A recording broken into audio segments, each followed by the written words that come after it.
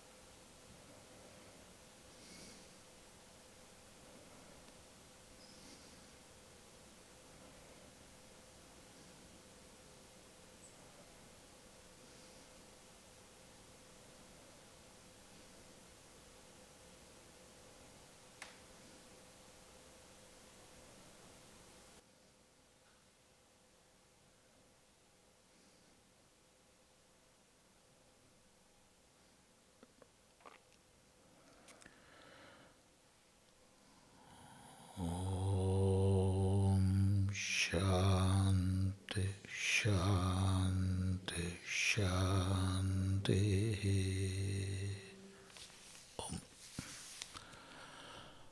Om.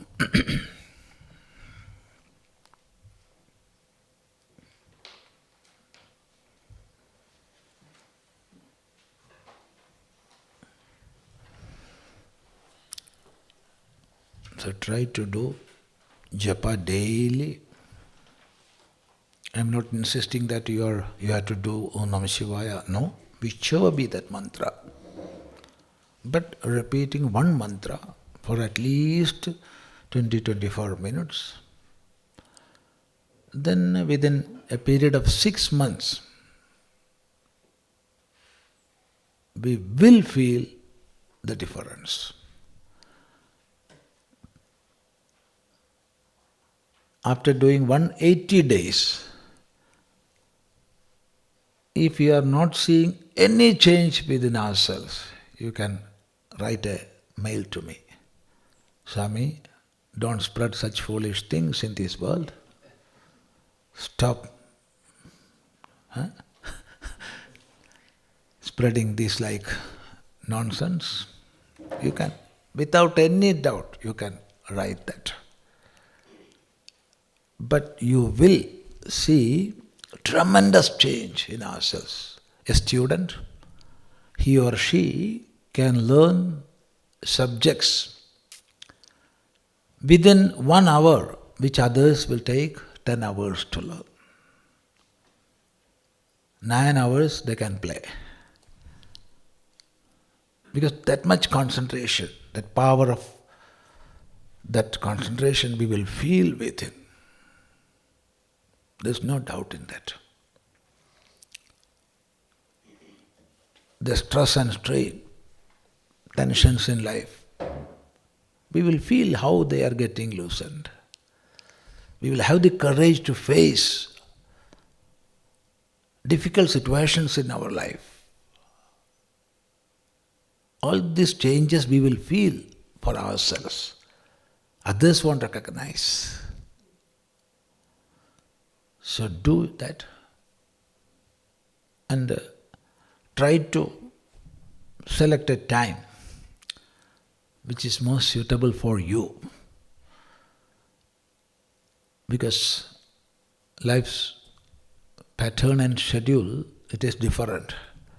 What type of work you are doing, is it night shift or daytime you are working, according to that we have to find out our own time slot. If it is possible, it must be in the morning, early morning, when the surroundings are calm and a calm wave is around us, that time. If you ask, what is that time? I will reply, see, in our tradition in Bharat, we do Annaprasha. No? When we do Annaprasha, on the 6th month. 6th month. That is the Annaprasha Samskara. It is the, which is the first Samskara? Garbhadhara.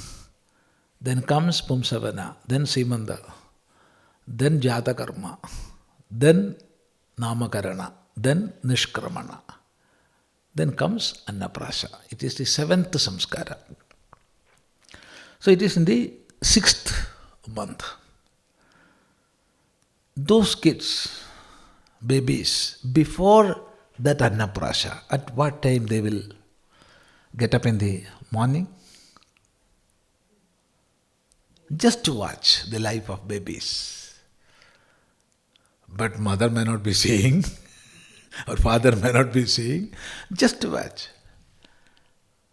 Before the Annaprasha Samskara, all babies, they will get up in between 3:30, 4, 4:30, that time in the morning. That is 2 hours or 3 hours before sunrise.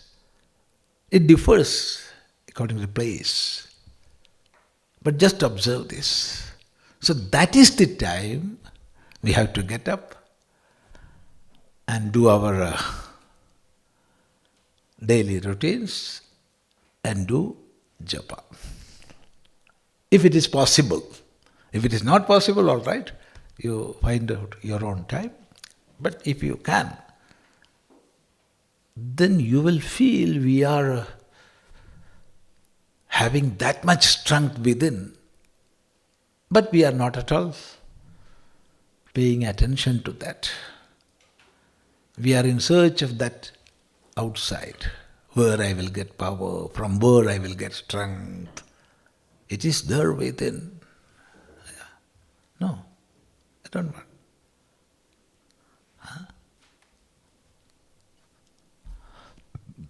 Yes, so do that.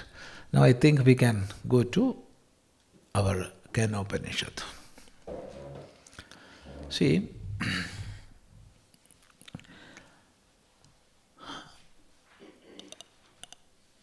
as we have seen yesterday,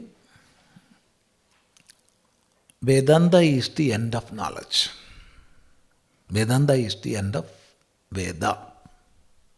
Vedasya antam athava antaha.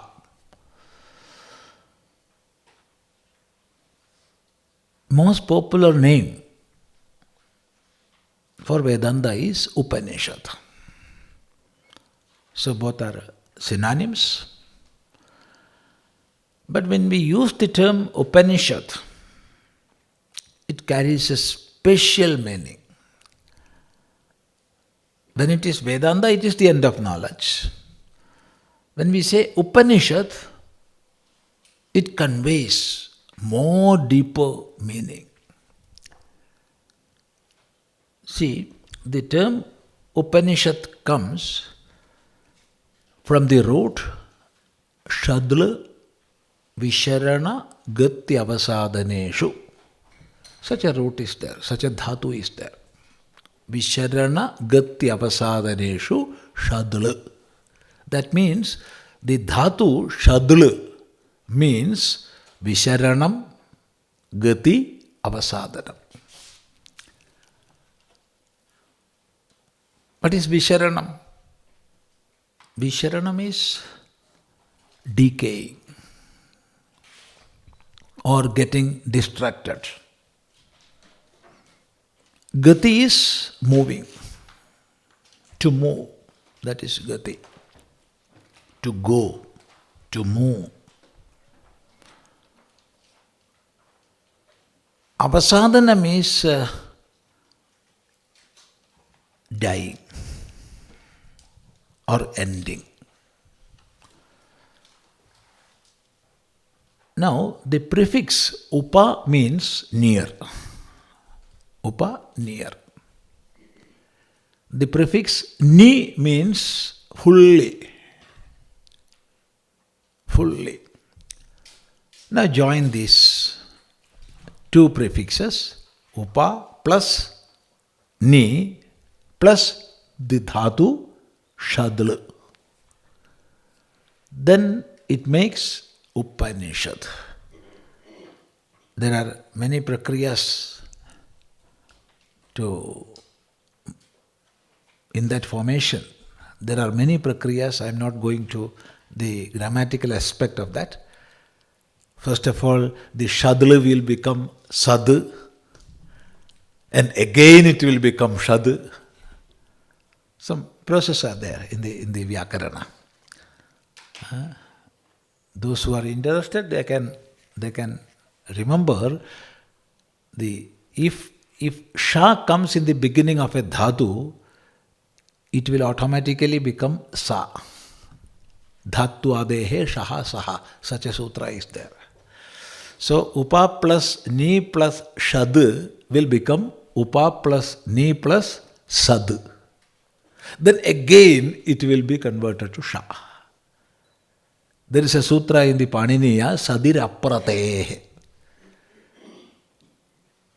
In all cases, if the prefix is not prati, sad will become shad. So prati plus sad is pratisad.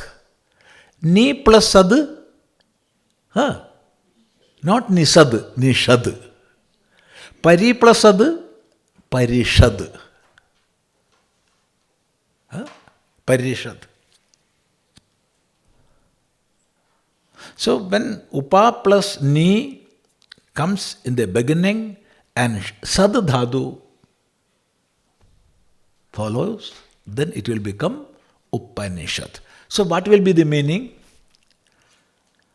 When you realize that knowledge very near, that means within, fully, that means without any doubt, all the ignorance will get destroyed, all the bondages dissipated, and you will reach the ultimate aim or goal of human life, that is Upanishad. Let me repeat once more. Remember the meanings of this the dhatu, shad. Get distracted, to go, and that get dissipated or die, like that. Visharana, gati, avasadana. So the meaning is upa, near, ni, fully. That means when that knowledge we get within, without any doubt, what is the effect? We will reach the ultimate goal of our life, gati. All the bondages will be distracted, avasadhanam. And our ignorance get distracted, visharanam. That is Upanishad. So, we can use the term Upanishad and Vedanta as synonyms. This is the final teachings of Vedas. So when we take it as a teaching or knowledge, there is only one Upanishad. There are no two Upanishads. There are no many Upanishads. Because it is the absolute or ultimate knowledge. There cannot be two ultimates. So when we take it as to mean the ultimate knowledge, Upanishad is one without a second. Now, see, a student is coming out of his classroom. He is holding a textbook and a notebook in his hand. Then I asked him, my boy, what is that book? Then he says, it is mathematics. Can you hold mathematics in your hand? Huh? No. Can you hold English in your hand? No. But then we understand that this boy is saying that is a book in which mathematics is written or explained. It is the book of mathematics. In the same way, even though Upanishad is one without a second, the teachings through which Upanishad was conveyed, that also is called Upanishad. Then question comes, how many Upanishads are there?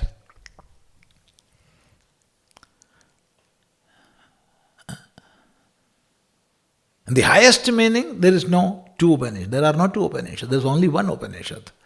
There are no two or many. But when we take it as to mean the book in which it is written, or the teaching through which it is conveyed, then there are many Upanishads. When we say many, question will come, how many? How many Upanishads are there? The answer is, ekaikasyastu shakhayaha ekaikopanishan mata. Ekaikasyastu shakhayaha ekaikopanishan mata. For each and every shakha is branch. For each and every branch of Veda, there is one Upanishad. So how many Upanishads are there? How many shakhas are there? So many Upanishads are there. Then comes the next question, how many shakhas? According to Bhagavan Patanjali, the number of branches are 1129. 1129. It is written in the Mahabhashya. Mahabhashya is the Bhashya written by Patanjali on Panini's Vyakarana Sutras, Ashtadhyayi. So in that it is written there are 1129 shakhas for all the Vedas together. But in the Muktikopanishad, there is an Upanishad, Muktikopanishad, it is said there are 1180 branches. 1180 branches. So there is a difference of some 51 branches. The number of branches are 51 branches lesser according to Patanjali. Whereas Muktikopanishad says there are 1180 branches. According to Muktikopanishad, there were 21 branches for Rigveda.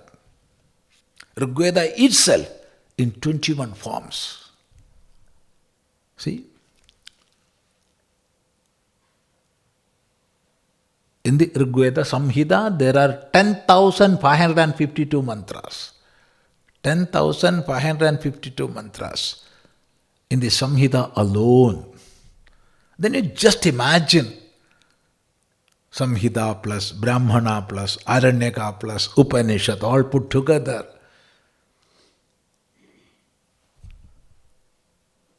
Then such 21 Samhitas, 21 Brahmanas, 21 Upanishads, 21 Aranyakas were there for Rigveda. For Yajurveda, there were 109 branches. For Samaveda, there were 1000 branches. And for Atharva Veda, 50 branches. Altogether, 21 plus 109 plus 1000 plus 50. 1180 branches were there. Just imagine. Huh? If you bring one shakha, there is, for example, the Taittiriya Shakha of Krishna Yajurveda. We have it fully. If we bring all the books together, it will be like this. This much it will come. I am not exaggerating. Then just imagine 1180 shakhas. So there were 1180 Upanishads. Now we do not have that. We got only 1/10. Others disappeared. Now we have 180 odd Upanishads. So among all these, most important Upanishads are 108. Sarvopanishadam madhye saramashtottaram shatam. Such a mantra is there in the Muktikopanishad. Sarvopanishadam madhye saramashtottaram shatam. Saram, ashtottaram shatam, 108. They are most important Upanishads. And among these 10 Upanishads are most important. 10 Upanishads. 10 together we call Dashopanishad. 10 Upanishads.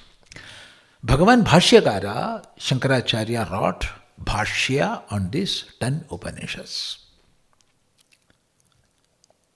And within that Dashopanishad comes this Kenopanishad.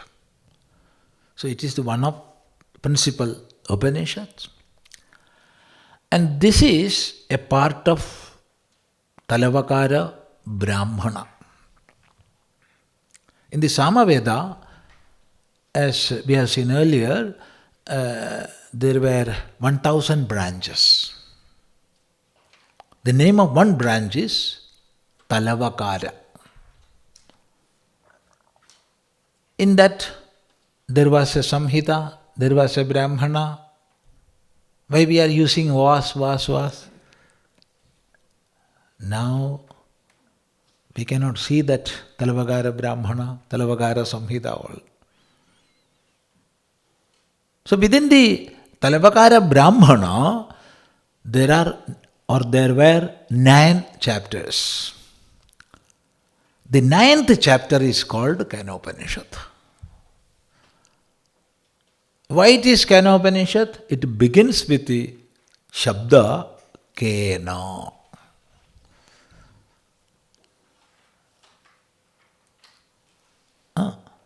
As it begins with the Shabda Kena, the Upanishad is called Kenopanishad.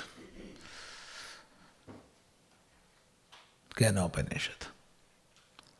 See, very name itself gives a great message. Because the meaning of Kena is, in the masculine gender, it is by whom. In the neutral gender, it is by which. Kena. So this is the question.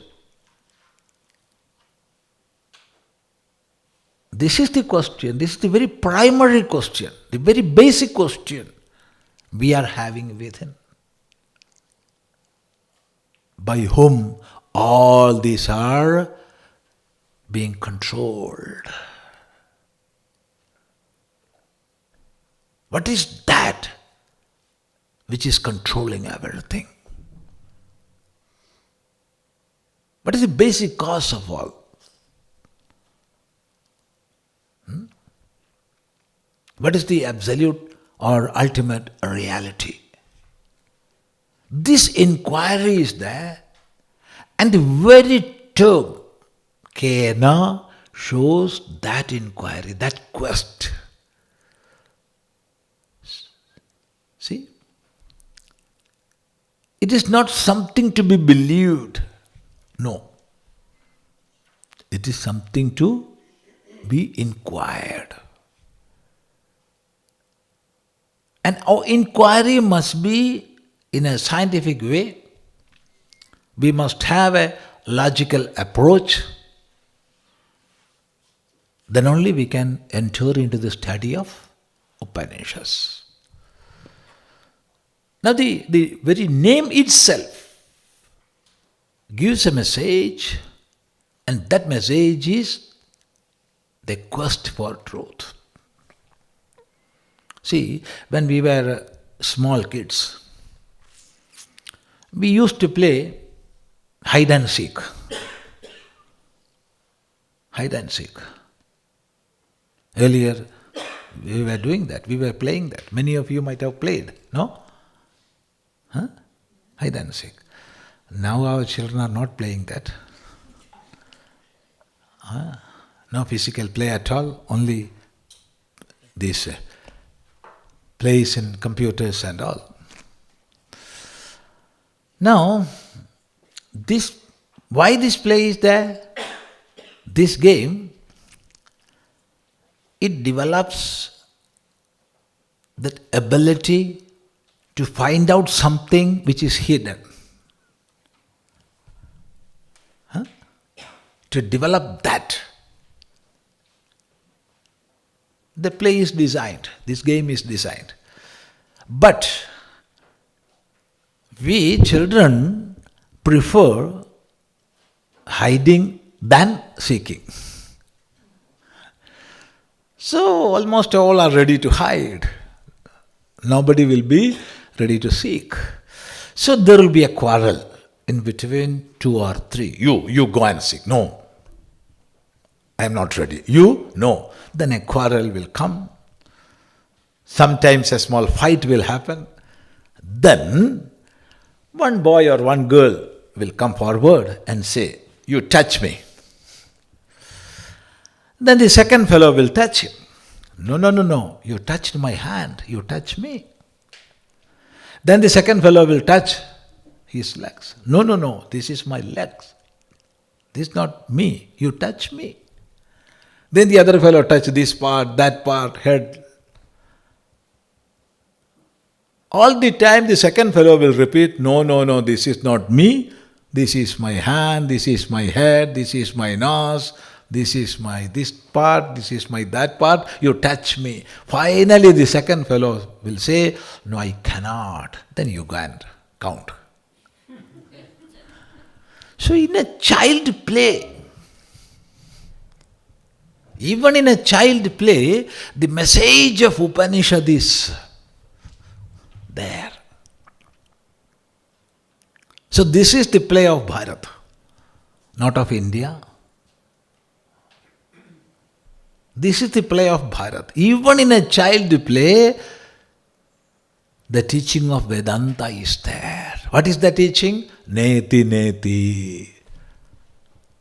Na iti, not this, not this. Is this the reality? No. You have to go still deeper. Is this the reality? No. Still more deeper you have to go. So negating again and again, negating until you reach at a point which you cannot negate. What is that? That is the existence absolute, where there is no inquirer and the inquired. When that differentiation is not there, the inquired and inquirer differentiation disappears. Till then we have to inquire and inquire. See? That is Vedanta, the end of knowledge, where there is no inquiry. You can stop your inquiry in two ways. First, there is no meaning in this. All the superstition, this, that, so I am stopping this. You can stop. The other is, when we reach the highest, where the differentiation of inquired and inquirer disappears. That is the end of inquiry. That is real Vedanta. So in a child play, we can see that. See? So here, a student who is not at all satisfied with what he is experiencing in the outer world. For example, eye is getting visions. I am seeing. How I am seeing? I am seeing. Because I have eyes, I am seeing. No. I am not satisfied with these physical explanations. Sun is rising. How sun is rising? Why? Because sun is there. He is rising. I am happy with that. No. How it is happening? There must be a rule behind. What is that?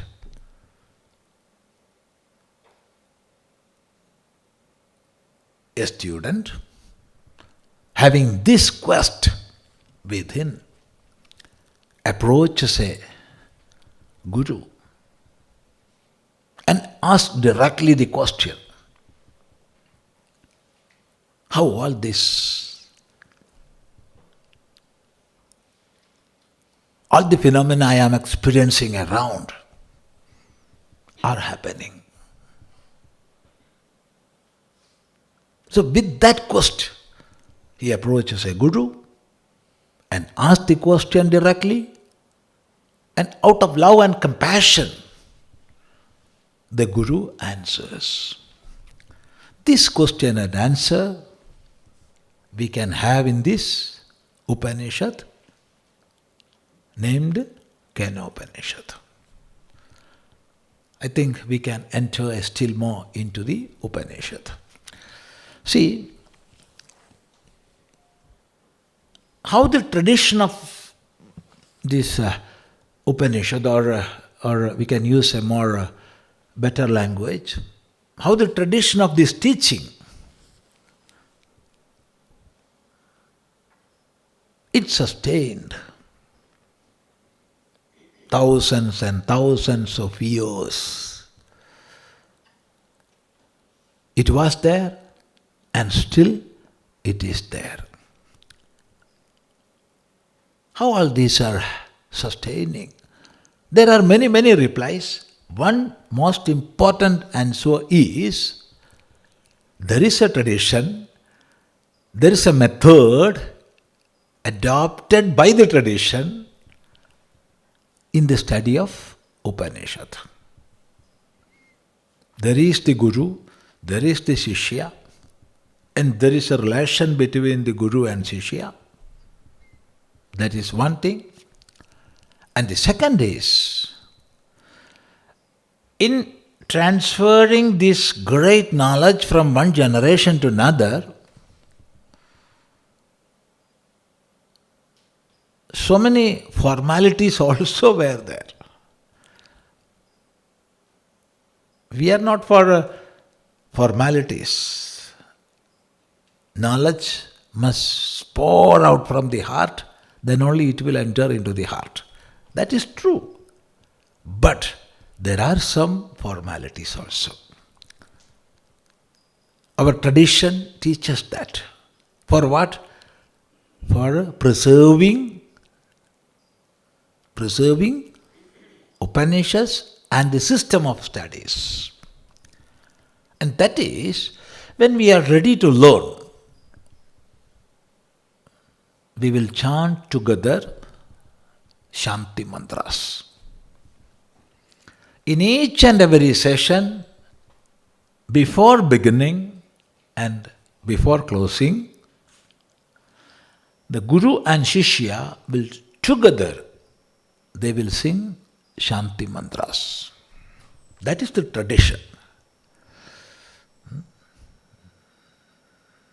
We have to keep our traditions. In the name of modernity and all, we cannot give it up. We have to keep always the traditions. That only will last. See? Why following all these traditions? After all, this is a subject for study. So we can directly enter into study of Upanishad. True, of course, we can do.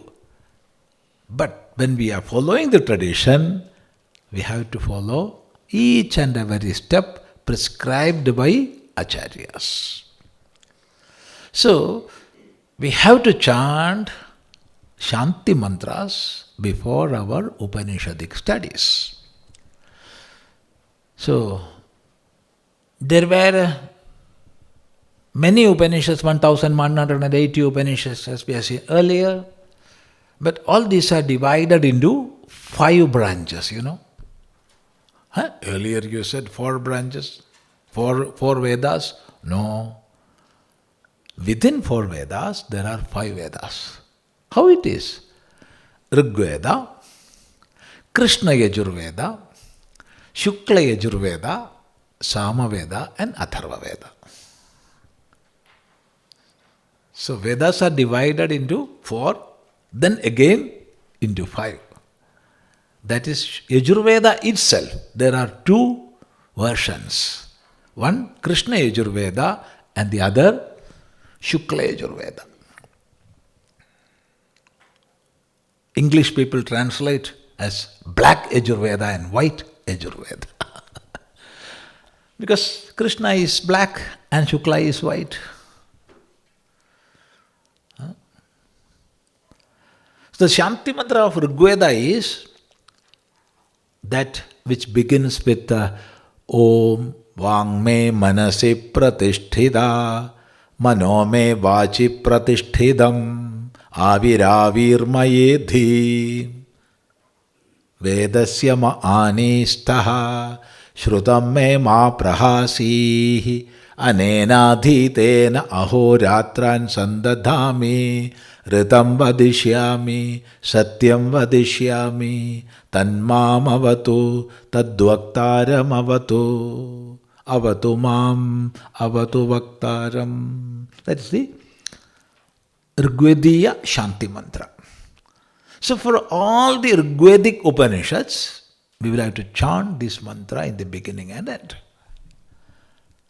For the Krishna Yajurveda, the Shanti mantra is Om Sahana Vavatu Sahanau Bhunaktu Sahaviryankara Vavahai Tejasvinavadhidamastu Ma Vidvishavahai. That is. For the Shukla Yajurveda, the Shanti mantra is Om Purnamada Purnamidam Purnat Purnamudachyate Purnasya Purnamadaya Purnamevavashishyate. Om Shanti Shanti Shanti. Now we are studying the Kenopanishad, which is included in the Samaveda. So Samaveda Shanti mantra is Om Apyayantu mamangani Vak pranaschakshuhu Shrotramatho balamindriyani cha sarvani Sarvam brahma upanishadam Maham brahma nirakuryam Mama brahma nirakaroda nirakaranamastua nirakaranam mestu Tadatmani nirateya upanishatsu dharma Te mayi santu Om Shanti Shanti Shanti. This is the Shanti mantra we are supposed to chant in the beginning and in the end. However, we are not studying Kenopanishad fully. We will see 2 or 3 mantras only. Otherwise, we will have to sit here for 2-3 months together. Only an entry. But even then, it is essential to learn this Shanti mantra. First, let us have a glimpse into the meaning of the Shanti mantra. See, all the Shanti mantras, all the 5 Shanti mantras begins with Om, the Pranava. It is the essence of Vedas. If somebody comes and asks, can you explain Veda fully? Nobody will be able to do that. Nobody in the world can fully explain Vedas. Why? Because Vedas do not have any limit. Ananta vai Vedaha. Anantaha. Limitless. Having no limit. That is the Surupa of Veda. So nobody can explain Veda fully. Then somebody comes and asks, so can you summarize Veda? Yes, of course I can. How? Om. This is the all of Veda. Go away. Yeah. It is the essence of Vedas. It is said in the Veda itself. There is a mantra in the Kenopanishad. Sarve Veda yat padamamananti tapamsi sarvani cha yadvadanti yadichanto brahmacharyam charanti tatte padam sangrahena brevimi Om ityetat.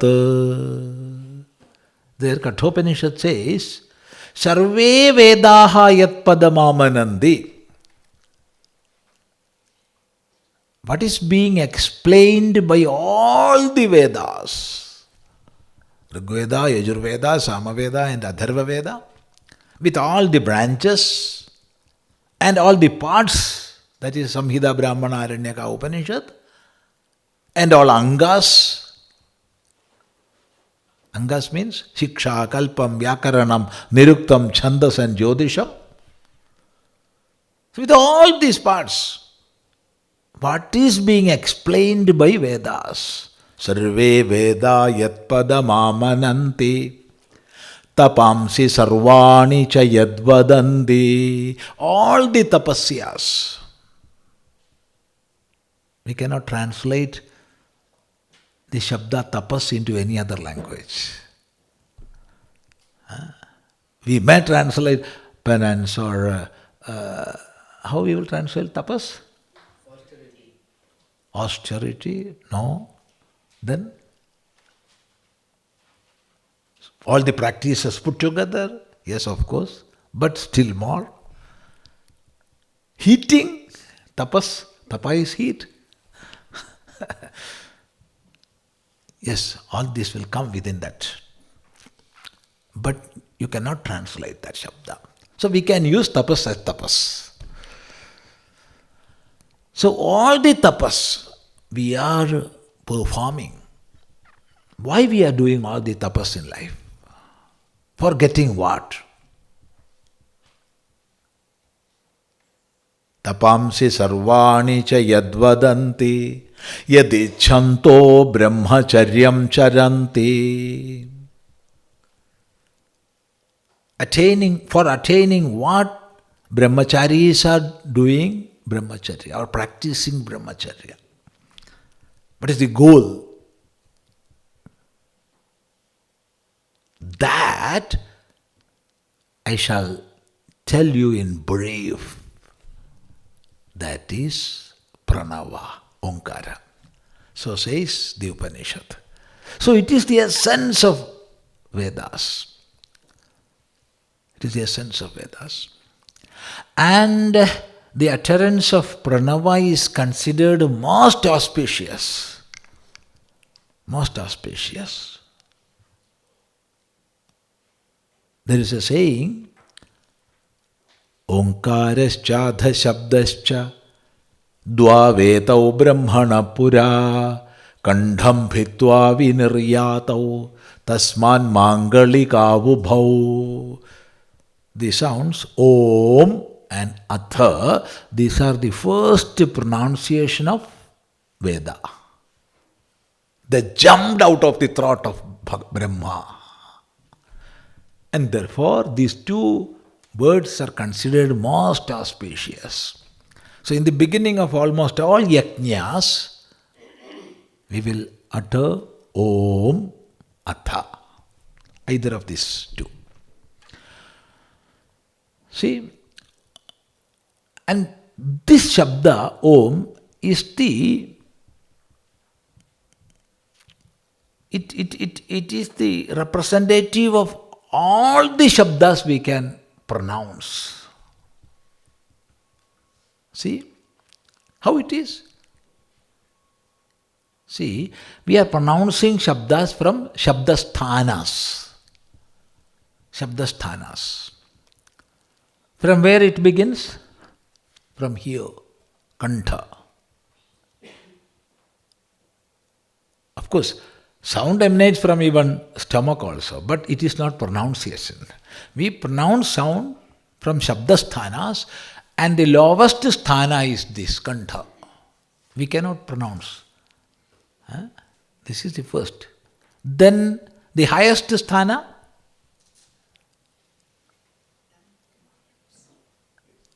outer sthana is here, lips. The highest is here, Nasika.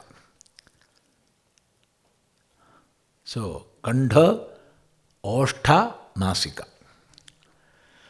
Now you utter the Shabda A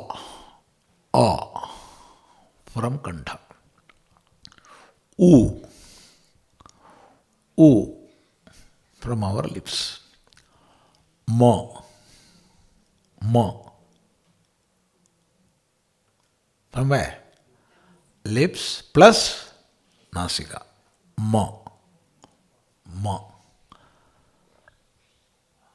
Take a sharp blade and put here and pronounce Ma.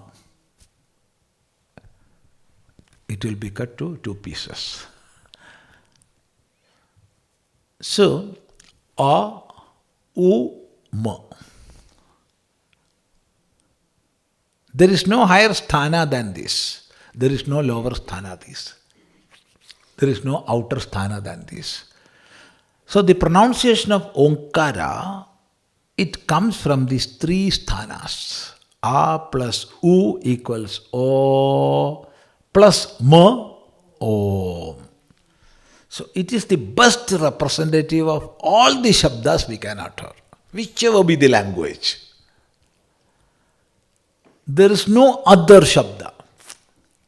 Only this Omkara. It is the best representative of all the Shabdas, whichever be your language. It is universal. Om. So with this, we are beginning our Shanti Mantra. Now a little more deeper you go in understanding Omkara, then we will realize this is the symbol of Brahman. This is the name of Ishvara. Tasya Vachaka Pranava. So says Bhagavan Patanjali in the Yoga Sutras. Tasya Vachaka Pranava. Upanishad says, Om iti Brahma. Verily, Omkara is Brahman. Om ityekaksharam Brahma. So says Bhagavad Gita. This ekaksharam, one syllable, Om is Brahman. So we are uttering the name of Brahman. Name is attributed to the nameless. And the highest name is Om. Then there is a prayer.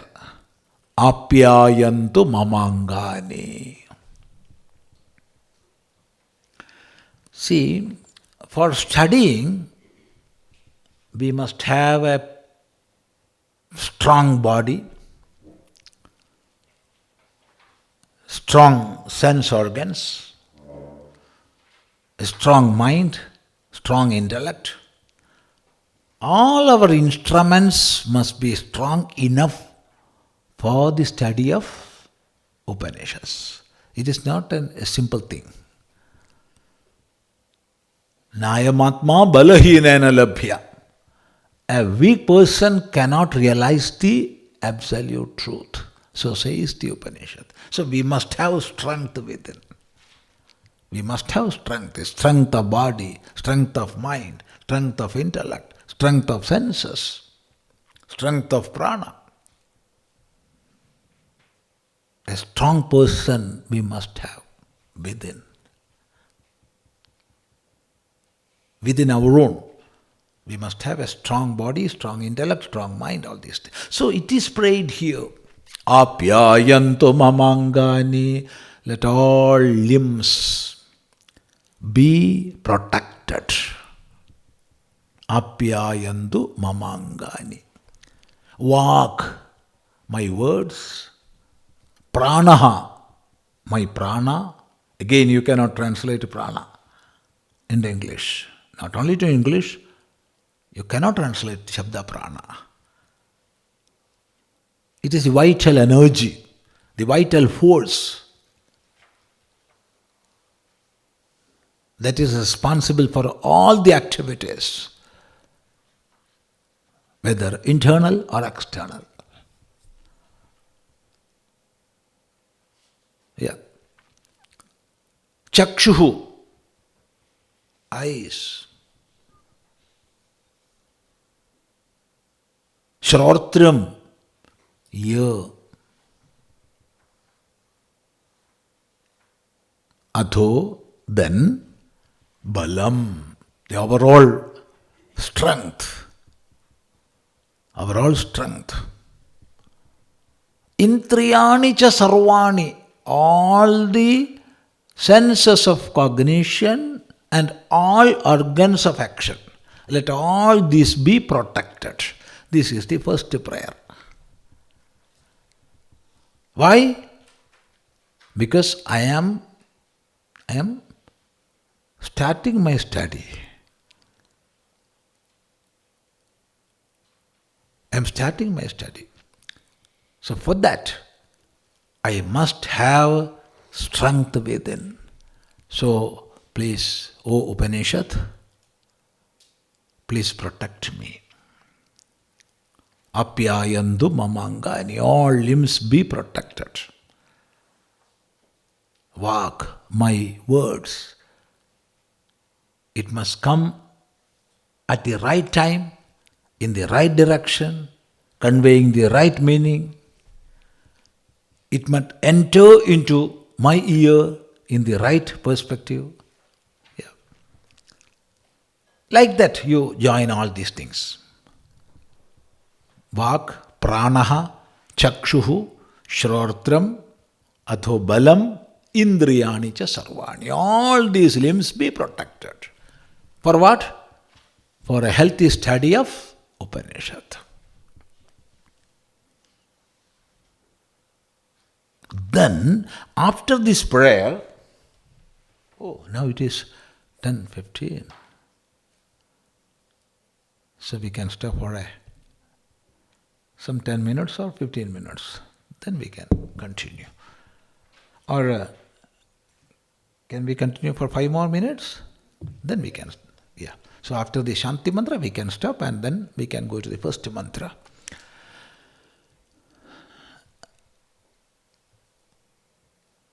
So all the limbs be protected.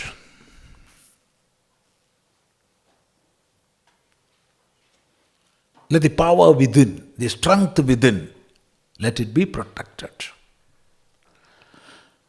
So simply praying won't do. If we are praying for something, we have to act for that.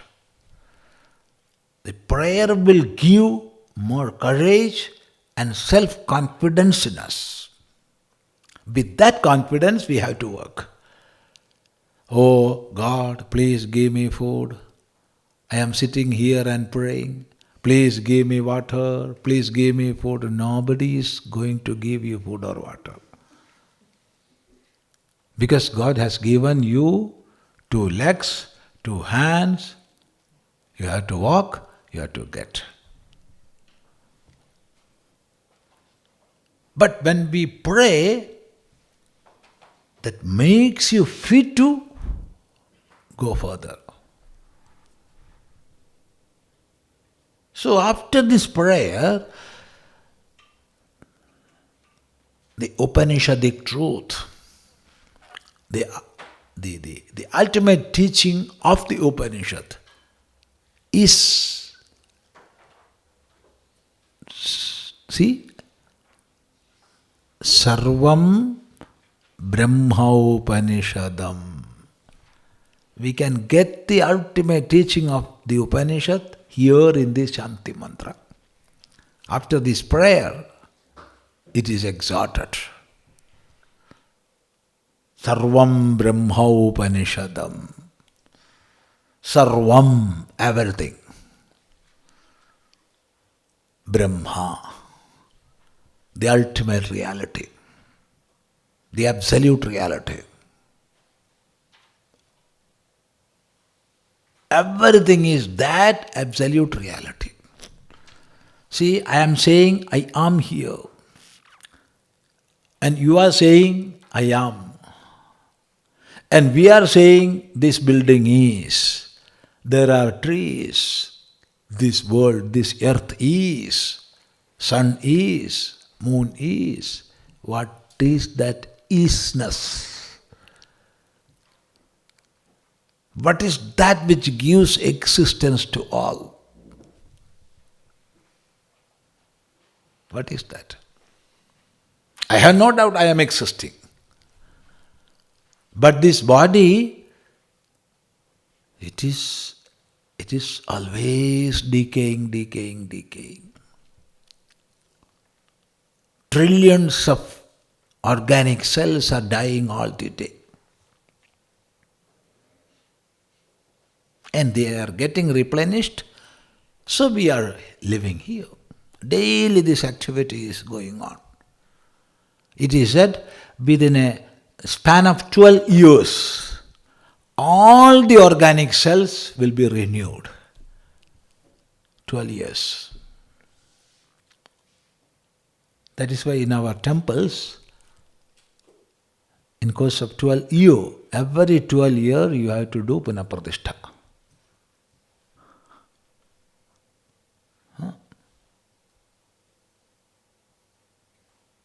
But I am existing. So what is that which gives his existence? This is the question. Here Upanishad declares Sarvam Brahma. All these manifestations are nothing but the absolute existence. That reality is being manifested in different forms. Whatever I am seeing, whatever I am experiencing, is that ultimate reality. That is the meaning of Sarvam Brahma. But then comes the criticism. Oh, what nonsense you are saying. Sarvam Brahma. It's only your belief. It is your belief. You are sitting on your own belief or your own faith and you are saying Sarvam Brahma. No. Aupanishadam. Taught by the Upanishad. Taught by the Upanishad. See, to realize the reality or the truth explained by science, you have to undergo a study of the science. If you are not ready to undergo a study and you say it is not correct, there is no meaning in that. So to realize this absolute reality, you have to undergo the study of Upanishads. For each and every knowledge, there are pramanas. Pramana means valid means of knowledge. I am saying this is a microphone, or I am saying this is a mobile phone, a smartphone, or this is my dress, this is my spectacle. How I am understanding that? How I am knowing that? Here the pramana is direct perception. Direct perception, pramana, pratyaksha is the pramana. And sometimes anumana, inference we have to take as pramana.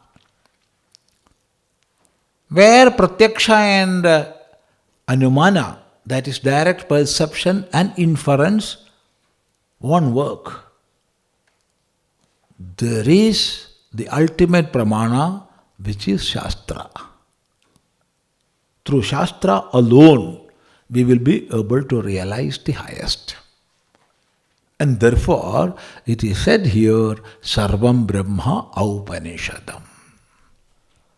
That which we will get through the study of the Upanishad is Aupanishadam.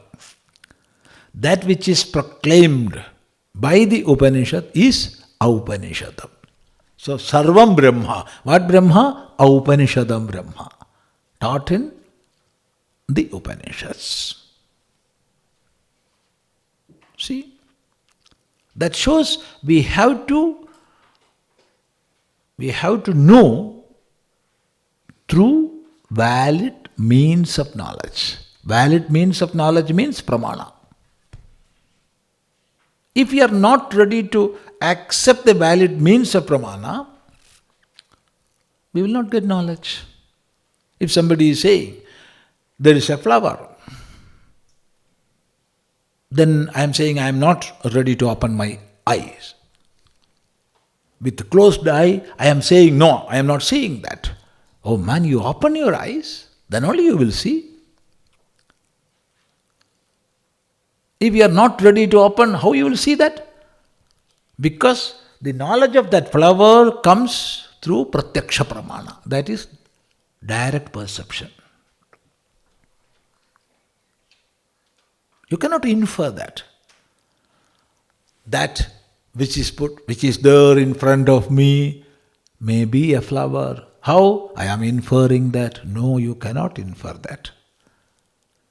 If smell is there, then you can infer. I am getting the smell of that flower, so there must be a flower in front of me. That inference is correct, or it can be correct. But the highest reality, there is only one pramana, and that is Upanishad pramana, Vedanta pramana. There is no other pramana. So here it is said, Sarvam Brahma Upanishadam, Maham Brahma Nirakuryam.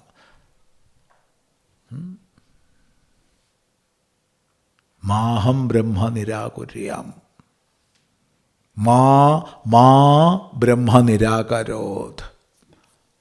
Anirakaranamastu, Anirakaranamastu. That part we can see after some 10 minutes or 15 minutes break. Yes, now we can stop this session and come again and see that part of Shanti Mantra. Then we will go to the first mantra of Upanishad. Om Apyayantu Mamangani Vakpranaschakshuhu Shrotramatho Balamindriyani Cha Sarvani Sarvam Brahma Upanishadam Maham Brahma Nirakuryam Mama Brahma Nirakaroda Nirakaranamastua Nirakaranam Mestu Tadatmani Nirateya Upanishatsu Dharmaha Te Mayi Santu Te Mayi Santu Om Shanti Shanti Shanti Om.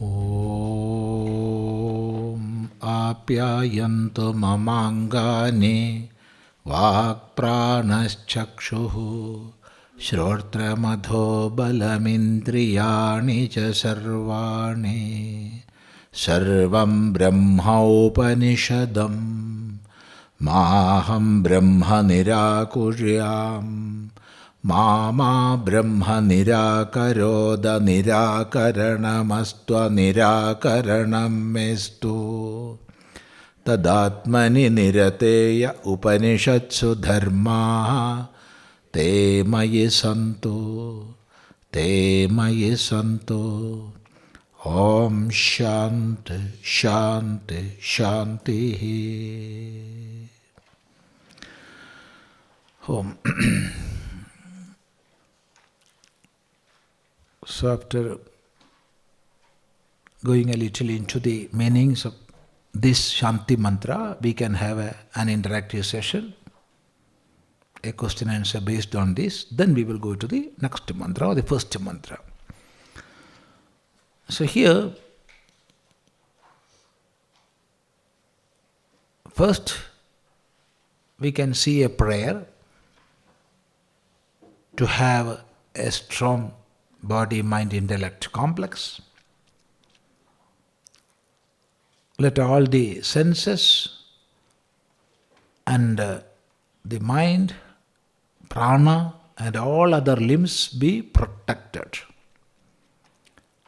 cherished. And the strength within, let it be protected.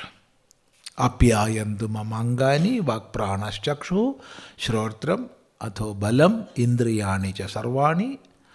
Then there is the exhortation of the summary of the crux of the Upanishads. Sarvam Brahma Upanishadam.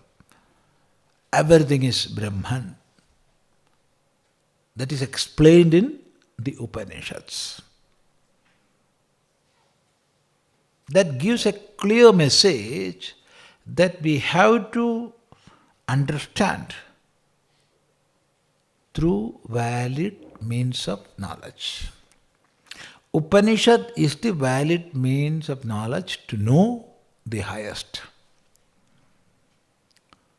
To learn the chemical properties of a material, we have to accept chemistry and we must undergo a study of chemistry.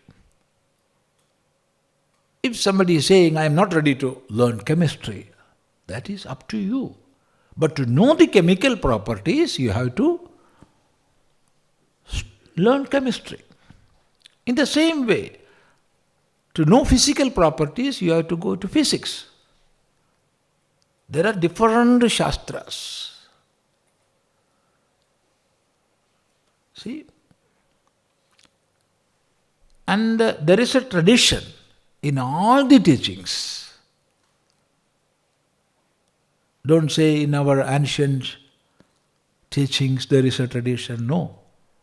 In all branches of knowledge there is a tradition and we have to follow that. There is a methodology, we have to follow that. So here it is said the highest truth, the absolute existence, which is called by the name Brahman, is Upanishadam, is to be realized through a study of the Upanishad.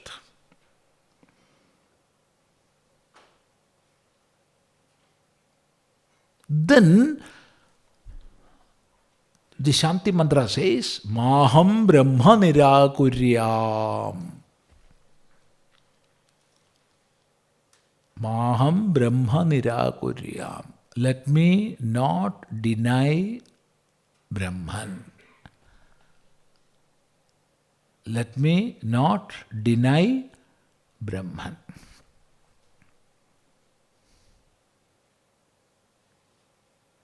I must not deny Brahman. That is the meaning, or that is the sense. I must not deny Brahman. Brahman is the absolute or the ultimate reality. In my life, let me not deny that. Never should we deny the reality. That is a prayer. That means always I have to accept, I have to respect the highest truth. May I not deny that. Denying the truth is killing that. See, in a village in Kerala, years back this happened. A boy passed his 10th standard, 10th grade, and he got admission in a college. In those days it was pre-degree course. So there was an interview. He was supposed to go with his father. Father of this boy, he was working as a man who cut trees and then load pieces of tree logs into the lorry. So always a bad odor, smell will be there in his body. And his name was not that much a sophisticated name. His name was Chirli in Malayalam. In America it may be a very best name, but in Malayalam it was considered bad. So this young boy decided to call some another man in the place of his father. So he gave some money to a man. The second man went to the college as the father of this boy, and this boy got admitted into that course. After 2-3 weeks, this news came to the ears of original father. He heard this. See? Then he said, "Oh, he killed me. Nothing else. Nothing less, nothing more. He killed me. That was the reciprocation. See?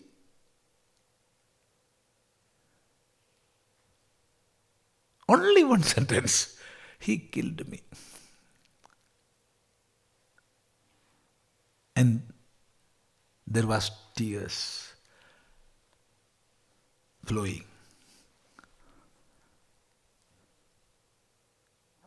He didn't ask that boy, why you did that? Is that fellow your father? No, no question, no answer, nothing. This is denying. If somebody wearing a glittering sari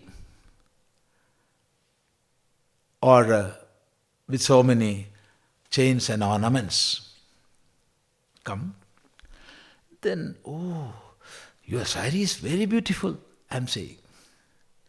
That is denying her,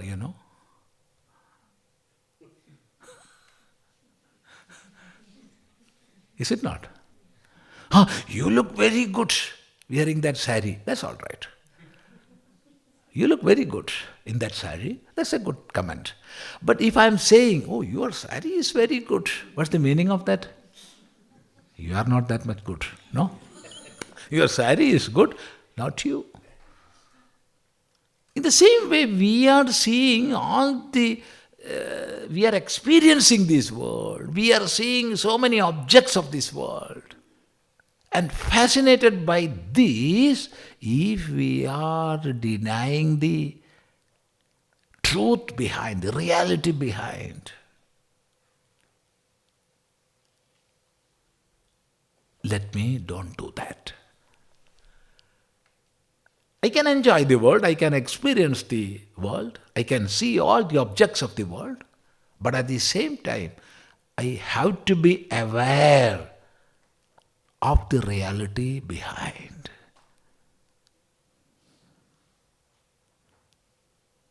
Then I will enjoy here in this world, at the same time I will have that knowledge within. All these are manifestations of the highest. So it is prayed here, let me not deny the Brahman. Maham Brahma nirakuryam, Mama Brahma nirakarod.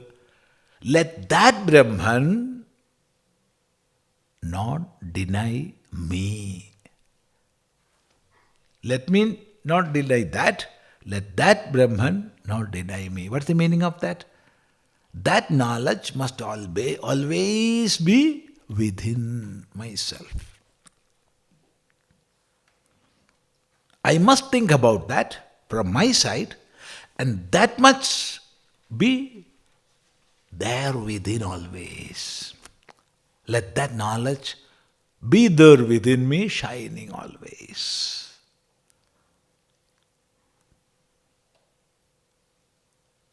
Let there be non-denial. Anirakaranamastu. Let there be non-denial. Anirakaranam me astu. From my side, let there be non-denial.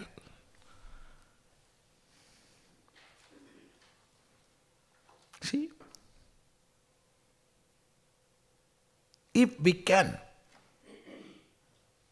imbibe the message of this part of Shanti Mantra, we can live in this world, we can enjoy all the objects of the world, be happy within and outside, and at the same time, we will have that realization, all these are the manifestations of that reality.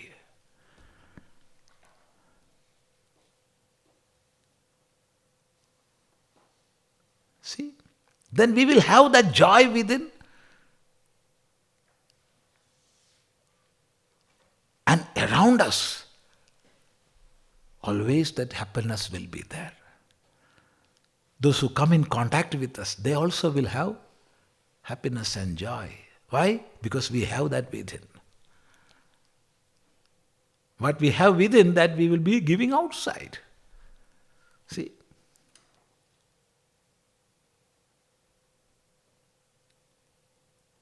If we have that knowledge, it is just like a director of a movie acting in the same movie. Just imagine that. There are two actors in a movie, and one is acting as per the directions of the director. The other fellow is director himself.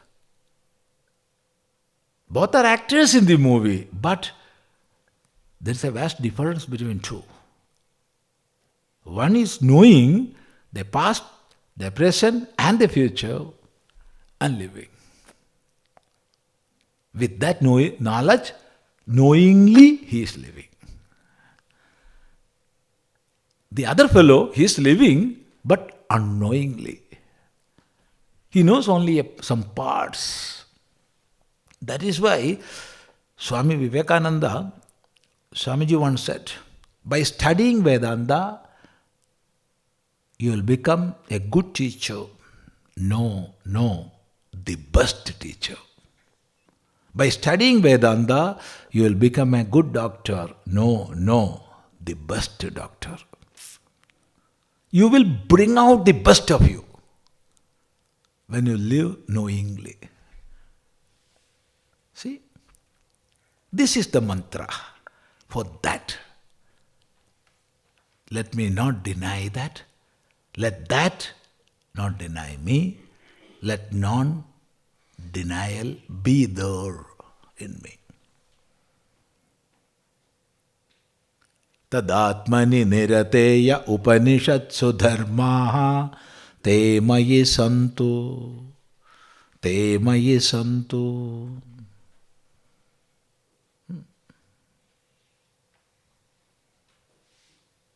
Atmani nirate mayi.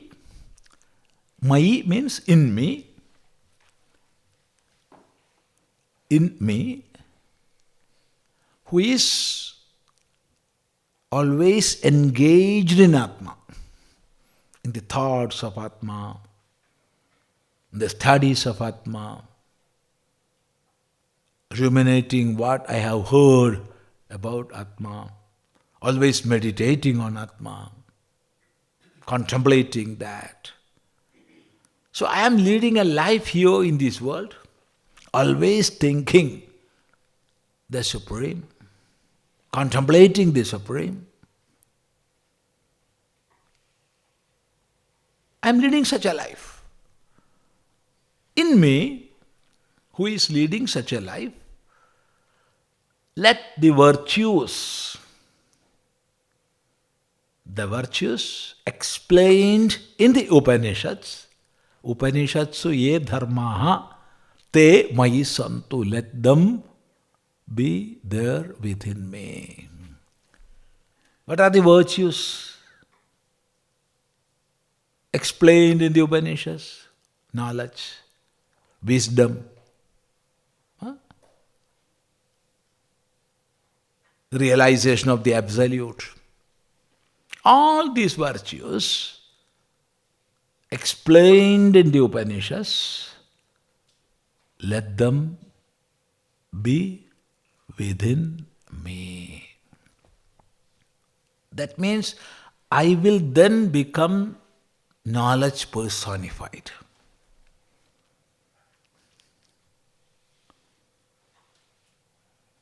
See, whenever we see some great saints, knowers of truth, then we may think, oh, he's a great man of knowledge. He's an avatara. He's an avatara of Shankara. He's an avatara of Mahavishnu. It's an easy job it is, see? It's an easy job. Because we are saying he's an avatara, that is why he is a great man of knowledge. Then the only work we have to do is take a photograph of him and lit a lamp in front of that photograph, do some puja, arati around, and sit quiet without studying anything. No, no. You are fit to have that knowledge. There is no extraordinary persons. All are ordinary persons.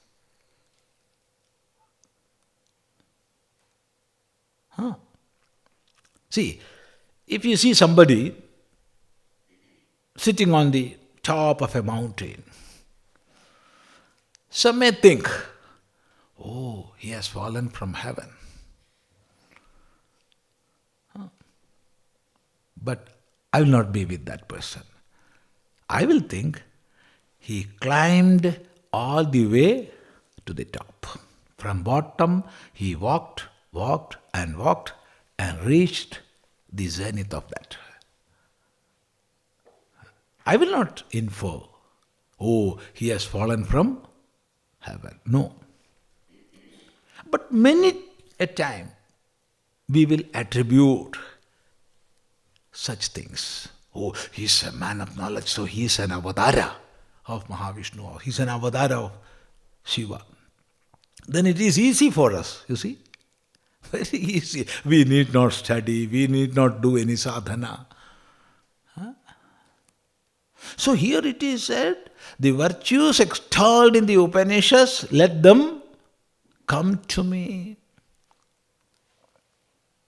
Then I will be knowledge personified. This is the idea.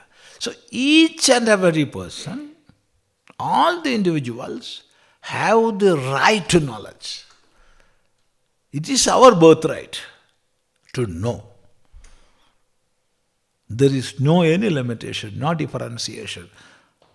On the basis of gender, you are a man, you are a woman, no. You are a transgender, no. Everybody have the right to know. See the greatness? And therefore it is prayed here. Let those virtues which are extolled in the Upanishads, let them be present in me. When they are present in me, I will be knowledge personified. See the idea conveyed? And then, again, Om Shantihi, Shantihi, Shantihi. 3 times we are uttering the Shabda Shanti. Why 3 times? See, when we ask, how many types of sorrows you are having? Oh, Swami, I have this much sorrow, I am sorrowing. I have this problem in life, I am that problem in life. I am very sad. I have this sickness. So many things we may be saying. So how many sorrows are there? How many sickness are there? How many sadness? Innumerable. But we can divide them into 3. They are Adhyatmika, Adibhautika and Adhidaivika. Hurdles in the study of Upanishad. That also we can divide into 3. Adhyatmika, Adibhautika, Adhidaivika. That sorrow or that problem in this life or sorrow in this life, whatever it is, hurdle in the way of studying Upanishad, whatever it is, which I am experiencing in me and caused by my own activity, it is Adhyatmika. If I am having a sorrow within, caused by myself, that is Adhyatmika. For example, when a person is walking. He fell down and had a fracture. And a sorrow came as a result. Pain came. Sadness came. He couldn't attend the Kenopanishad class.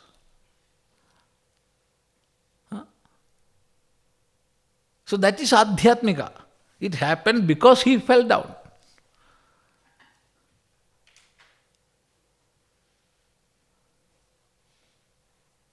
Then one man, he got ready for the study of Kenopanishad, was about to start from his home.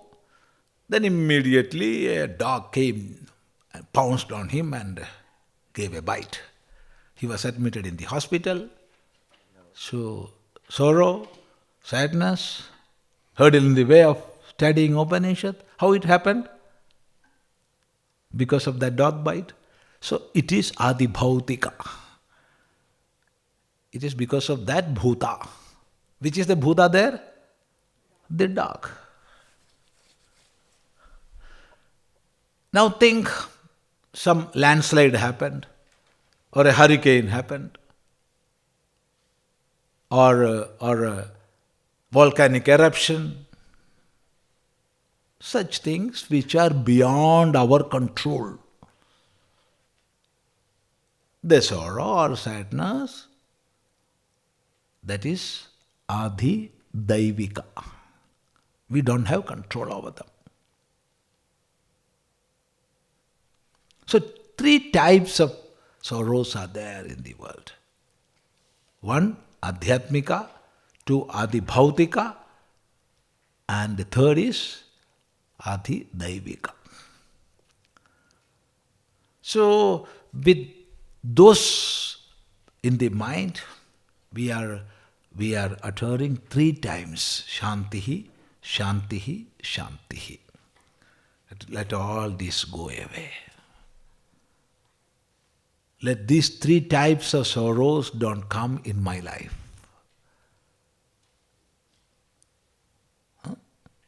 That is why in the Shanti mantras there are 3 Shantis. And how to pronounce that, you see, we can pronounce like this, Om Shantihi, Shantihi, Shantihi.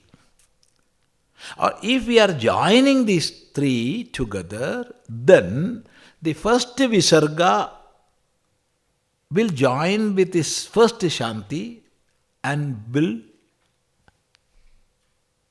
be like this, Sha. Sh plus Sh, Sha. 2 Shas must be there.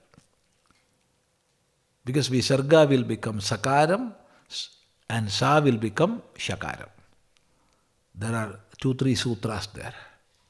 We are not going. Anybody here who is undergoing Samskrita studies? No.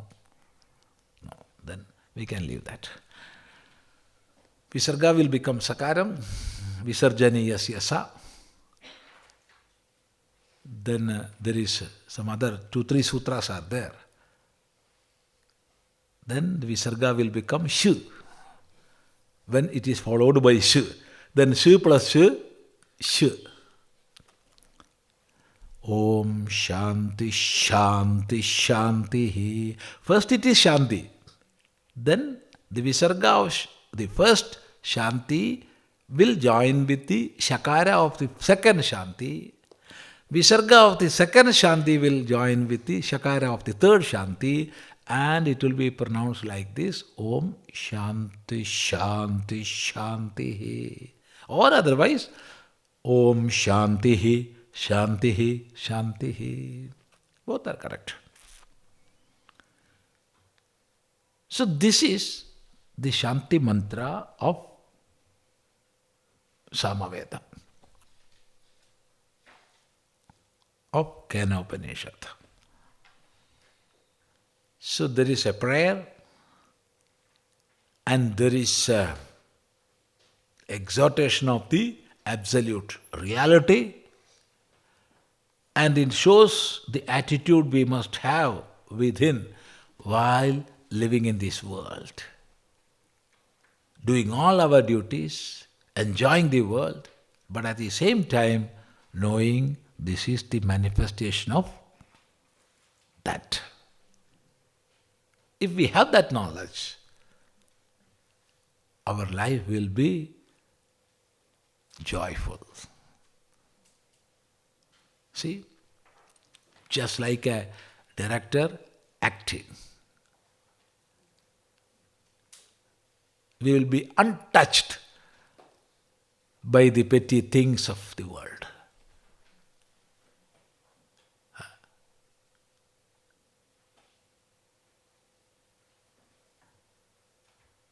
Now let us chant that mantra once more.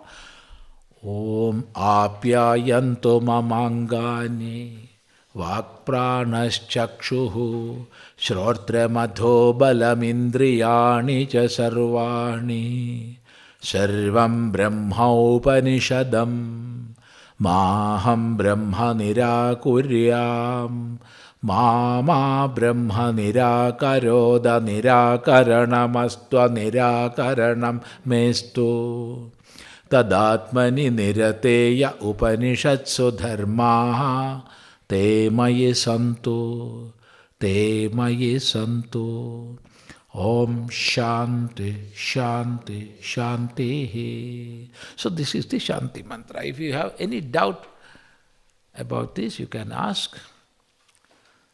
Of course, there are question and answer sessions in this. During that time, we can ask whatever we want to ask. No subject restriction, nothing.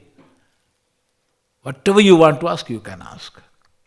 There is no any limitation, no subject restriction. But now, as a part of the study, if anything is there regarding this Shanti mantra, you can ask.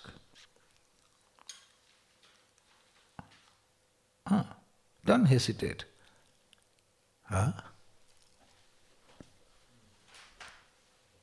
What is that?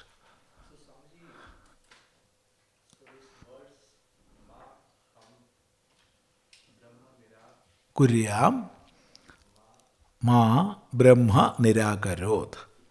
Anirakaranamastu.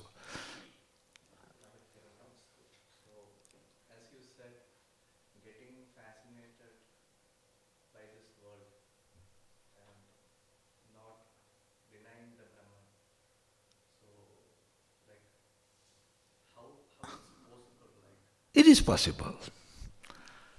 It is possible.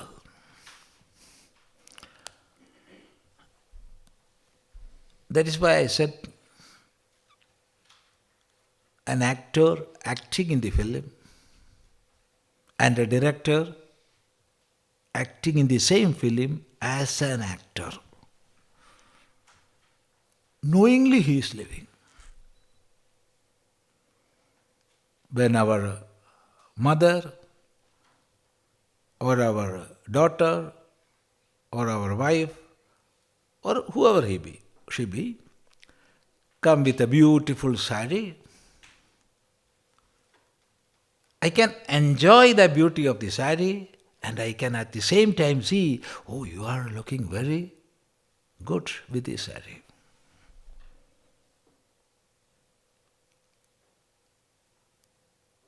I am not denying that. Whatever experience I am getting from this world, all are the manifestations of the highest. And therefore, Veda proclaims, Etavanasya Mahima. In the Rigveda, we can see this mantra. Etavan asya mahima. All these are His glory. So we can enjoy the glory and at the same time understand that it is His glory.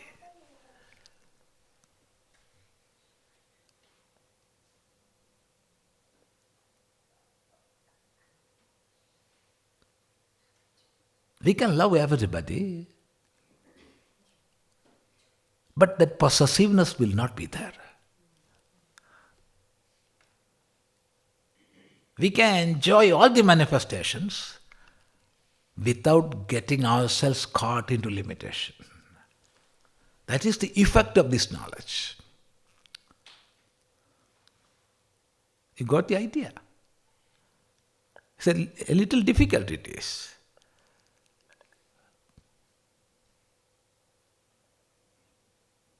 We are seeing all the multitudes, knowing all these are the manifestations of the one absolute reality.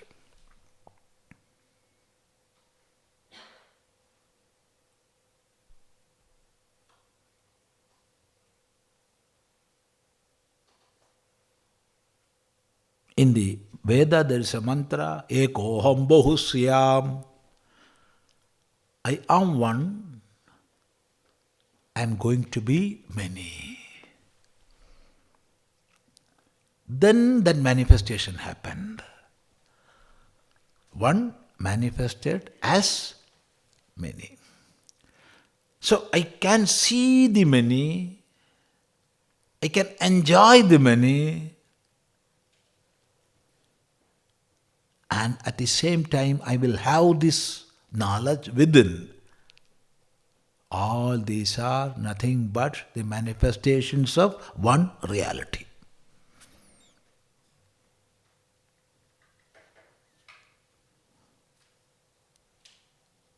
Swamiji, when we are talking about Hinduism or Sanatana Dharma, do we then say it as a polytheistic religion or a monotheistic? That is a We can discuss that topic. There is an interactive session next. Then we can take that subject. It's a very good question, a matter to be discussed. We will discuss that in detail in our next session, you see. Just you write on a paper, otherwise we will forget. So now regarding the Shanti Mantra, any doubt? Yes, I have one. Yeah. So on that same line, Maham Brahma Nirakurya, Mama Brahma Nirakaro. So the way I heard from you and I wrote down, let me not deny Brahman, nor should I deny reality. Yeah. Is that correct? Yeah, correct. There, see, But then you also said that the Mama Brahma Nirakaro also means let that Brahman not deny me. yeah, So that I am going to explain that. See, there are two ma there. One is to negate. Ma is used to negate in Sanskrita. And ma is in the asma shabda, you know, when we say I am and we too and we all, we use asma shabda. When we say you two people or you all, we use yushma shabda. In the second vibhakti of asma shabda, there is mam, unto me. The meaning is unto me or me. We can say me. As per the Vyakarana Sutra of Panini, there is a shabda to substitute mam. And that shabda is ma. So ma is used to substitute mam. In the same way, twa is used to substitute twam. So here, this ma is there, not to negate. So ma brahma nirakarod means ma brahma ma nirakarod. Let that Brahman not deny me. The second ma is me. The first ma is negate. Let that Brahman not deny me. let me not deny that Brahman. So always there be non-denial. Anirakaranam astu. Anirakaranam means non-denial. Astu, let it be there. Always there be non-denial. I must not deny that. That must not deny me. So what is the meaning of that? Be fascinated by the manifestations of this phenomenal plane. I must not deny the reality. And that reality must not deny me. That means it must always shine within me. That knowledge must always shine within me. This is the sense. Does that mean that reality is Brahman? Yeah. Yeah. The meaning of the Shabda Brahman is to mean absolute reality. There is another word for that, Sat. Sat.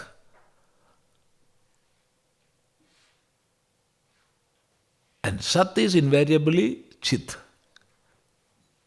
Sat is existence absolute, the ultimate reality. How is it different from truth? Chit. Chit is knowledge absolute.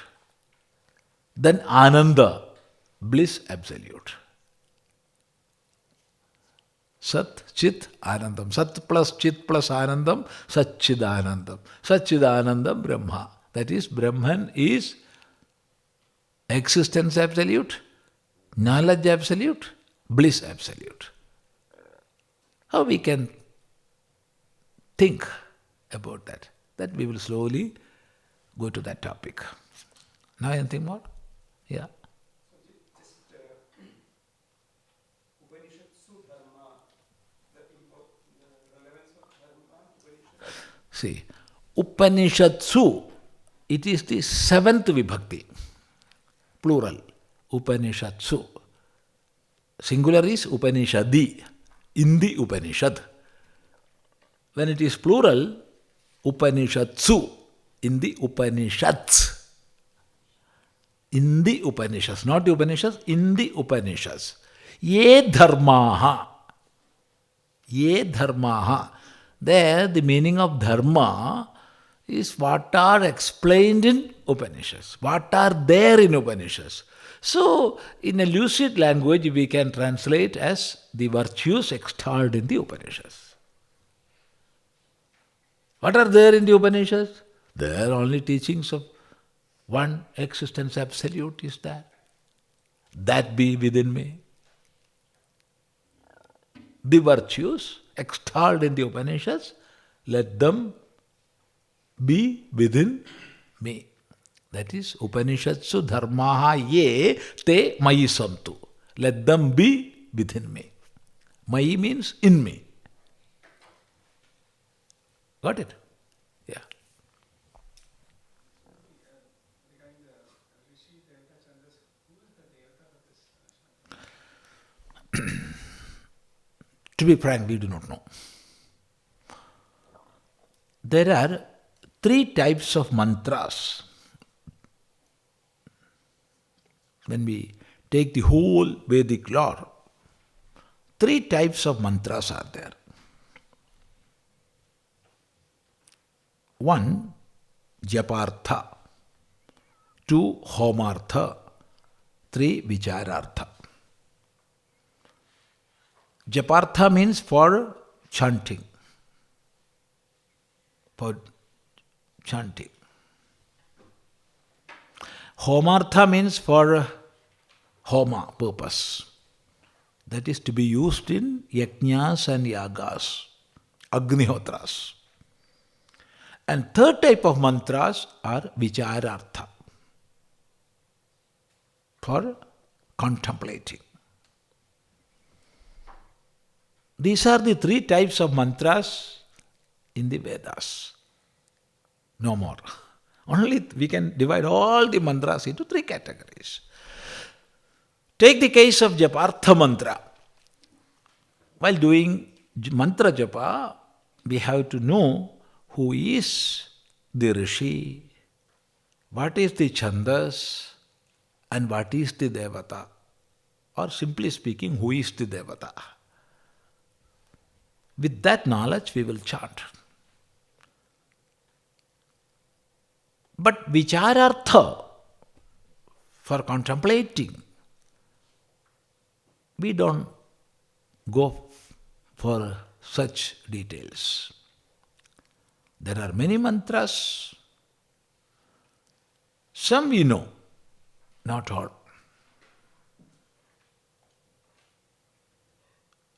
Some mantras. We know who is the Rishi, who is the Devada, and what is the Chandas. But vicharartha mantras, to be more precise, Upanishadic mantras, we never look who is the Rishi, who is the Devada, what is the Chandas. We will enter into the study of that. Whereas Japartha mantra, we have to remember, not only simply remembering, we have to do nyasa. This is the place of Rishi on the top of our head. That's the place of Rishi. Then this is the place of Chandas, lips. Then this is the place of Devata, heart. These three places we will touch, uttering the name of Rishi, uttering the name of Chandas, and uttering the name of Devata. That is the case of Upasana. But in the case of Vichara, there are no such formalities, and we do not know who the Devata is, because Devata is Brahman. Here this is a mantra from Upanishad, and Gavam aneka varnanam kshirasyapi eka varnata. Such a mantra is there in the Upanishad. Gavam aneka varnanam kshirasyapi eka varnata. There are cows of different colors. How many colors are there? Different. But the color of milk is one. Just like that, so many Upanishadic texts are there. But the subject matter discussed is one, only one. Rishi is not at all concerned about different topics of the world. Directly he is taking us to the discussion of the highest truth when we are studying Upanishads. So that is the fact. Anything more? Yeah, Swamiji, you said like once we experience, whatever we experience in this world are the manifestation of this ultimate reality. Yeah. So what is that ultimate reality? That we can go when we enter into the study of Upanishads. Brahman and Yeah, that we will take. See, this is only Shanti mantra. We didn't enter into Upanishad. Now after the second mantra, we can take that question. Not the first mantra, second mantra. No, I think. So chanting Shanti mantra is limited to occasions or? See, we can chant Shanti mantra whenever we want, wherever we are. All the Shanti mantras. There is no hard and fast rule that only before studying and after studying certain Upanishad you can chant Shanti mantra. No. All the time we can chant. And we are chanting also. But in the study of Upanishad, when we are doing it in the traditional way, before and after each and every session of such studies, we have to chant the prescribed Shanti mantra. This being a part of Kenopanishad, this is the Shanti mantra. If we are studying Mandukya or Mundaka or Prashna, It comes as a part of Atharva Veda. So the Shanti mantra is Om Bhadrang Karnebhi Shrunayama Deva Bhadram Pashye Makshabhirya Jatra. Like that. So we can chant Shanti mantra whenever we want, wherever we are.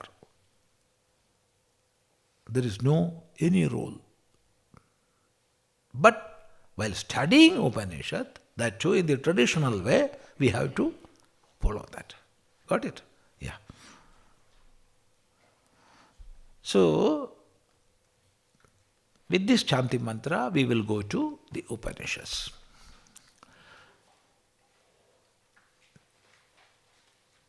Kenopanishad have 4 khandas. Khanda means part. 4 parts. First and second part are direct conversation between the Guru and Shishya. Conversation between Guru and Shishya, the disciple and the teacher. Not the teacher and disciple, because Shishya is asking here. And Guru is giving the reply. So this is not a question answer session, this is a doubt clearance session. Shishya is asking the doubt and Guru is clearing that. And who is a Shishya? Who is the Shishya here? Shishya is one who is not satisfied by the external manifestations. Physical explanations are not satisfying him. For example, if somebody is asking how you are seeing, I am seeing because I have eyes. That is only a physical explanation. Here Shishya is not satisfied with that. He is asking, how? Why?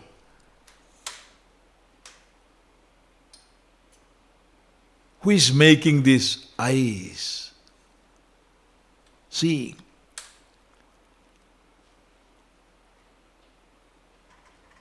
What is that behind the manifestations? So this question was there within, and he approached a guru and opened up his mind. He asked directly. What he is asking? See? Keneshitam patati preshitam manaha Kena prana prathama praiti yuktaha Keneshitam vachamimam vadanti Chakshushrotram ka udevo yunakti. This is the question. Keneshitam patati preshitam manaha Kena prana prathama praiti yuktaha Keneshitam vachamimam vadanti Chakshushrotram ka udevo yunakti. First let us break the words there, then we can chant. Then we will not commit mistake. Kena plus ishitam, keneshitam.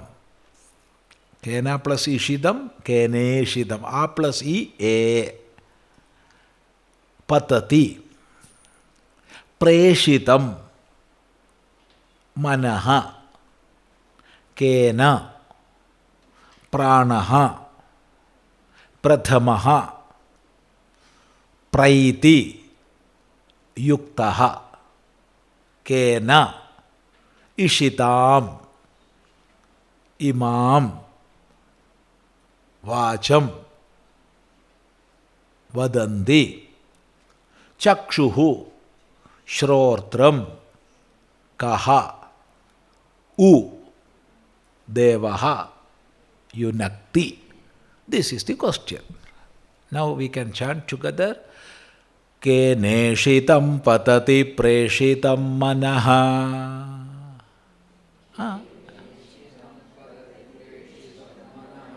Kena prana prathama praiti yuktaha. Keneshitam vachamimam vadanti.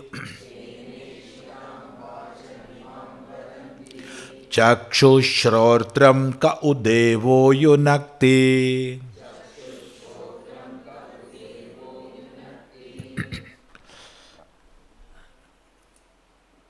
Keneshitam patati preshitam manaha. This mind is falling to many, many objects, that is thoughts.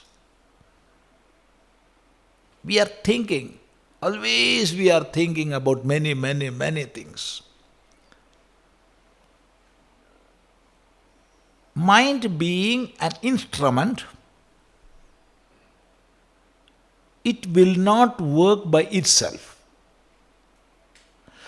An instrument will work when somebody else make it work.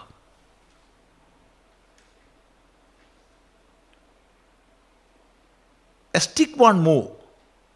Stick will move when a moving person holds that stick. A pen won't write. It will write when one person holding it in his hands writes. This fan won't rotate. When electricity make it rotate, it will revolve. No instrument will work by its own. There must be some force, some power, somebody behind the works of all instruments. So mind is an instrument. Who is making mind function? Kena, by whom or by which? Ishitam. Ishitam is desired. Desired by whom? Manaha, mind. Patati. Patati means is falling. Here falling means is acting. Here we cannot take the verbal meaning. Verbal meaning is falling. Patati means falling. So mind is falling to many, many objects of thoughts. Many, many thoughts. Sometimes it may think what is auspicious. Sometimes it may think what is inauspicious. Sometimes it may fall and get happiness. Sometimes it may fall and get sorrow. Always this is happening. Within a fraction of a minute, it will go around the world and come back here.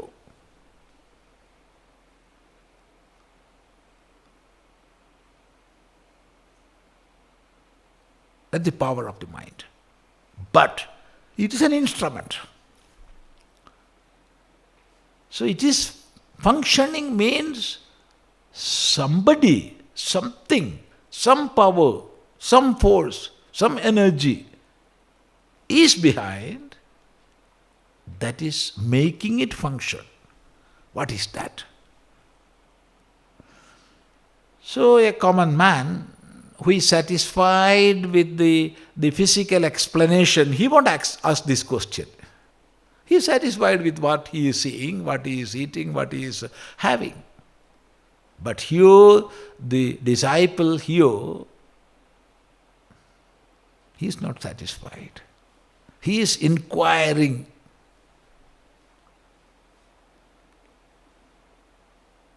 What is behind?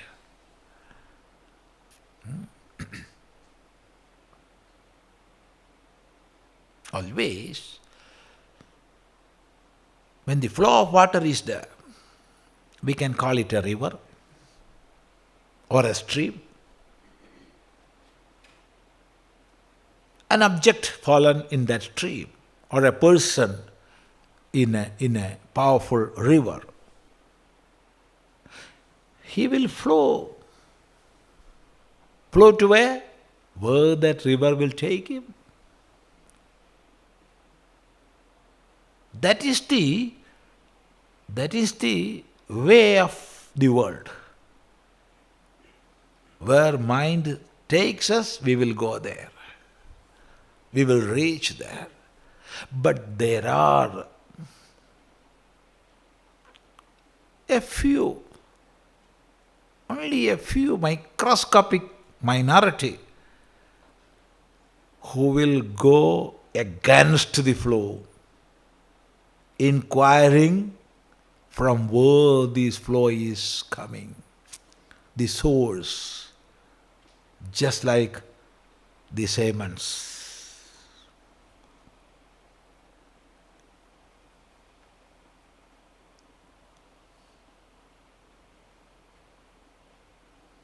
So normally we will flow as per the mind. Where the mind takes, there we will be.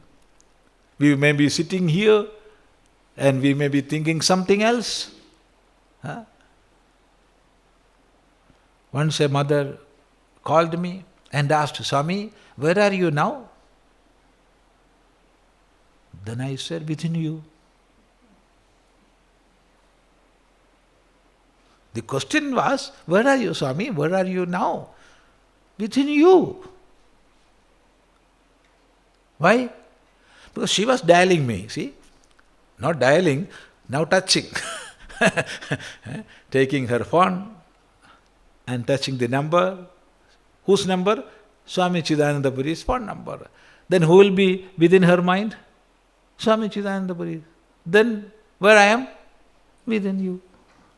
That is the answer. So that is the normal course of the world. Where the mind take, there we will go. But there are a few, only very, very few persons who will inquire what is the source, how this mind is working, who is making this mind function, what is that principle. Huh?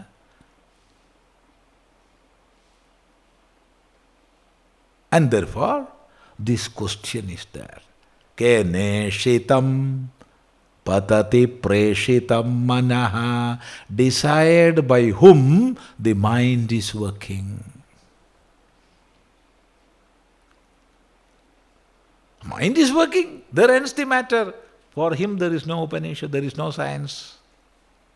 There is no need of science. Huh?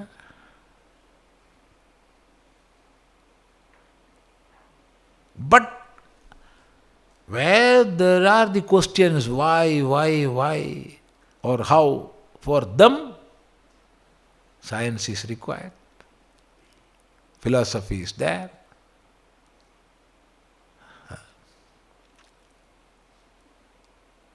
The word we use for philosophy is darshana. Darshana. Drishyate anena iti darshana. By which we get the correct vision is darshana. Drishyate anena iti darshana. So this is the question. Then second question is, Kena prana pradhama praiti yuktaha. Kena yuktaha niyuktaha. Directed by whom the prana is moving. Prana. And there is a special name given to prana there. Prathamaha, the first. Why he is called the first? All the activities of all our limbs of this body, all the activities of all the limbs of our body are determined by prana. If prana is there, our hand will work. If prana is there, our leg will work. Our eyes, our ear, all the limbs of this body are working when there is prana. Prana is the vital energy. But that also is an instrument. Prana is not all. Then who is making this prana work?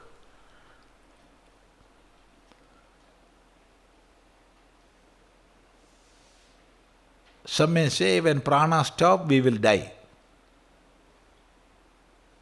I won't accept that. I will say when we die, prana stop.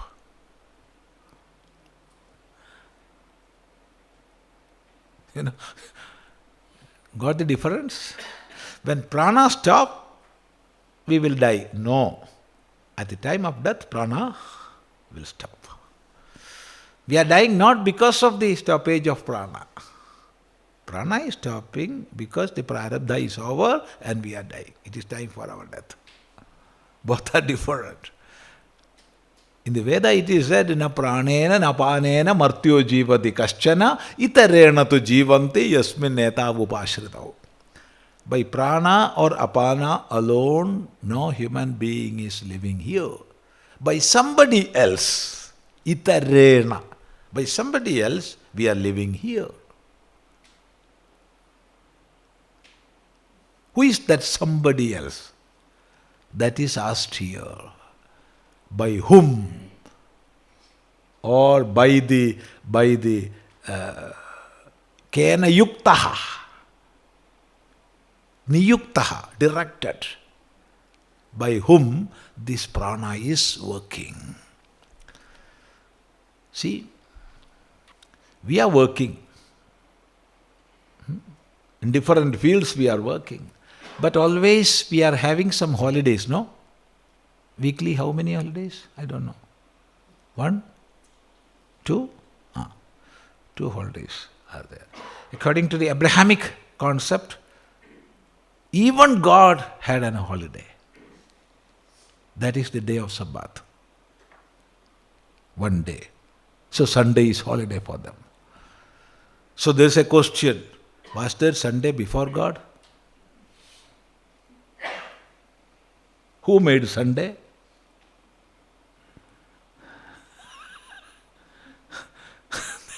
You don't ask any question.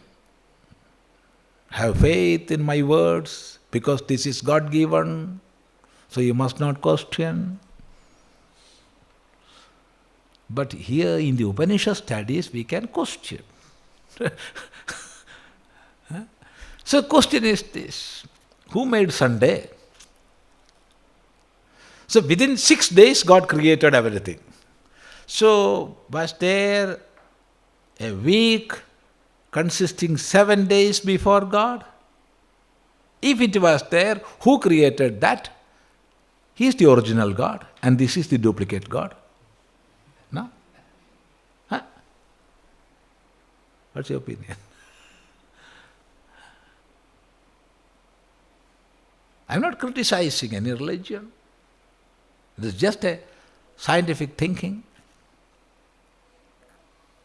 So we don't accept a creator God. If there is a creator God, we will ask who created him. Then again, who created him? Who created him? Question will go on and on.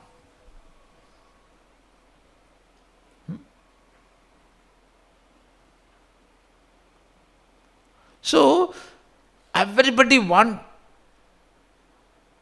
one holiday at least a week. But see, poor prana, without a holiday he is working. When we were in the womb of our mother, the heart started. And even now it is working here. Without a holiday, it is working. And I am praying, let it not take a holiday. What a selfishness, see? Let it have a holiday once in a week, at least. But he is not taking holiday. Prana is functioning. See, in 5 ways he is functioning. Prana, apana, samana, vyana and udana.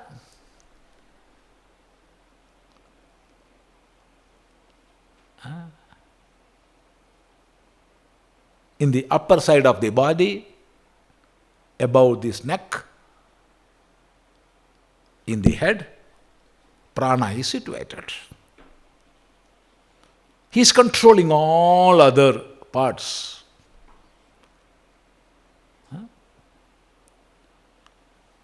All the controlling center is located here.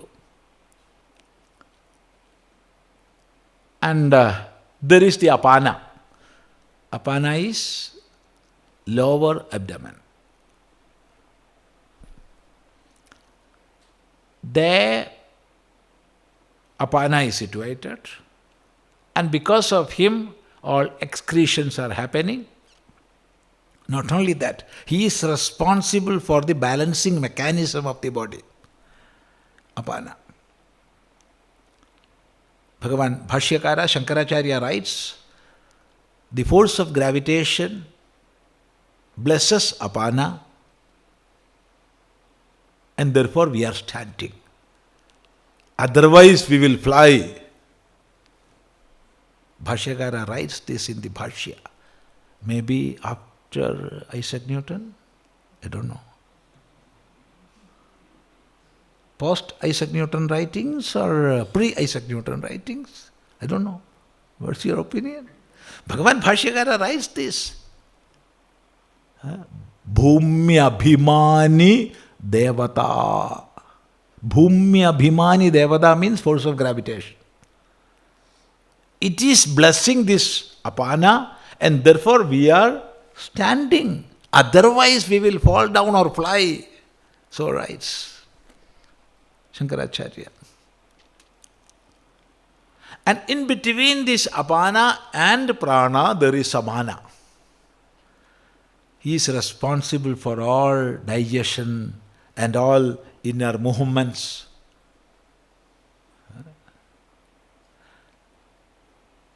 And there is udana. Udana is in the spinal cord. At present he don't have any work. He is waiting for his work. You know what is his work? Packing everything and going to another body. He is waiting, ever ready.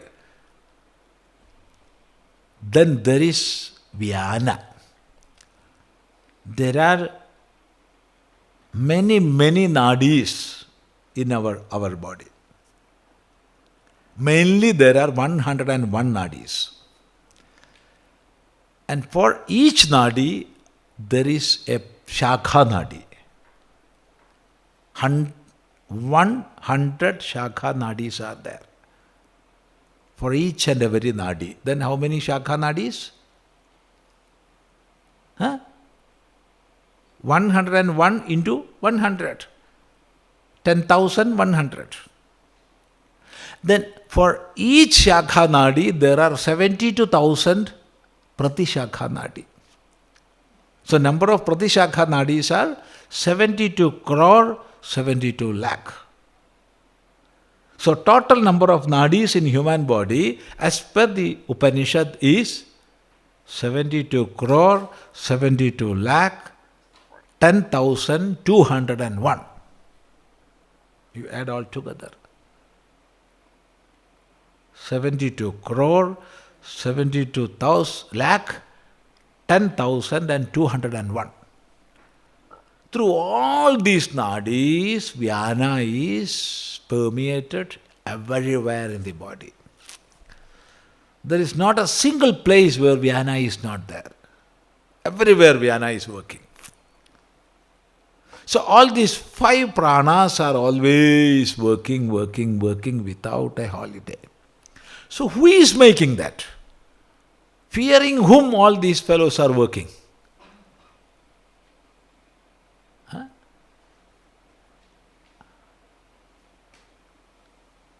This is the question. Kena prana pradhama praiti yuktaha.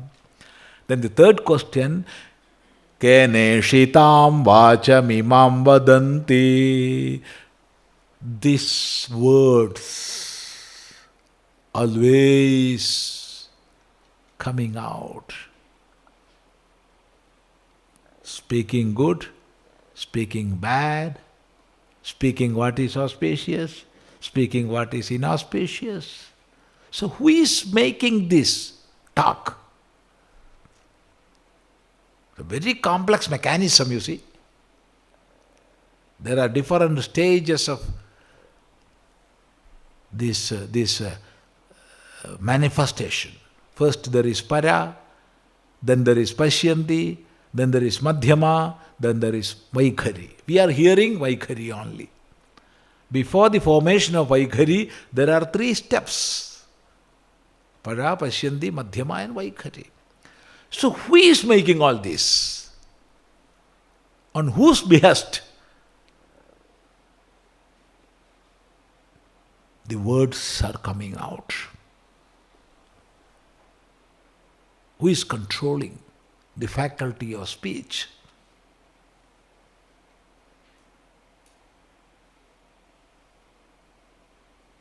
Chakshushrotram kau devo yunakti. Kaha devaha? Which deva? Deva is the luminous being, the effulgent. The meaning of deva is effulgent or luminous being. Which deva is controlling yunakti, controlling chakshuhu, eyes, shrotram, ear. Who is controlling all this? So the meaning of this question is, who is that being who controls our eyes, our ears, our mind, our words and our prana? All these are instruments, and instruments won't work by themselves. Somebody must make it work, and who is that? This is the question. And there is one more inner meaning is there. If somebody is working, one man or one woman is working, it may be for his or her benefit. But when many are working together, it will be for the benefit of somebody else. Is it not? If one man or one woman is working, it may be for her or his benefit. But when a group are working together, it will be for the benefit of somebody else. There is a nyaya in Samskrita, sanghadasya pararthatvat. Sanghada is always parartha. Working together is always for somebody else. Here, this wall is here, this roof is here, this floor is here. Floor is not for roof or wall. Wall is not for floor or roof. All these together are for some others. People like we people who are coming and sitting here. In the same way, all these instruments are working together in unison. For whom? Controlled by whom? For the benefit of whose benefit? This is the question. I think question is clear, no?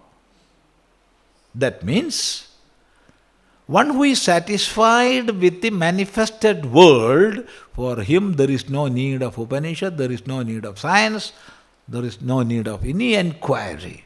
He is satisfied here. But the inquiring mind, the questioning mind, that is shown here. Now what is the reply? That we will see in the next mantra. So this question let us repeat once more.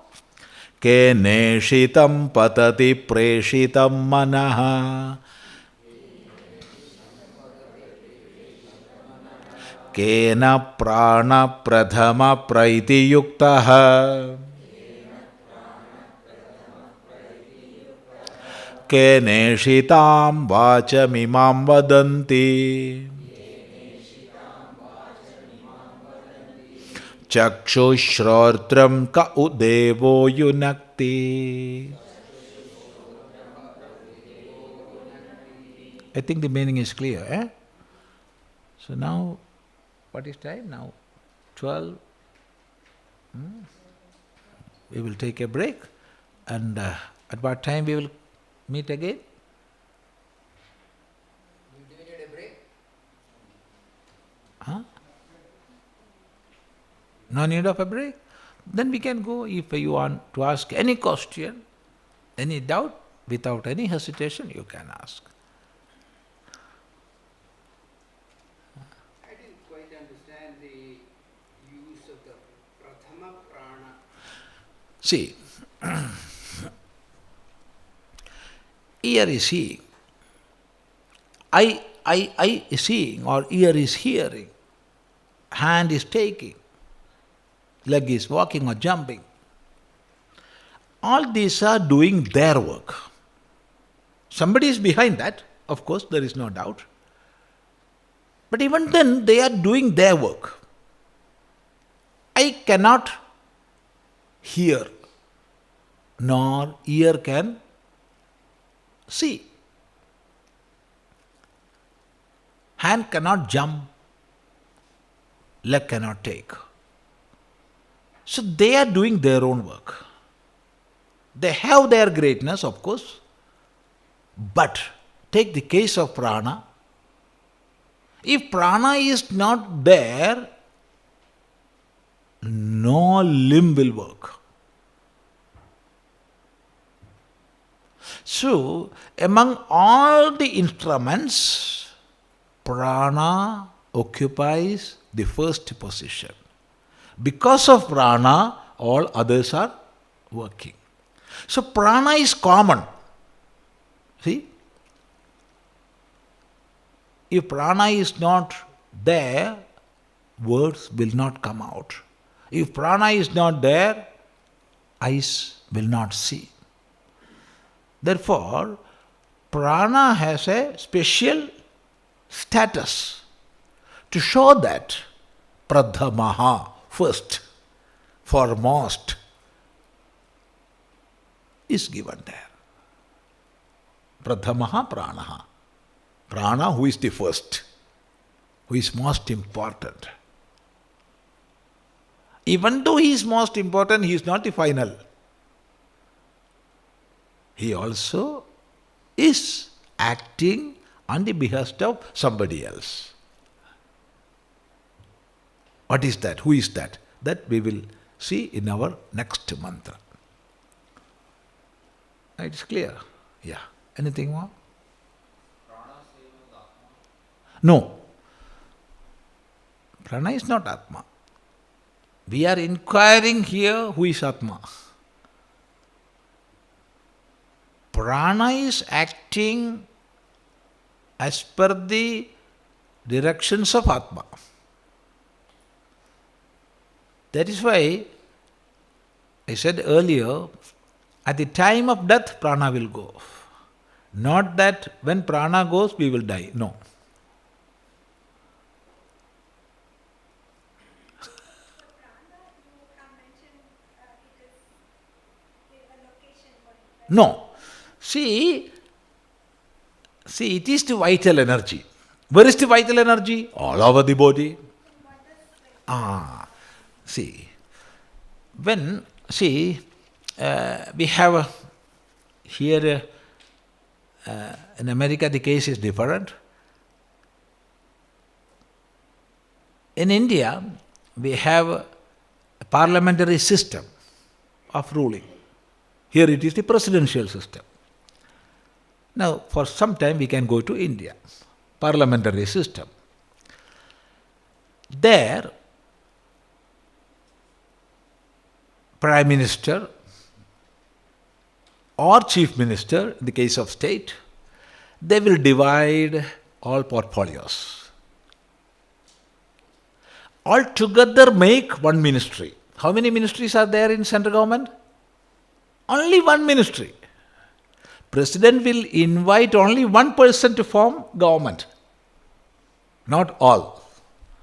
President of India will invite only one person to form government. You know that? Not everybody will be invited. And this man or woman, whoever he be, this man will say, yes, I am ready to form the government. And one ministry will come into existence. One ministry. And this man who is invited by the president will be the prime minister. And he will allocate different portfolios to different persons. You be the home minister, you be the external affairs minister, you be the defense minister, you be the industrial minister, this, that. Many, many portfolios. Say 70, 80 or 100 like that. But while dividing those portfolios, see, now be careful, this man will occupy the important position. He will take the most important portfolio for him.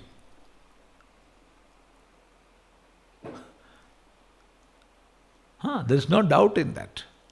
In the same way, there is only one prana. This prana, for the sake of functioning, get divided into 5.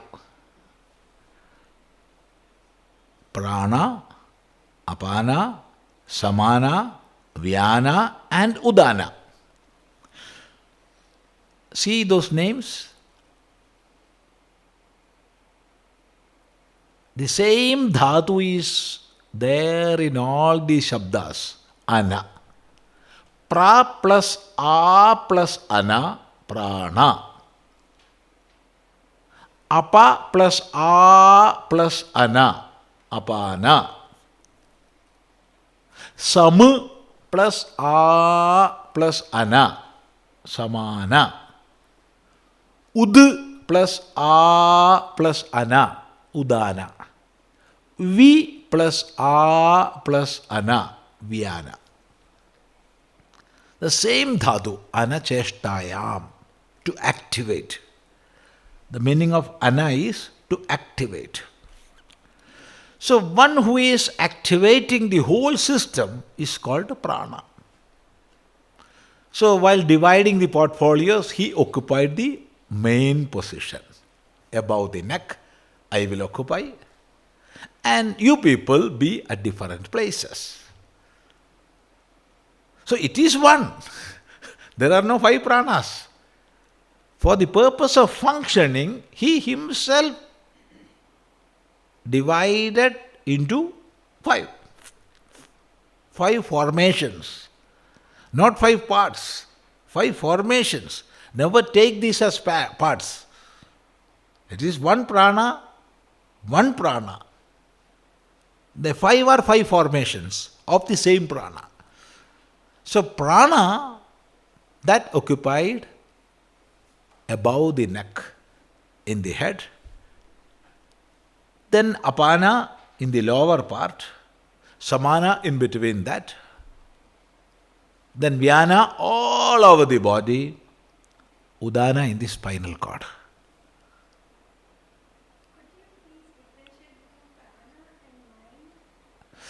Prana and mind. Then you must not divide it into 5 formations. You take prana as one entity, as the ministry.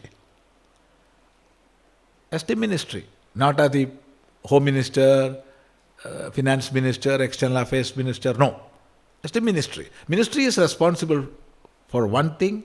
The responsibility is one responsibility. Whoever commit any error, ministry is responsible.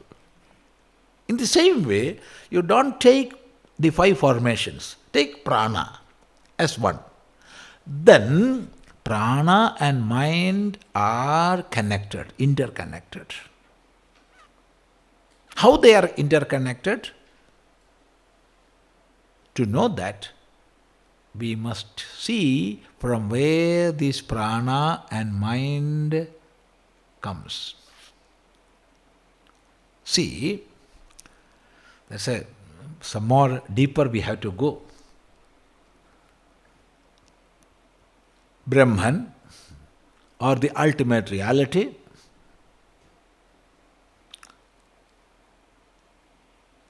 Brahman is only a name of the nameless.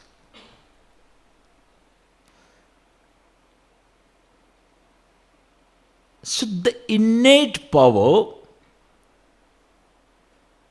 let me repeat once more, the innate power of Brahman is called Maya. There is no difference between Brahman and Maya. Both are same. Then why you are calling Maya and Brahman? See, when we are trying to explain how this manifestation happened, then only we will take Maya and Brahman. Just like, take the case of fire and heat. Fire and heat. Are they different? No. They are one. They are one. There is no difference at all. But a man says, oh, I got a burning. This burn was caused by fire. Another man said, the heat of fire burnt me. Which is correct? Both are correct. The burn happened because of fire. The burn happened because of the heat of fire. Both are correct. In the same way, Brahman and Maya are not different. But when we speak about the manifestations, the universe, the prapancha, then only we will take Brahman and Maya. Maya is the innate power of Brahman. There are three attributes within this Maya. They are Sattva, Rajas and Tamas. Three gunas. These three are three attributes. Three attributes of Maya. Three gunas of Maya.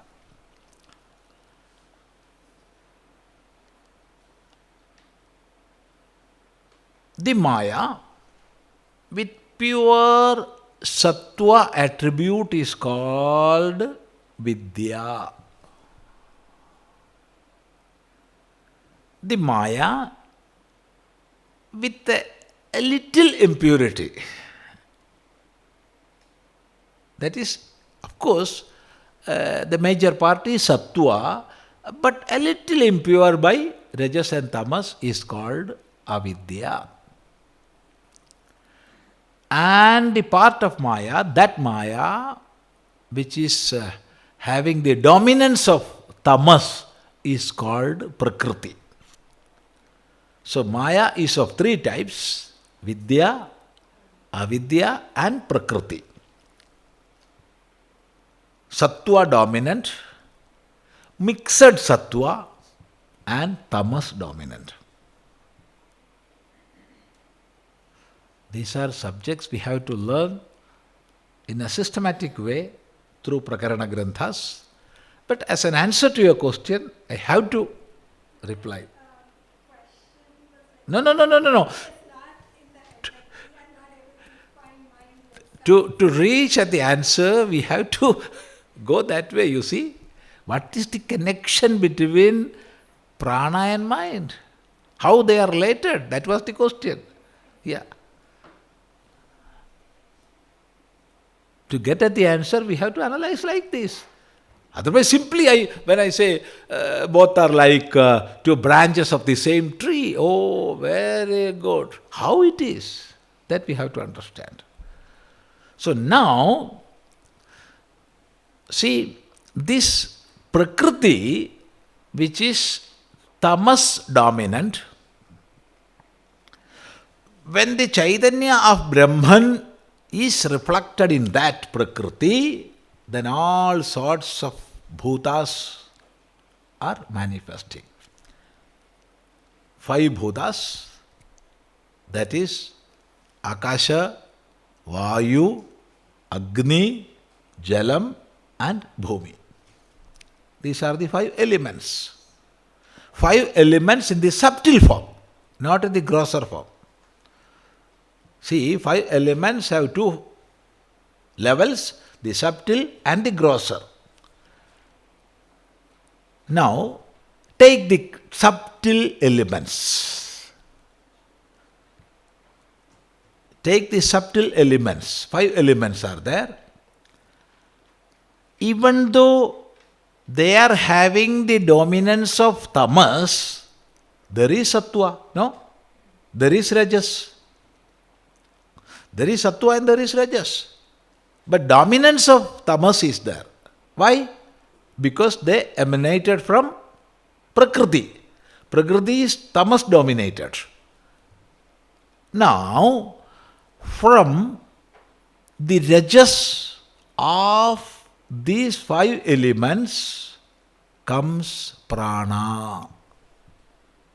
From sattva of the 5 elements come the mind. So the root of both these are same. What is the root of both these? Prakriti is the root from which manas and prana manifested. And therefore, manas and prana are like 2 branches of the same tree. You got it? So when we shake one, the other branch also will be shaken.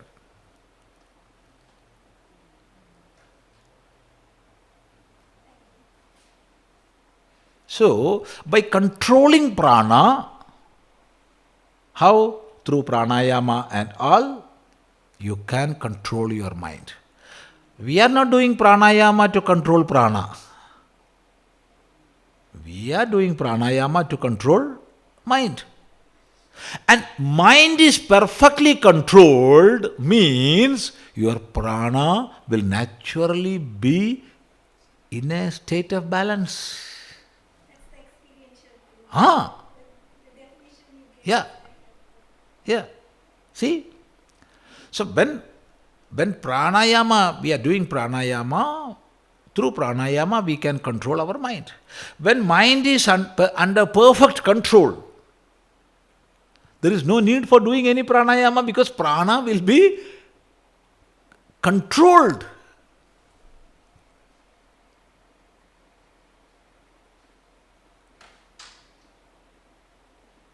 Huh.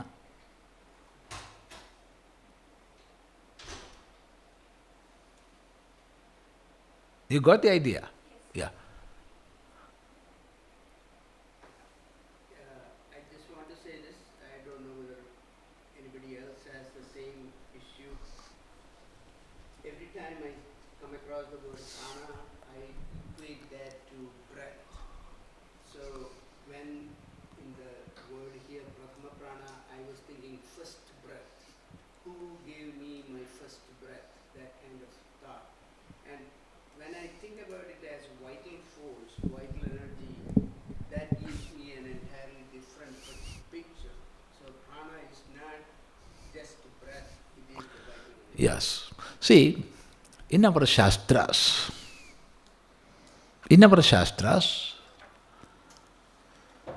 according to the context, prana has entirely different meanings. Entirely different meanings. One meaning of prana is breath. That is the very basic, primary meaning of the Shabda prana. It is breath. When we say pranayama, it is controlling the breath. Breath control. Now, the second meaning of prana is vital energy. Now, there is still more higher meaning. Prana is Jivatma, the soul, Atma. Then the highest meaning of prana is Brahman. So this is a very practical problem in the study of our Shastras. The same word is used in different levels to mean different things. And different words to mean one entity. This is the difficulty in the study of Shastra. That is why in our Shastra studies we must have the guidance of a Guru. Then only we will understand the contextual meaning.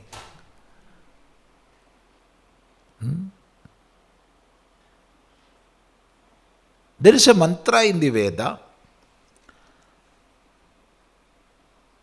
Yadidam kinja jagat sarvam prana ejadi nisridam. That mantra comes in the Kenopanishad. The whole world is resting on prana. The meaning of prana is Brahman, the ultimate reality. Na pranena na panena martyo jivati kaschana. In that mantra, the meaning of prana is 1/5 of this vital energy.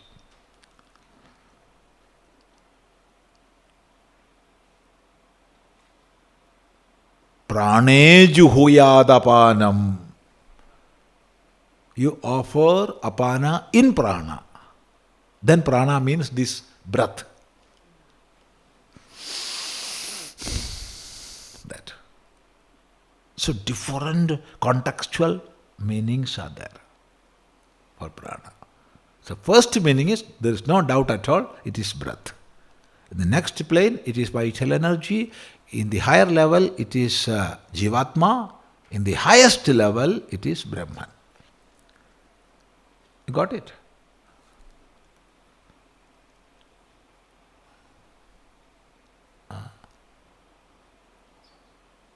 Then?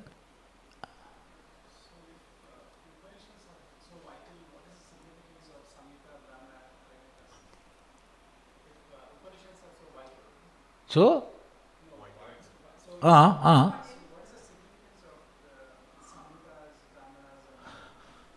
See, we can divide Veda into two parts, Karmakanda and Jnanakanda.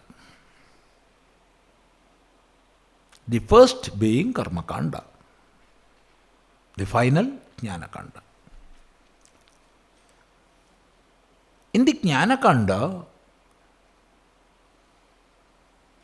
the reality, the highest or ultimate reality, it is being discussed.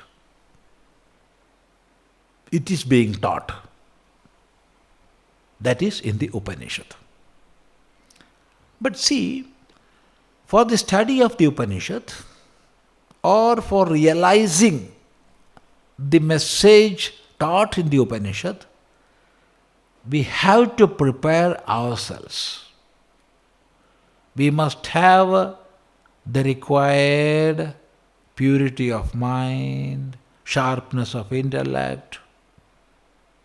And for getting that, we must go through certain disciplines. So all the karmas enjoined in the Vedas are to make us fit for this quest.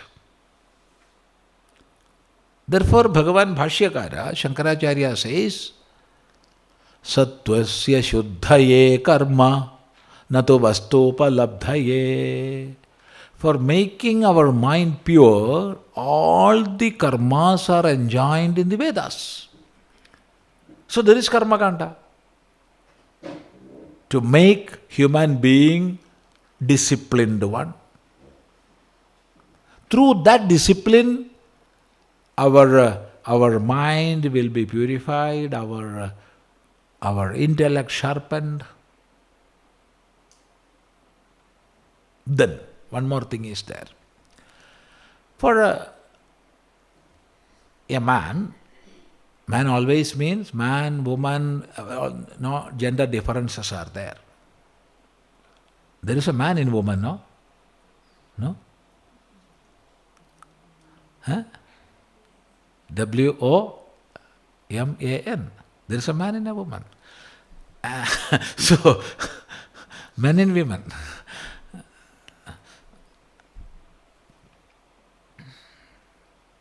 So, in the primary strata, if we are teaching some karma kanda to a layman, and we say, this is for making your mind pure, this is for making your intellect sharp, he will leave the place. You can call somebody else and teach this. I am not ready to learn this all. Then instead of saying that, the Guru will say, oh, you do this karma, you will get that. You can reserve your seat in the paradise. You will be welcomed by Apsaras and Gandharvas to heaven. You can enjoy their dance, their music, this, that. Oh, what sorts of enjoyments you will get there. Many, many things to eat and drink. Many enjoyments. Oh, is it the case? Yes. Come, do this. Then almost 90% of people will do that karma. And therefore, in the karma kanda, for each and every yajna, there will be some fruits. You will get $10 trillion if you are doing this. Oh, is it the case? I am ready to do that, to get that. But when you do that, what will happen? Huh? When you do that, what will happen? The craving for that fruits will go.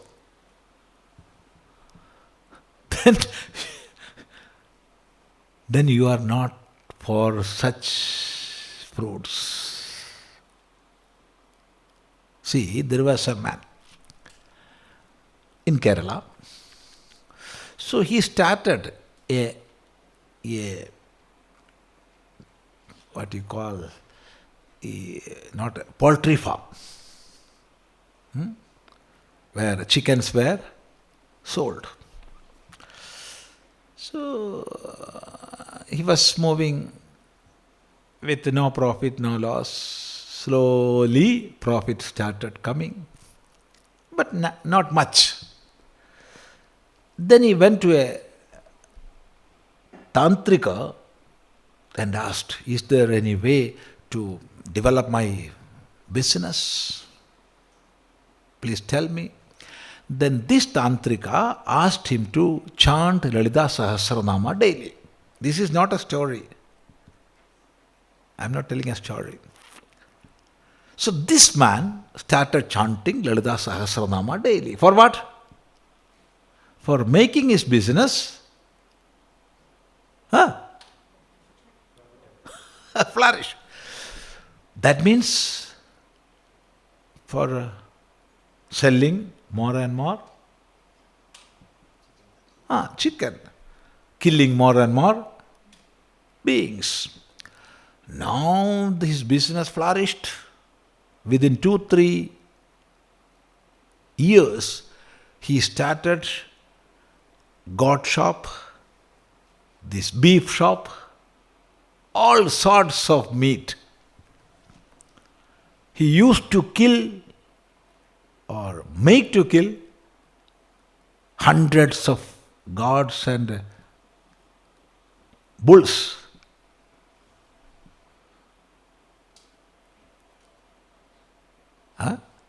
His annual income turned to many, many lakhs of rupees. Then what happened, you know? A thought came in the mind. What type of sin I am doing? I am killing so many animals. Is it right? When he go to sleep, he will hear the sounds of hens and cocks and goats and cows. Unable to sleep, he went here and there, and he finally came to Advaita Ashram. Swami, this is my condition. I cannot sleep. Of course, I am getting that much business. I am number one, the richest person in the place. But I am not having that calmness, inner happiness. Outwardly, I have car, I have this, I have that, estates. Then I told him, earlier when you started your business, you was fit to do that. Then your guna structure was rajas dominant. But by chanting this daily, your guna structure changed. And slowly sattva dominance came. And now you cannot kill, so you stop this business. Not stop all on a sudden, make a financial planning, and you convert your business to some practical modes. So this man sold his business, stopped some units, and he started the business of rice and the general stores, some stationery stores and all, and real estate field also. So this happened. So why he started chanting this? To kill more animals. What happened? In due course, he stopped killing. That is the effect of this. So in the beginning stage, karmakanda, we will perform karmakanda for getting heaven, paradise, this, that. But actually, it is for making our mind pure and intellect sharpened. Then only we will be able to go into the study of Upanishads. So, to get that eligibility, Karmakanda is there in the first and Jnanakanda Upanishad later. Yes, now we can have a break now, and after food we can come together and have this session.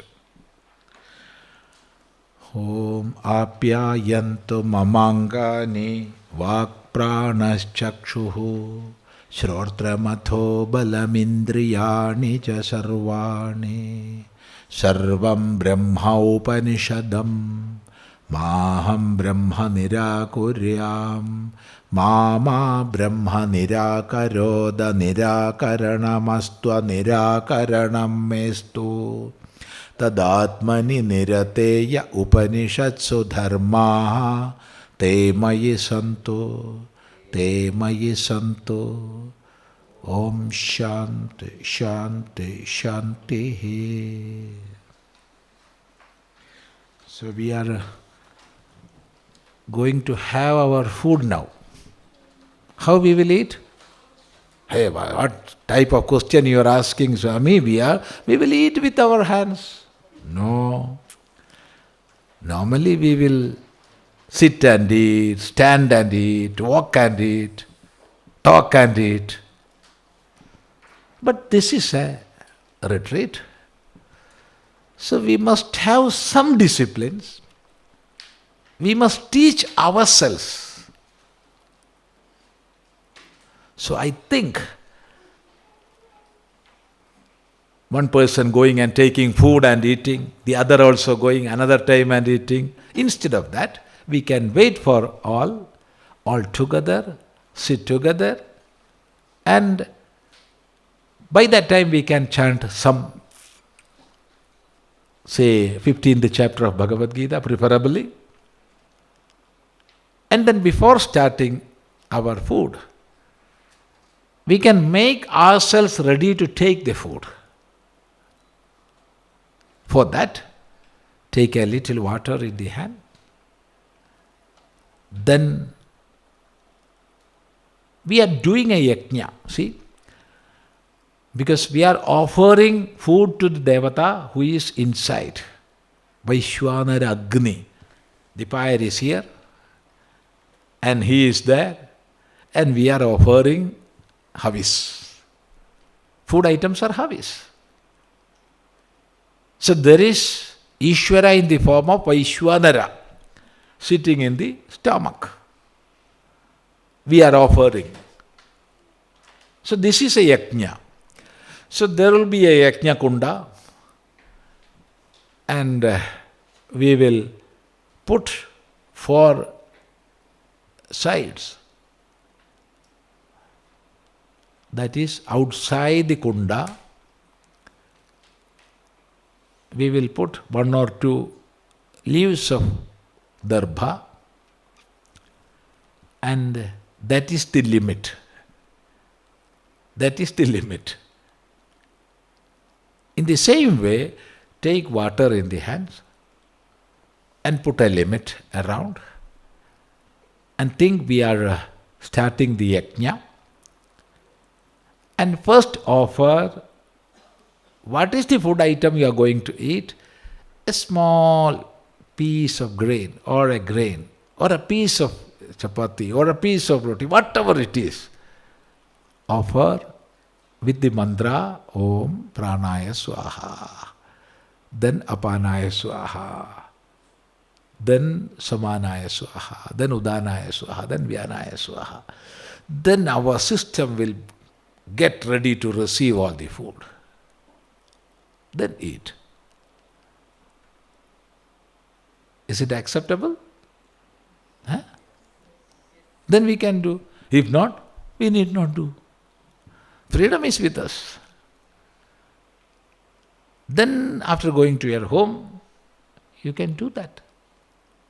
Such practices. Then others in the house will see what happened to this fellow. He was or she was not like before going to that place. Something happened. Then tell them this is the science behind. Drink a little water. Not much. Then it will stimulate. A little water followed by 5 pieces of food or 5 grains of food, then it will stimulate your stomach. This hydrochloric acid will be waiting for your food. Then all enzymes, all will be waiting. Then you give food. Otherwise, all on a sudden, if 10 guests are coming to our home without any intimation, it will be difficult for us to manage. Then shoutings will come, smoke will come. Get prepared and give. Then it will be a yajna. Are you ready? Yes.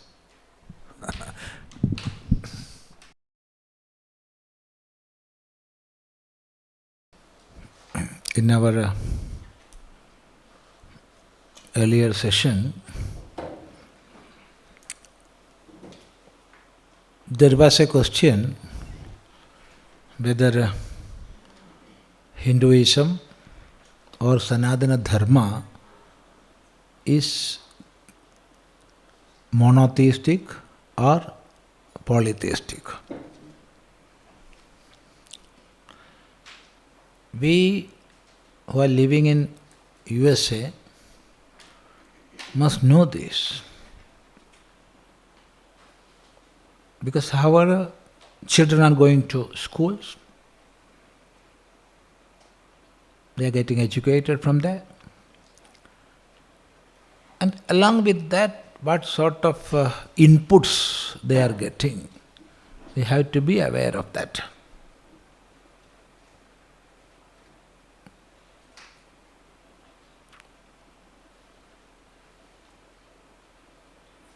In schools and generally in the society also, they are saying Hinduism is polytheistic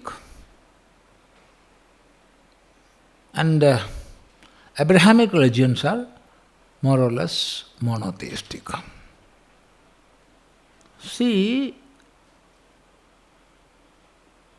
first and main answer for this is Hinduism is not at all theistic. Leave polytheism and monotheism, it is not at all theistic.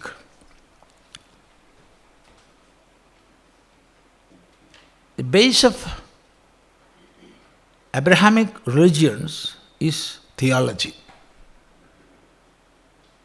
Theology is the base. To be clergies or to be their religious persons, they have to undergo the study of theology. In Sanatana Dharma, we are not at all studying theology. There is no theology. There is only darshana. And among the darshanas, there are two divisions or two branches, Astika Darshana and Nastika Darshana. Nastika Darshana are not based on Veda, whereas Astika Darshanas are based on Vedas.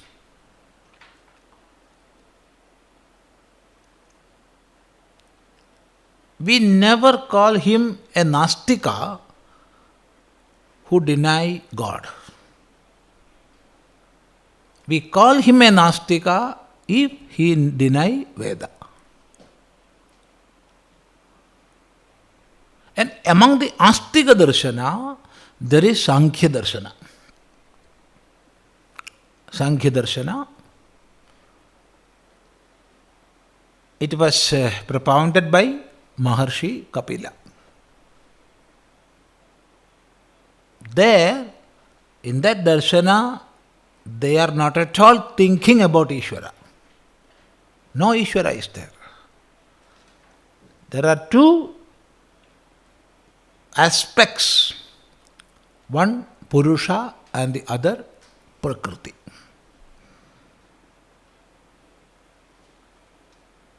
See, and there is another Darshana, Purva Mimamsa. In Purva Mimamsa there is no Ishvara. They are not discussing about Ishvara. Through different yagas, offering different ajyas to different devatas, they are propitiating devatas and getting heaven, boons and all. No Ishvara is there. Whereas in yoga and Vedanta, there is Ishvara. Ishvara is there. So, when we take this question from the viewpoint of darshanas, we can say Hindu dharma is not at all theistic. Now come to the darshanas which accept Ishvara, which think about Ishvara, which ask us to worship Ishvara. In such darshanas, or let us add one more word, even in such darshanas, we can see Ishvara is one without a second. Not only one. It never preaches monotheism. One without a second. Ekameva advitiyam.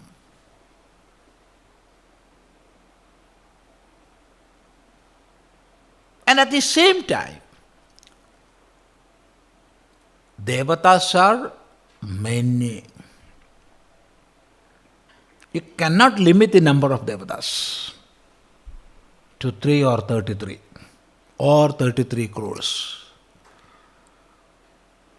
No. Innumerable devatas are there.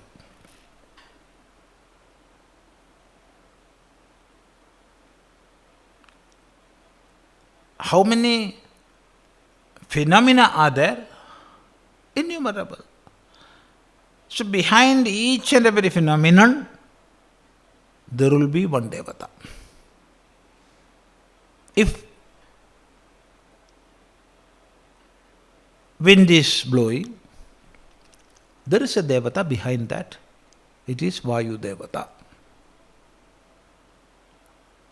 If fire is burning, there is a devata behind that. It is Agni devata. It's the first devata. First devata is Agni. Veda begins with Agni. Agni mede purohitam. That is the first mantra of Rigveda.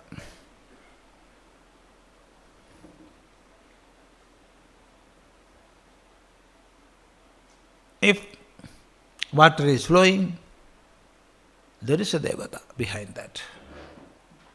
You can call it Varuna or Apo Vai devata. Water itself is devata.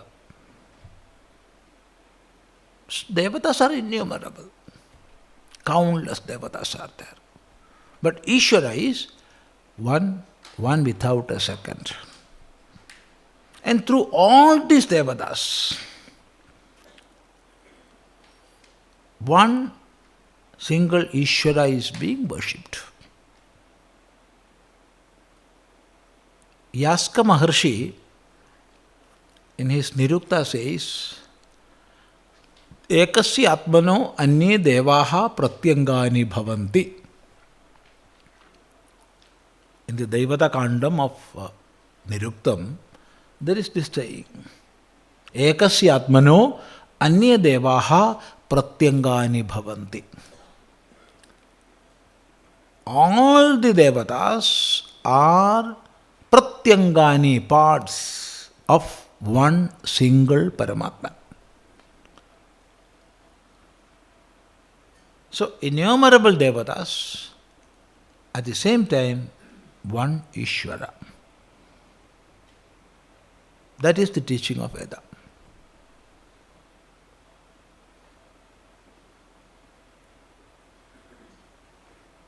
All these things are connected with those who worship Devata or who accept Devata. Even if you are not accepting Devata or Ishvara, no problem at all. You are not considered an atheist. Because Sanatana Dharma is not based on theism. See, the sage Maharshi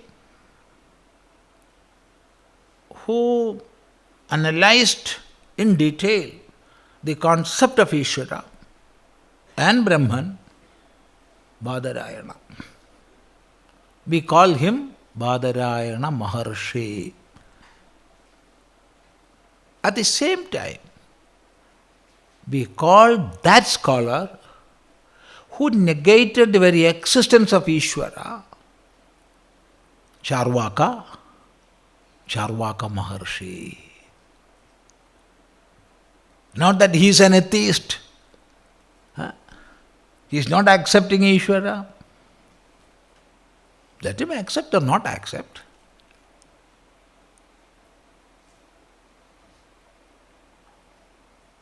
We accept him as a Maharshi. Because philosophically he is proving his darshana. Even if it is not acceptable to me, I must respect him. So we are calling him by the name Maharshi. See, this is the greatness of Sanatana Dharma. This is the greatness of Sanatana Dharma.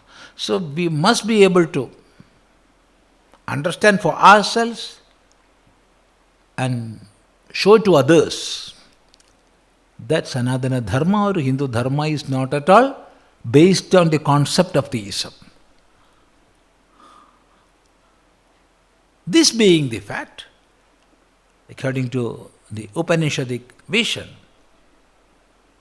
Hindu Dharma is taught here as something polytheistic.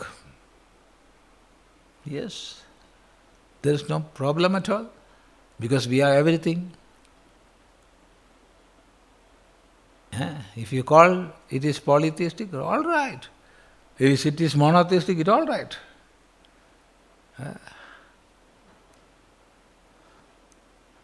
Once a man wrote all sorts of nonsense about Ramana Maharshi. Not nonsense, vilifying article. It was not a criticism alone, it was more than that. And he gave that to Ramana Maharshi. I am going to publish this. Nalladayiri Papa. Good. All best wishes. Then the officer in charge of that manager of the ashram, he came and he said, Bhagavan, he has written all sorts of wrong things about you.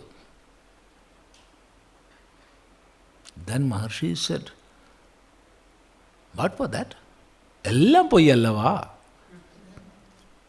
Everything is illusion. In the world of illusion, let him write in praise of me. Let him write in curse of me. Both are same for me. Then let them teach. But make it a point to teach your children, those who are in your fold, that our dharma is neither polytheistic nor monotheistic.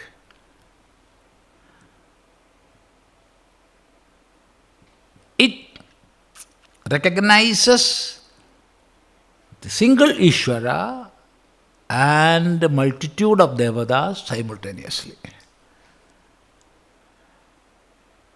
Energy is one. There are not two basic energies, but how many forms it is taking. Now we are getting this light, and fans are working there. In some other equipments, when the same energy enters, it will come out like heat. From some other, a sound. In how many forms the manifestations are? Energy is one. Ishvara is not energy. But even in the case of energy, manifestations are many, different. Same is the case with Ishvara. So, we have to have this knowledge within. And we must be able to teach our children and those who are in our fold. Otherwise, they will take it as being taught outside. Yeah. Anything more? Swamiji, how is Ishvara defined? That which cannot be defined is Ishvara.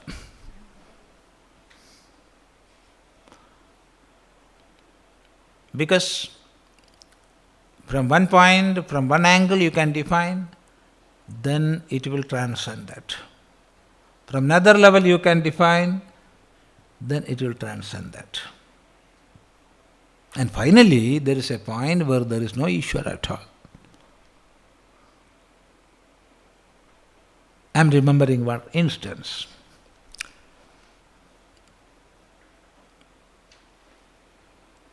I went for giving a lecture. It was in Kerala, Kannur. Then it was in a temple. One man came there and he said, Swami, I came to have a debate with you. Then I told him, no, I am not ready for debate. We are here, enjoy our presence here. I like you, you can like me. It's not a place to have debate. No, I am. In Malayalam he said, I am a Nirishwaravadi. You know Nirishwaravadi? Nirishwaravadi, one who is speaking that there is no Ishvara. You cannot say atheist. Nirishwaravadi. Then I replied, I am also Nirishwaravadi. Hey Swami, I am a Nirishwaravadi. I am also a Nirishwaravadi. Then there is no point of conflict. So there is no need of any debate. We are one. Again he said. Again I said. Then it was time for my lecture and I went for that.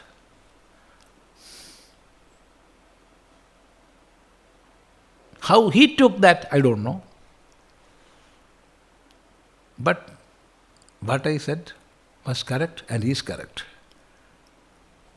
But in two levels, you see. I don't know how many of you understood in the correct way. There was a man who used to come every month to our ashram to attend the Vedanta classes there.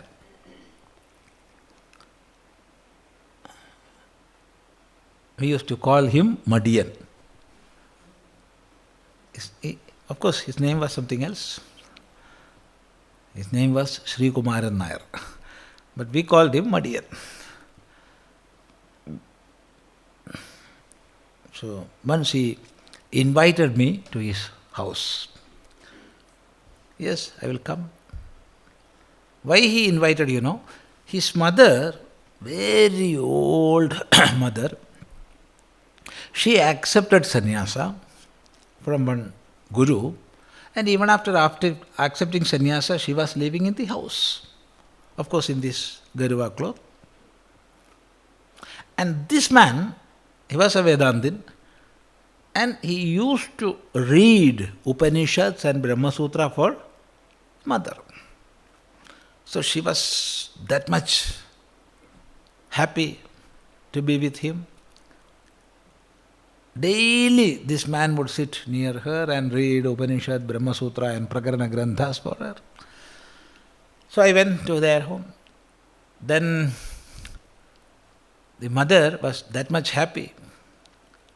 And she said, Swami, my son is a very good man. He is loving me that much. He is very good in all respects. But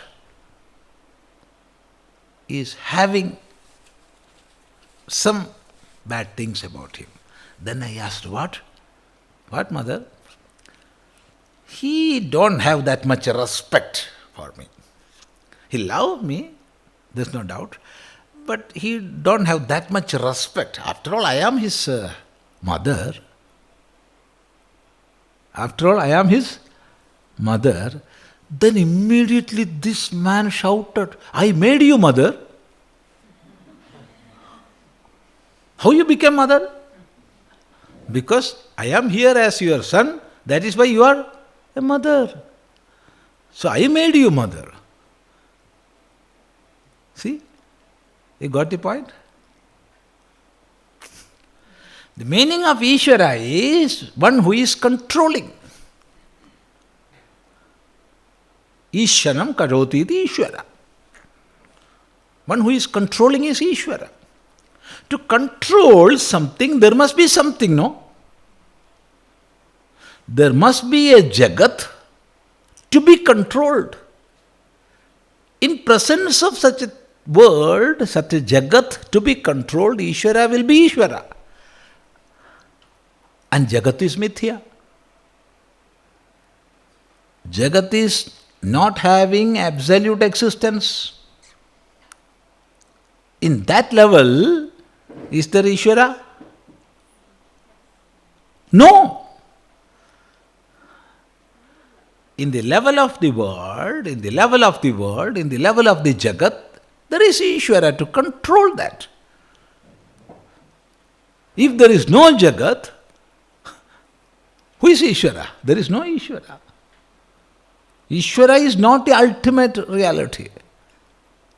Ishvara is in the medium level. That is, when Jagat is there, Ishvara must be there. When you go above Jagat, in the level of Paramatman or Brahman, there is no Ishvara or Jagat.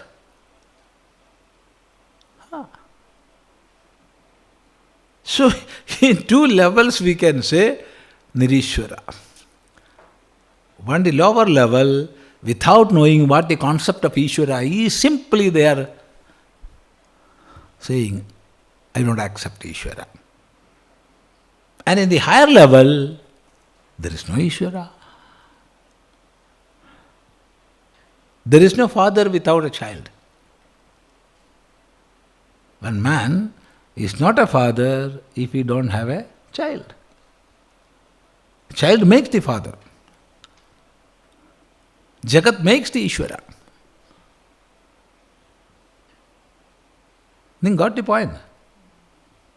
So Ishvara cannot be defined. Ishvara is Ishanam Yakaro, the one who is controlling is Ishvara. And what is the real nature of Ishvara? You have to discard the medium which makes Ishvara, that is Maya. When you discard the medium Maya, then it is Brahman. Brahman alone. In the level of the world, Ishvara is. Anything more to ask? I want to ask about the prana at the time of death. Pranas leave one by one and about energy. That's a question. See, there are 5 pranas. As we have seen earlier, five forms of the same prana. Each of these 5 pranas have their own assistants, upaprana.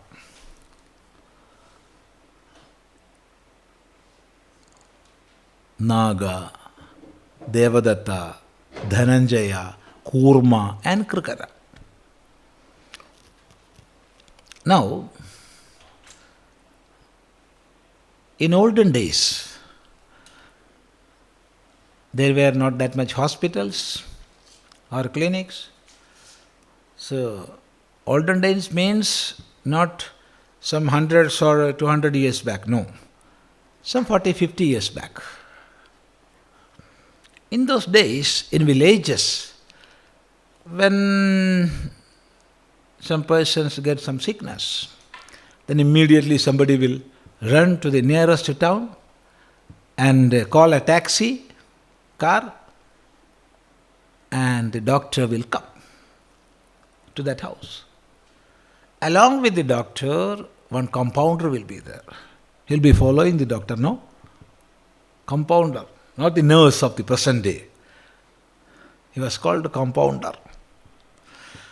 So doctor will be walking to the house, carrying a small box. Compounder will follow him. Doctor will sit in the visiting room, and if the patient cannot move, doctor will go to the room where the patient is. But the compounder will go to the kitchen. He has that freedom, even to go to the kitchen. He will boil water. He will put the syringe in that. That was the process of sterilization in those days. And the doctor will give injection. Then, after getting the fees, doctor will return.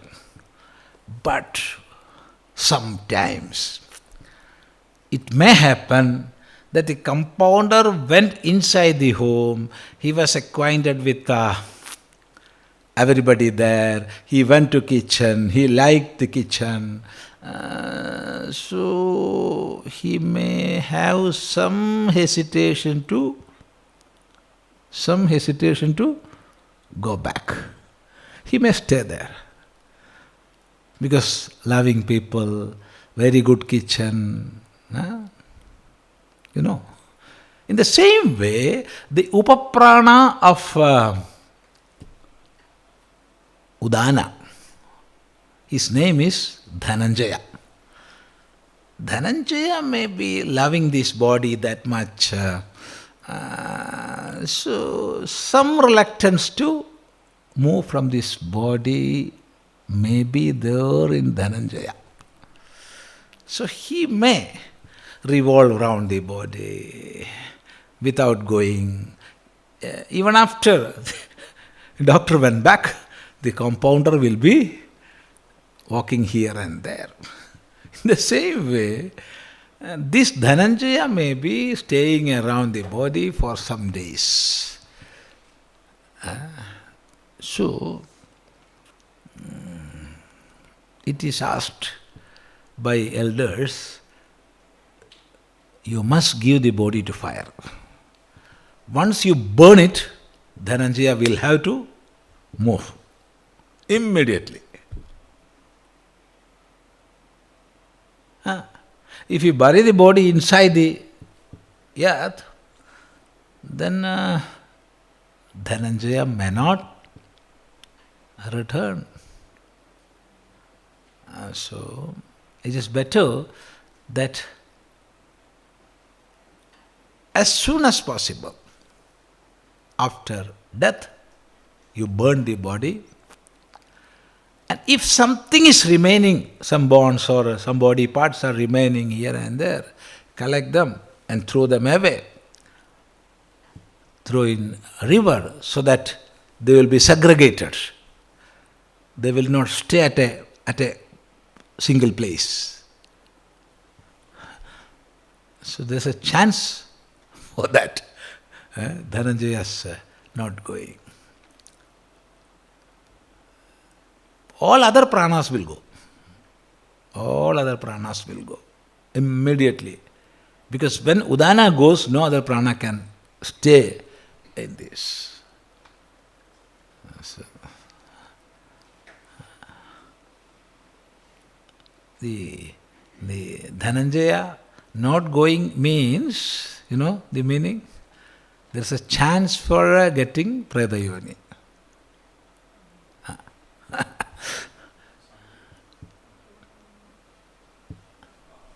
Still don't get what Brahman is. Brahman? I don't get what that is. Brahman. Yeah, I got it. In the Upanishad, a young boy, his name was Bhrigu. Young boy he was. He approached his father and asked a question.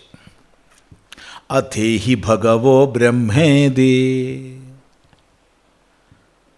bhragurvai varunihe varunam pitaram upasasara athehi bhagavo brahmedi. Bhrigu, who was Bhrigu? The son of Varuna. Son of Varuna, he approached Varuna and asked a question.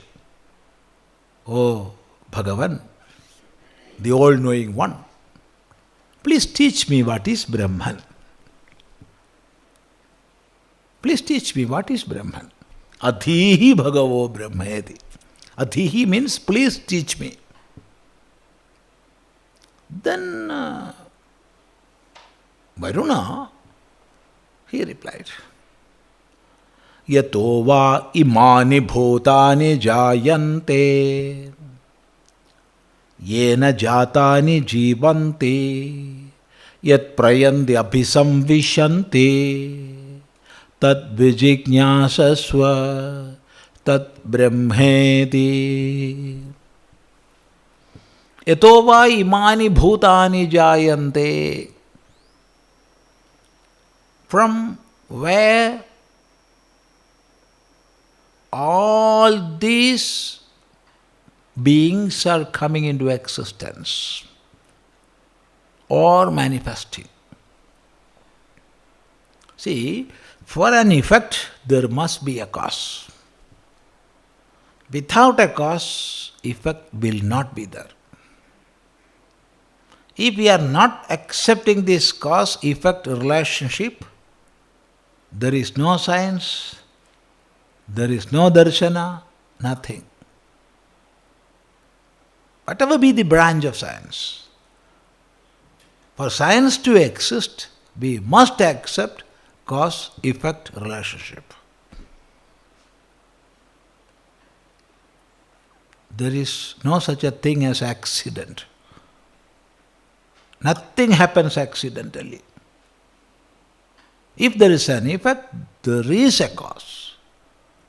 There is no doubt in that.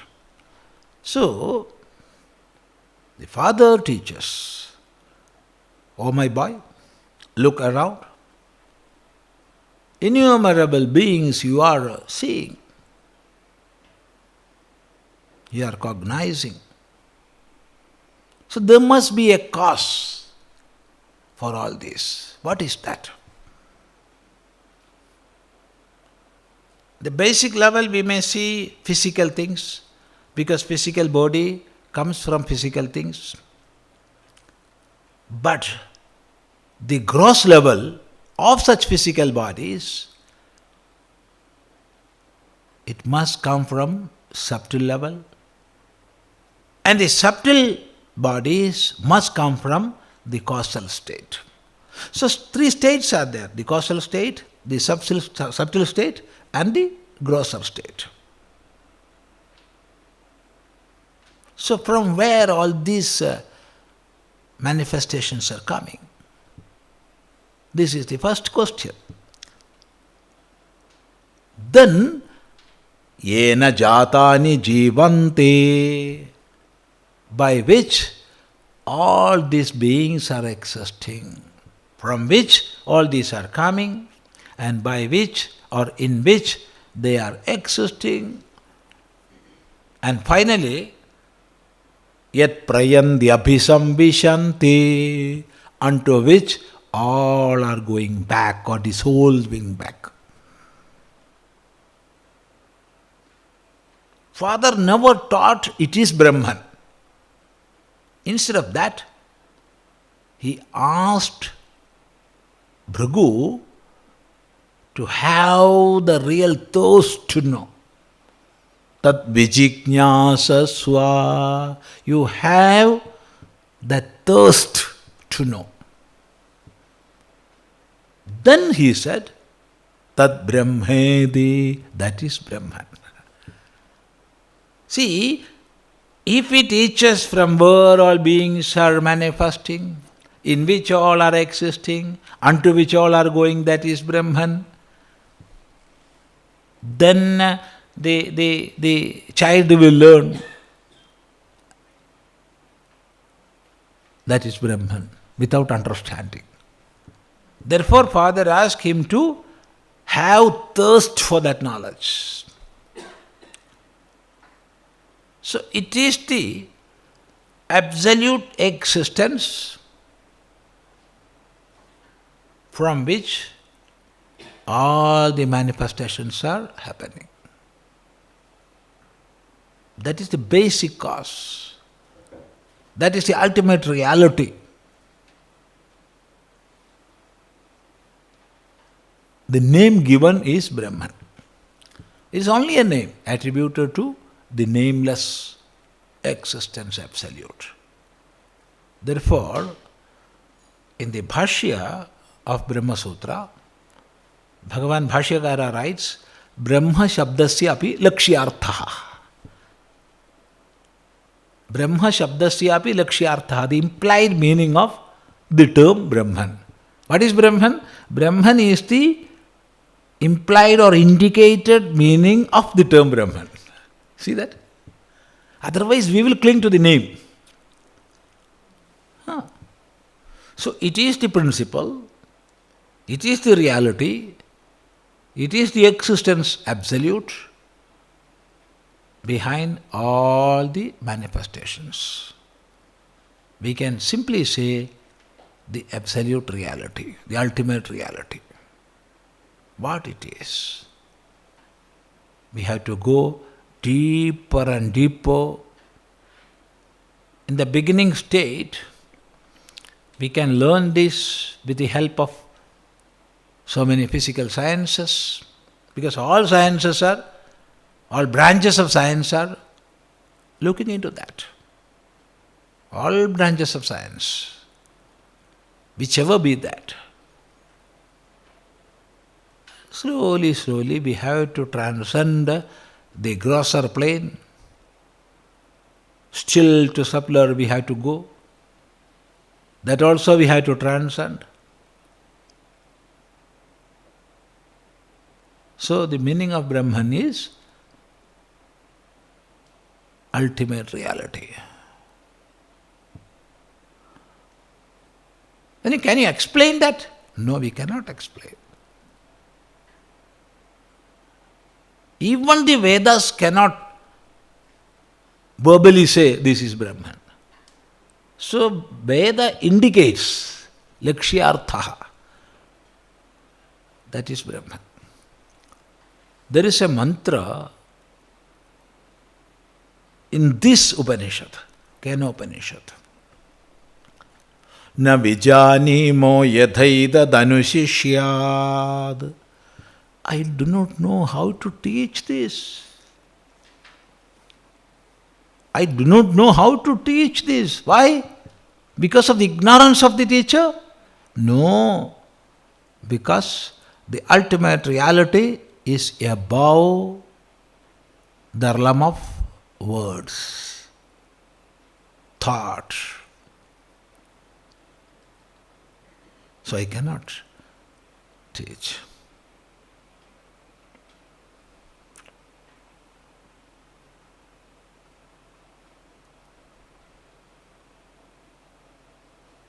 Once, a set of sannyasins were sitting in the Haridwar railway station. This happened many years back. So, in that platform, in one shop, there was one theft. So, police officers came, investigating. They questioned many people, but without any clue they were suffering. Then they saw a group of sannyasins sitting on that platform. So these police officers came to those sannyasins. They asked, Swami, do you know anything about the theft happened here? No. Then there was senior Swami there. In that group there was a senior Swami, a very great scholar. Without giving any response, he was sitting like this. So police officers approached him. And they said, Swami, don't be afraid of us. Don't fear. Tell the truth.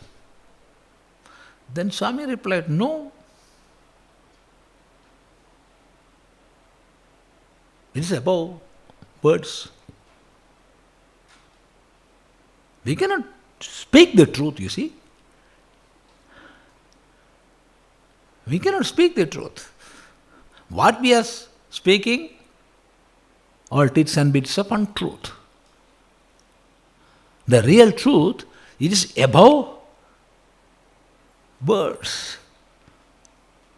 Yato vacho nivartante aprapya manasa saha. From where words are retracing. So it is above the realm of words and thoughts. How these police officers took his reply, I don't know. But again and again they questioned, the reply was the same. So they left. Anything more? Yeah.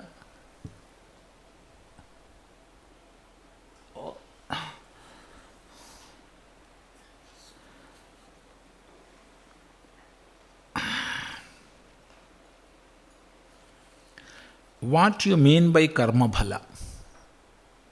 Karmanaha bhalam, karma bhalam. Bhalam is the fruit or result. So the fruit of karma, the result of karma is karma bhalam. For each and every action, there must be a fruit for that, a result for that. Whatever be the action, there must be a result, a fruit. If karmas are there, results must be there.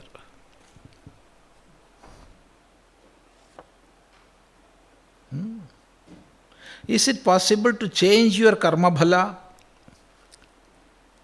Changing karma bhala. You can burn your karma bhala. Burn altogether. Changing is difficult. You cannot change. But we can lessen the influence of karma bhala.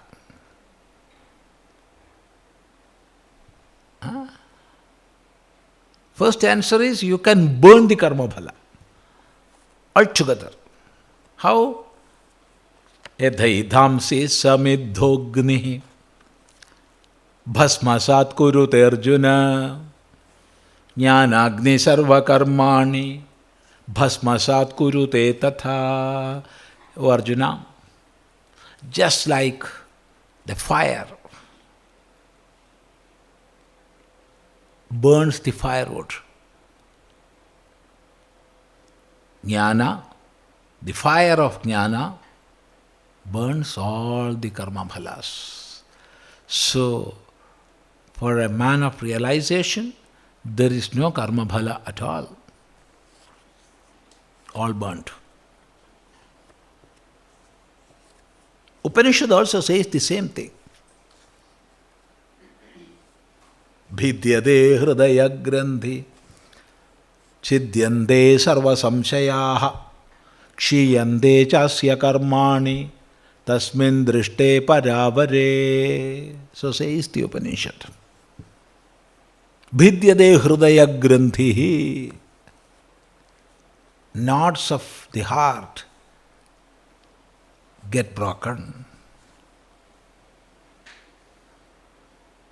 Chidyante sarva samshayaha, all doubts cleared.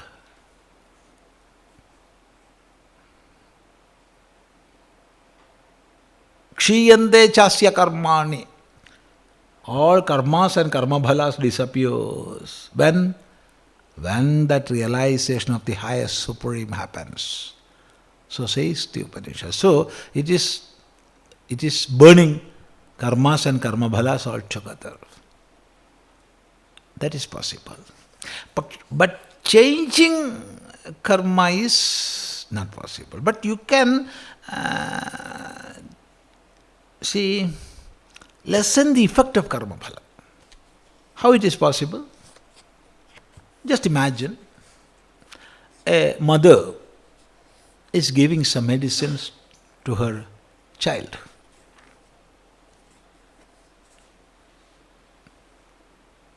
It's a very bitter thing, that medicine. That much bitter, the child is not ready to have it. No, I won't take. I won't take. Oh child, it is for your health, so please take. There is no meaning because he's a child, you see. So what the mother did, just imagine it was 1 gram substance. 1 gram. She added that 1 gram bitter substance in 10 milliliter water, and 5-10 grams of sugar she added, and 5-10 milliliter honey, mixed everything and gave to that child. With all happiness he drank it. The question is, the volume of bitter thing, is it there higher or lower? No change at all. 1 gram of that bitter medicine is there. It was there. But the child was not ready to have it. But now with all happiness he took it. The volume of that bitter thing, it was same. But the effect, it was lessened. How? When this honey, this sugar, all these were added, now it was sweet. In the same way, the effects of karma bhala we can influence through our satkarmas. The more satkarmas we do in this life, lesser and lesser will be the effect of dushkarmas. The more dushkarma we do here, the effect of satkarma will be lesser and lesser. Both will happen.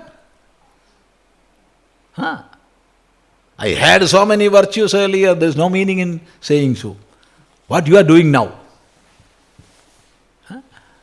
If you are doing vicious things now, all the virtues will go. It will be there, but that happens. What do you mean by samskara? Samskara. According to context, it changes, you see. Basically, samskara is a process by which impurities are removed. It is a process through which impurities are removed.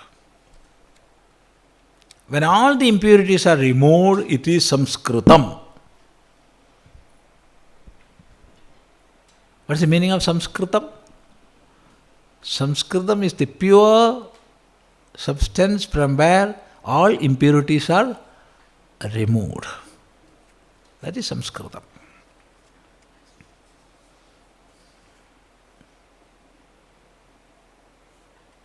Now, to make our own being pure, we have to undergo through many samskaras. Satsanga is a samskara. Swadhyaya is a samskara. Japa is a samskara. Doing satkarma is a samskara. All these are samskaras. But strictly adhering to the Vedic teachings, samskaras are those processes through which we have to undergo to make our own being pure. Mainly there are 16 samskaras. In our Vedic lore, it is called Shodasha samskaras. Shodasha means 16. First is Garbhadhana. Garbhadhana is the first samskara.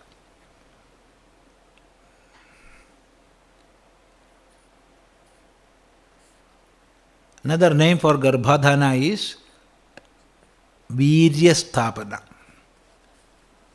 Another name for Garbhadhana is Sekam.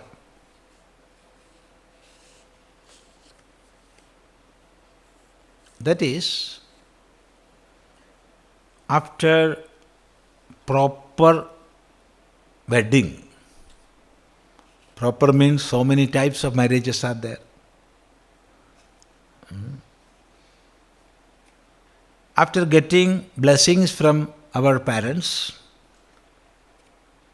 on an auspicious day, that too according to the menstrual cycle of wife, husband and wife, joining together with a prayerful mind to have best child. That is Garbhadhana Samskara. That is a process of inviting best child. That is Garbhadhana. Children must not come accidentally. They must not be byproduct of lust. They must be products of dharma. Product of dharma and byproduct of kama are different.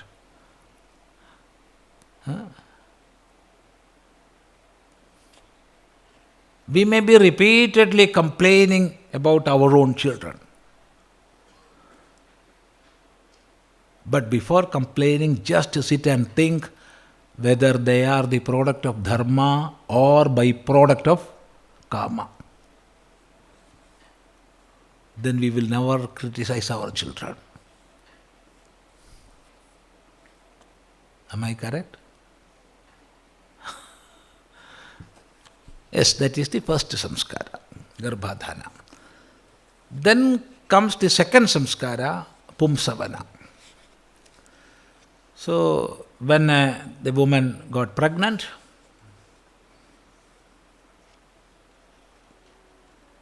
it must become stable. Ayurveda says at least you have to wait for 2 months. Before that, don't announce that my wife is pregnant. No. After 2 months, even after 2 months, there is no guarantee that it is stable. But still, we have to wait for 2 months. Then there is Pumsavana Samskara. In that, husband and wife sitting together, they will pray to fire to give a child intelligent, having all sorts of energies, strength, power, truthful to himself, like that. That is Pumsavana. But why I don't know, don't ask question based on this, because I don't know.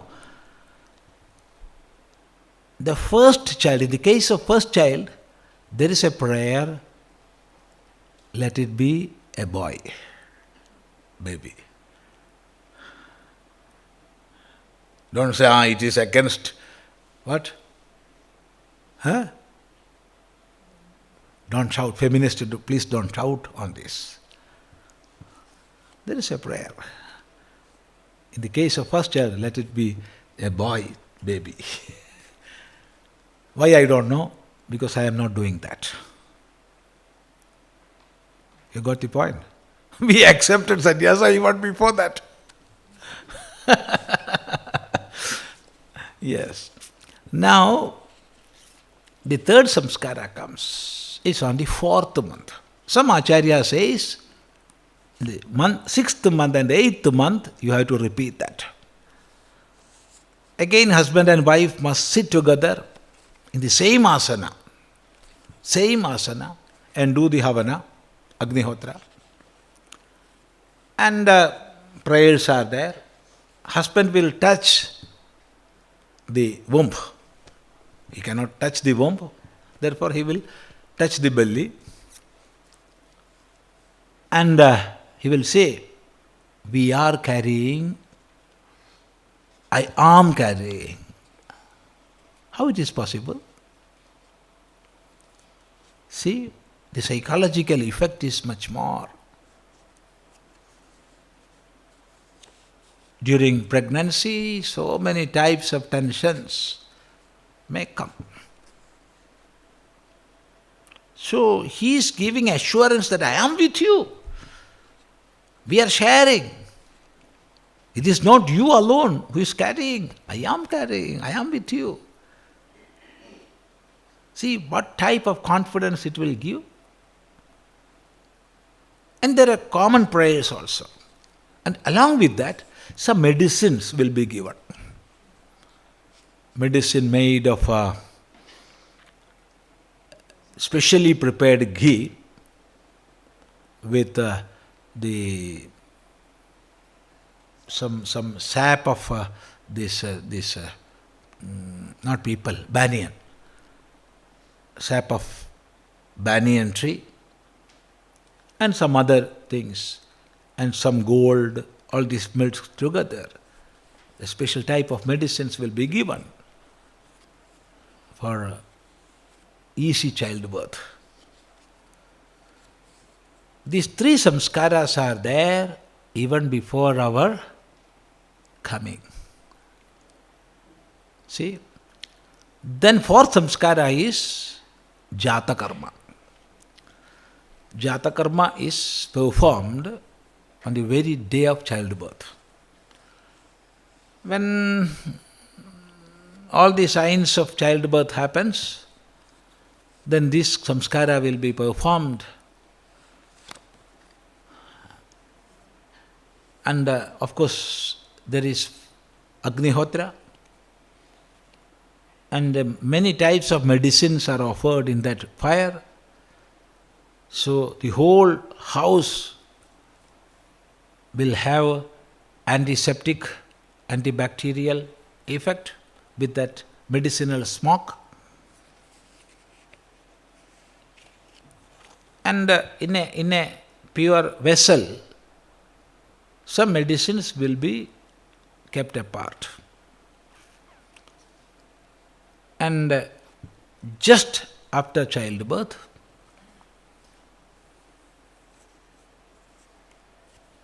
the child baby, newborn baby, will be handed over to the husband, father. He had to carry it, him or her. And in the ear, he will say, Om Vedosi. Om Vedosi. You are knowledge personified. Om. Then, with that medicine, mother will wash her right breast and give a little. It is not milk. In the initial days, what is coming out is not milk, it is medicine. And then she has to wash her left breast and give a little medicine to the child. All these together make jata karma. That is the fourth samskara.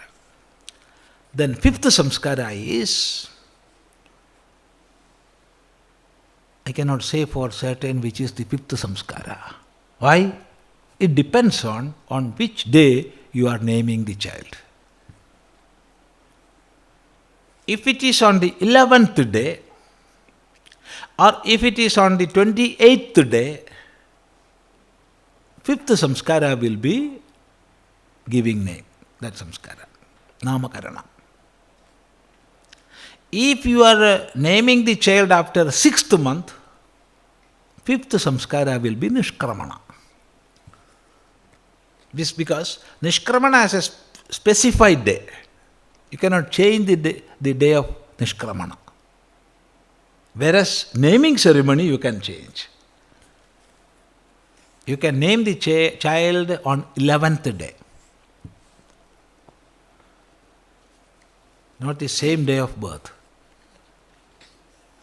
Because there is nobody can say, I will be here.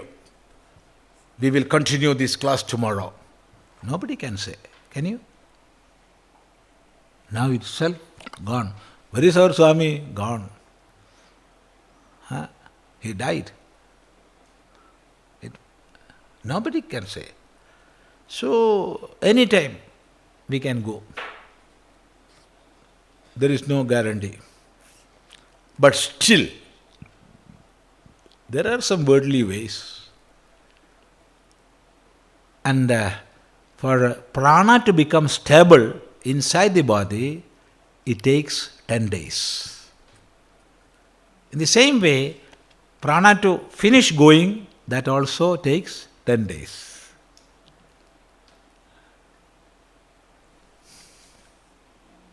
Not prana, Dhananjaya. Yeah. So only after 10 days you can name the child. So it can be on 11th day, it can be on 28th day, it can be on the 6th month, like that. That's a ceremony, that's a samskara. You have to invite elders from the family and from the village. That is the custom. And after giving the name, a proper name, a meaningful name to the child, all elders must bless him or her. The blessings of elders, that is most important. And you must make them happy. All the elders, you must make them happy. How you can make happy? By giving money? No. If you give money, they will ask for more. But if you give food, you can ask more. Now enough. Oh, some more you eat. No. Hey, one more spoon. No, man. Enough. Yes. Give food, give respect, and make them happy. See, always elders will be happy when you give respect to them. So all the elders must bless the child. That is naming ceremony. And see, we have long directories of names, no? How many we have? Vishnu Sahasranama, Lalita Sahasranama, Saraswati Sahasranama, Shiva Sahasranama. Thousands and thousands of names. We can select. If it is a boy, select from Vishnu Sahasranama or Shiva Sahasranama. Text like that.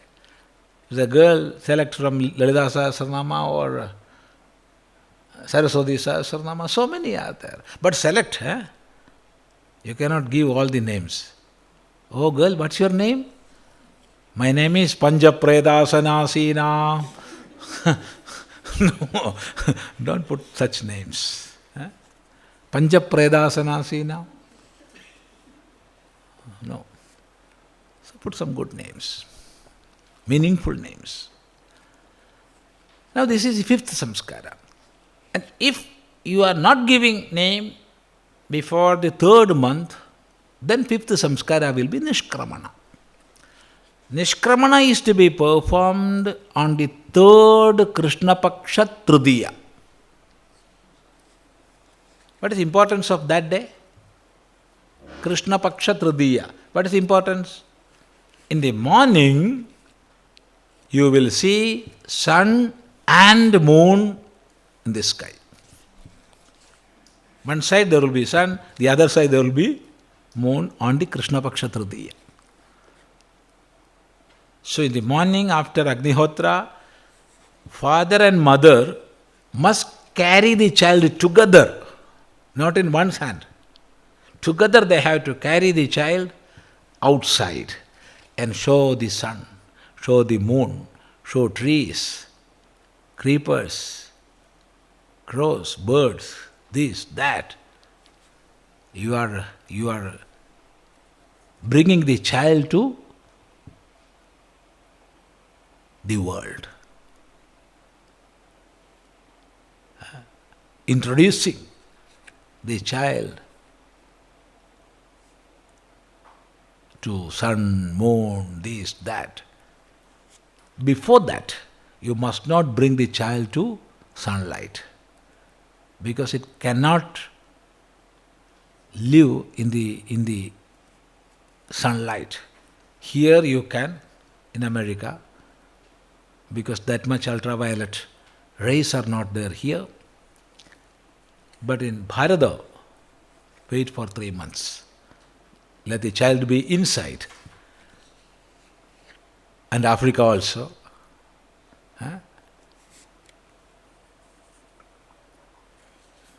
Then, 5th and 6th hour. What is the 7th? 7th is Kesha Samskara. After Annaprasha. No, Annaprasha is there. Annaprasha is on the 6th month. What type of food you are taking daily, you must introduce that food to the child. You give that.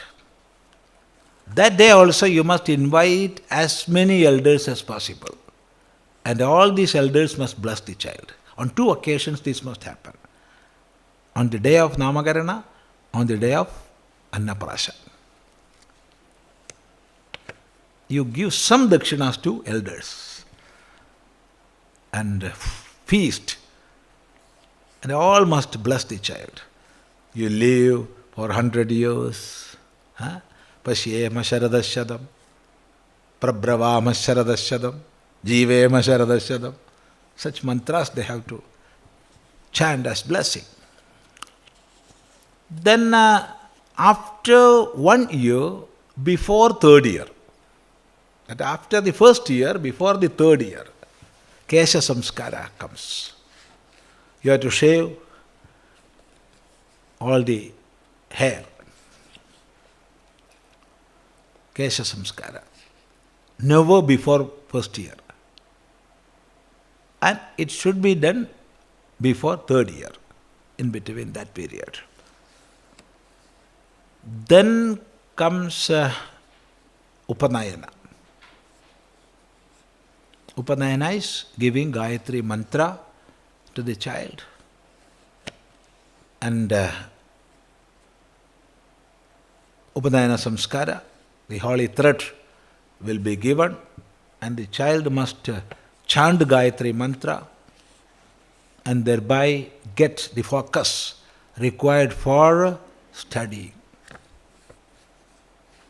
So after doing upasana for a certain time, that mental focus will happen, and then he can go to school. So schooling ceremony was there, that is Vedarambha. That is another samskara. So you have to customize according to the present day life. Then student will be, that child will be studying. We have to learn 2 things. There are no more things. Only 2 things. Why to live and how to live. Why to live means what is the goal of this life. How to live is the how should I live. Nowadays we are getting this education. From universities, from colleges, from schools. Only this part of studying is happening. Which part? How to live. But why to live? That we are not getting from schools, colleges and universities. Both this must happen. Then after completing studies, then Samavartana is there, returning back with taking some pledge. I will perform as has been taught by you. Some oath-taking ceremony. then there are two ways in front of one who has done this Samavartana Samskara. One, he can go to sannyasa life. The other, he can go to married life. If it is married life, then the samskara is marriage, wedding. There are mantras, so many swearings. We are one. In pleasure and pain we will be together. Like that, so many mantras are there. And then in the home we have to do daily yajnas and dharmas of grihastha-ashrami. And we have to give all circumstances to our children to grow and learn. While doing this, you have to keep a mirror in your house. Why to keep a mirror? Look into that. When the color of hair is changing, then the skin, some changes are happening in the skin, then understand these are symbols we are getting. Now it is time for going to the next ashrama, giving all wealth and power to next generation. Get out of home. Give everything to children and get out of home. And now do sadhanas more and more and be detached from the world. And then comes sannyasa, 15th samskara. Be absorbed in the self, realize the reality, and be full. That is the 15th samskara. Then comes the last samskara, antyeshti. That we are not doing. Those who are remaining will do that for. Agnenaya subhadharaye asman vishwani deva vayunani vidwan. Oh fire, Agne, lead me to a highest post, to have the fruits of my karma. You know what I did here. So please, such a prayer is there,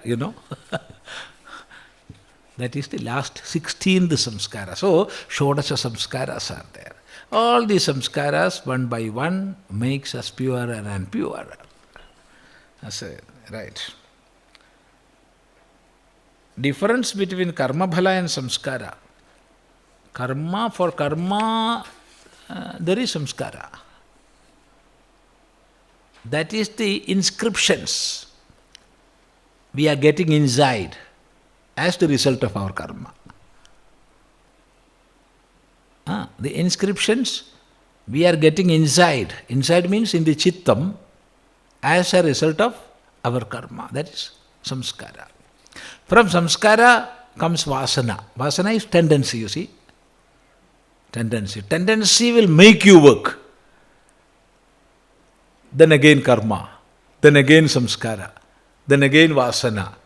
Again karma. Samskara. Vasana. This vicious circle will go on and on. Right.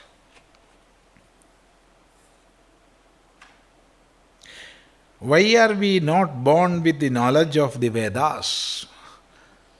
He who born with the knowledge of Veda is Agni, therefore we call him Jada Veda. All others have to learn. Why? Because we are human beings.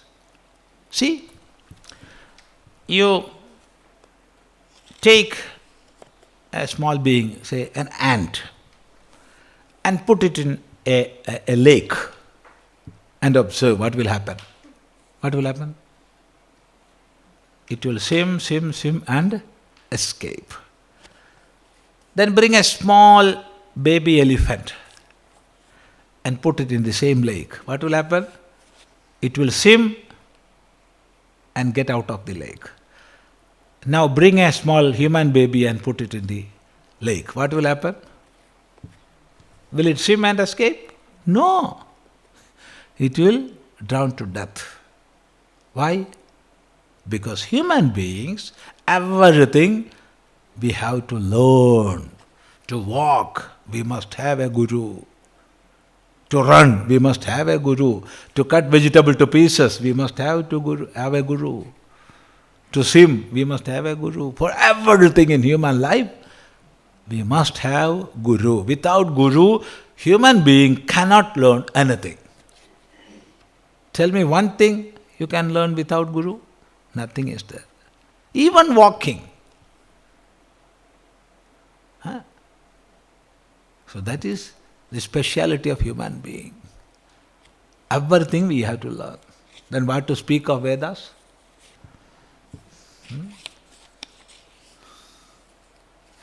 I have heard that Maya is translated as illusion and that it must be dispelled, removed to achieve Vidya. No, we cannot translate Maya as illusion. That translation comes because of illusion. Avidya can be translated as illusion. Avidya. Maya is Maya. Don't try to translate.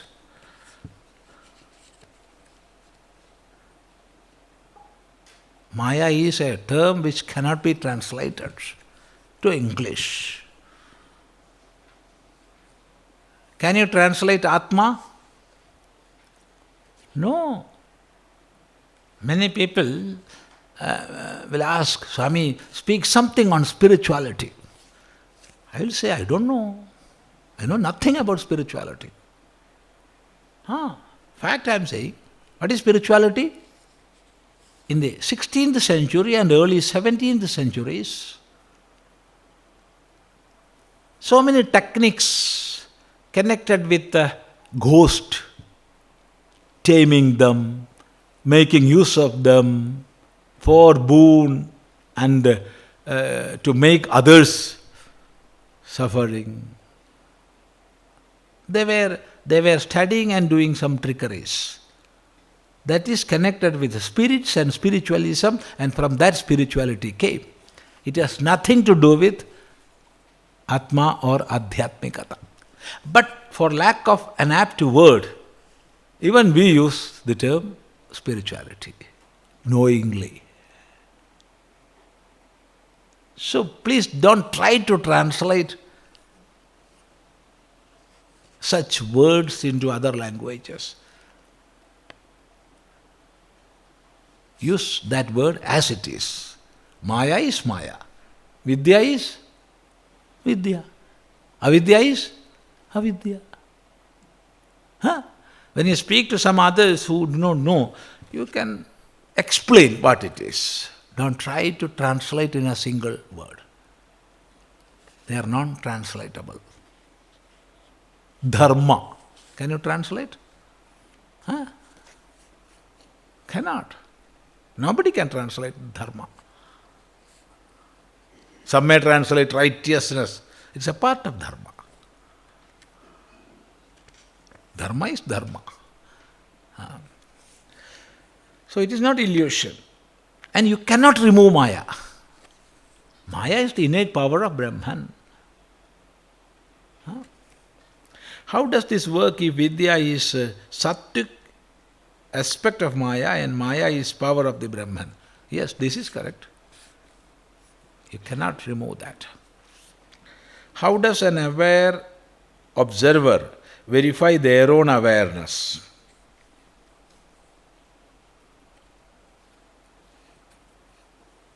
Who is aware of himself or herself? There is no him or her when we go to self. One who has that awareness is there. He will always be aware of the self.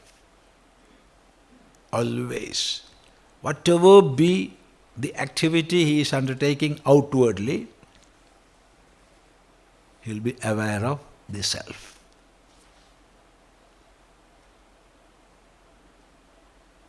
Not that each and every second, I am the self, I am the self, I am the self. No.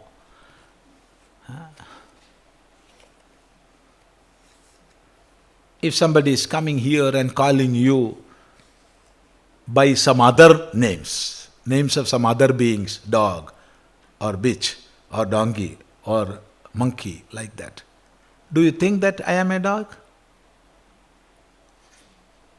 Huh? I am a bitch? I am a monkey? I am a donkey? No, because we know we are human beings. So we will sit here untouched. Let him call by whatever name he love more. I have nothing to do with that. Because I am what I am. I am aware of myself. In the same way, the knower of the self is always immersed in the awareness of the self.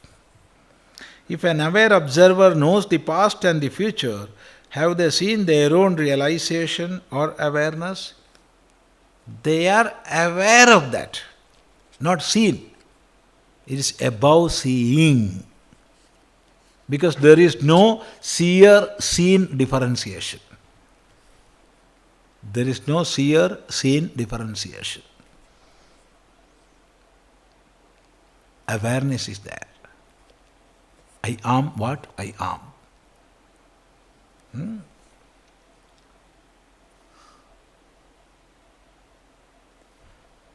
What are the different types of samadhi? I don't know. I don't know. Frankly speaking, samadhi is only one. That is samadhi. Because when type differentiation goes, then only samadhi is there.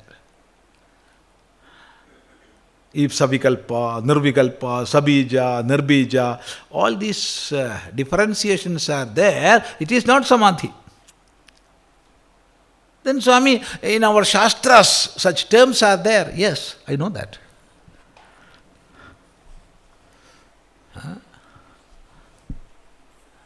You know, I don't know how many of you have gone to Yamunotri or Kedarnath. If you go, you will reach Gauri Kund, for example. Now you have to walk 14 kilometers up. Now it is 16 kilometers. Or otherwise you have to take helicopter. If you are walking, it is more than 16 kilometers. So in the evening, so many people will come to the place where you are living and see Ghodawala, Ghodawala, Ghodawala. What is Ghodawala? Horseman. I will take you to Kedarnath early in the morning on our Ghoda, horse. Then you will ask, how much money you want? This much. Yes, agreed. And this man, he will be seeing so many sweet dreams in the night, traveling on horse to Kedarnath. What a pretty look it will be. And in the morning, the man will come. Yes, get up. Get ready, we can go. They will start and walk a certain distance, and you will see a donkey. This man will ask you to climb on that donkey. You told me horse. Yes, this is the horse here.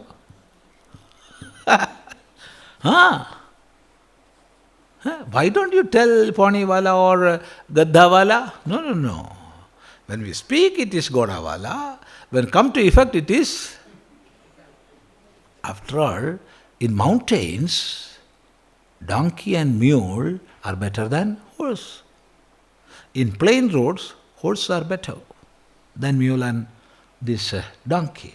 But in high altitude, donkey is better. Oh, I didn't understand that. I didn't understand that.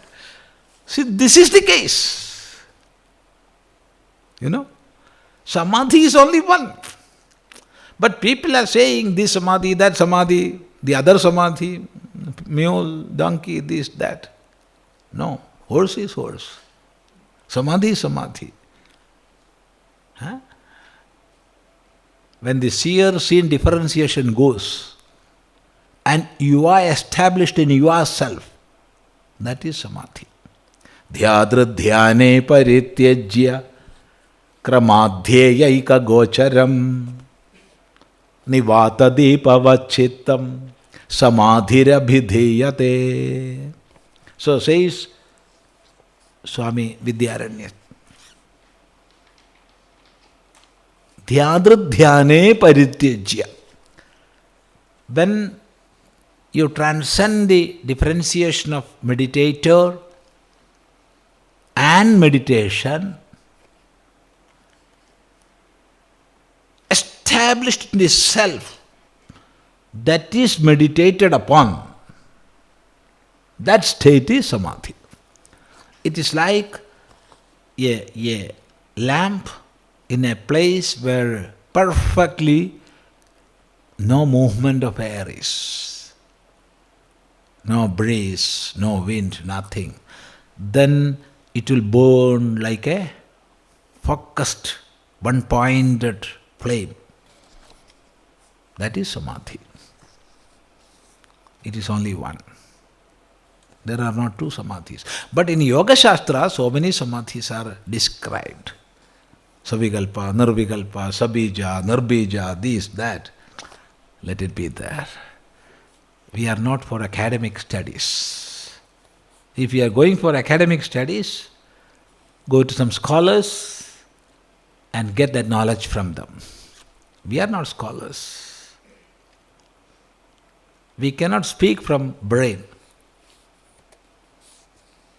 You got the idea? Huh? So we won't go for any paper presentation. Because we have to think upon it, write on a paper, and engage our brain in that. Why? Whatever comes from heart, let it come. Let it enter into the heart of others who are listening. There ends the matter. We are not scholars. No academic interest. No. 3-4 persons were discussing. Can we jump over this well? Yes, I can. But half a distance. The other man said, no, I can jump 3/4. Where they will fall? Into the well. If you can jump, jump. There is no half, there is no quarter, there is no 3/4. One without a second. No many samadhis, only one samadhi. What is the difference between Nirvikalpa Samadhi and Savikalpa? I don't know all these things. The word meaning I can tell you.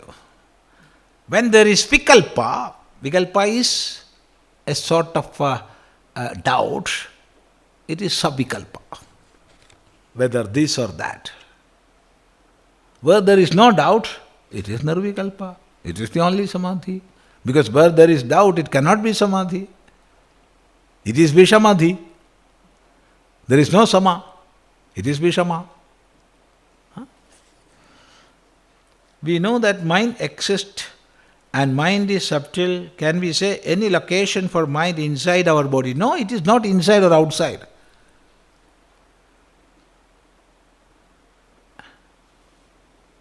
It is everywhere. It's everywhere. Apadatala mastaka vrittihi. So says Acharyas. Apadatala mastaka vritti. That means it is everywhere. In rebirth, is it possible for human beings to take the birth of animal life? And is it possible for animal life to set human life? Of course. It all depends on how you are living here. Yoni manye prabhadyante sharirattvaya dehinaha sthanu manyenu sanyanti yatha karma yatha shrudam. This is the exact answer for that. This is a Vedic mantra. Some people, they enters the womb, and some other people becomes like trees as per their own samskaras. What they have inculcated within, accordingly they get birth. So says the Veda. What is consciousness? Consciousness is the ability of our inner instrument to cognize, and it is happening as the effect of what we can call the reflection of the inner self. Chaitanya bhasa. In Vedanta it is called Chidabhasa. The abhasa, the reflection of the chit, of the knowledge absolute, in the chitta. Then it becomes consciousness. Just like when a mirror is put on the sun, and when it is directed to some wall, the wall will be lighted and sun will be there. What the color of the mirror is, so will be the color of reflected sun. In the same way, the effulgence of absolute knowledge, chit, when reflected in the chittam, becomes consciousness. So through that, we can think about the absolute consciousness. When the mirror is removed, sun is sun. In the same way, when the chittam is removed, chit is chit. Yes. Now I think we can take a break. Now it is 4 o'clock. What's our program? Up to what time we are sitting here? Huh? And next? When? Huh? For a long time it is not possible. Some breaks we have to take. Huh? Half an hour break. Yeah, half an hour. Very good. Then, up to half an hour means 4:30, 4:37. Yes, very good.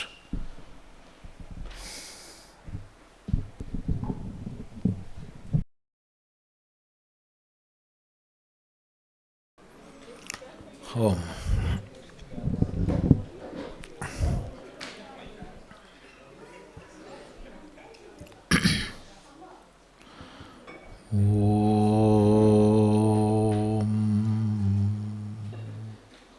Apyayantu mamangani vakpranaschakshuhu shrotramadho balamindriyani cha sarvani sarvam brahmaupanishadam maham brahma nirakuryam Mama Brahma Nirakaroda Nirakaranamastua Nirakaranam Mestu Tadatmani Nirateya Upanishatsu Dharmaha Te Mayi Santu Om Shanti Shanti Shanti. So we have seen in the first mantra,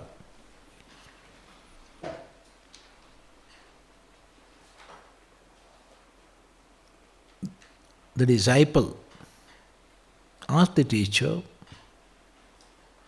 Keneshitam patati preshitam manaha, etc.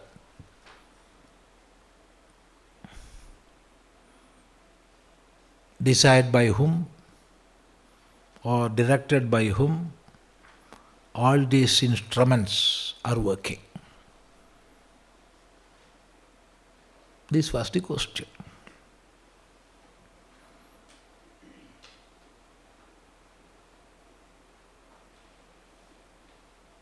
There are many, many aspects.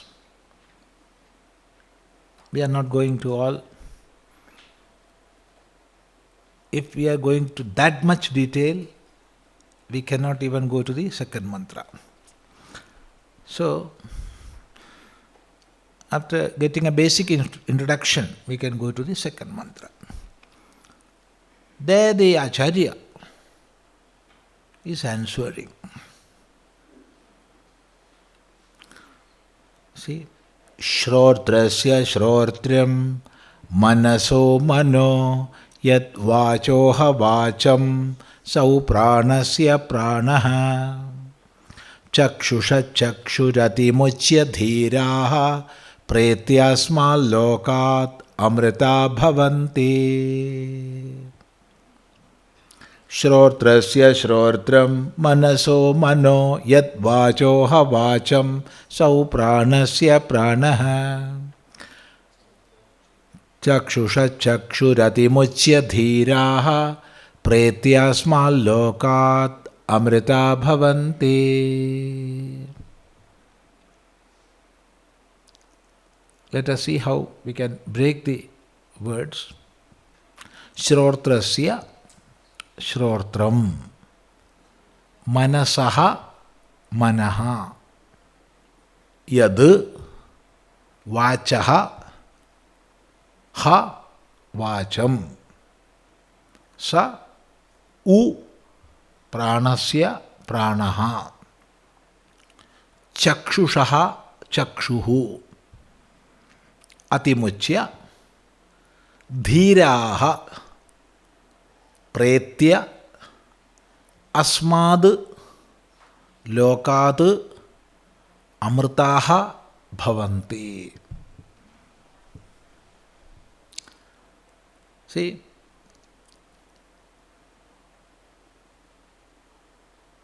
the Acharya says, Shrotrasya Shrotram, ear of the ear.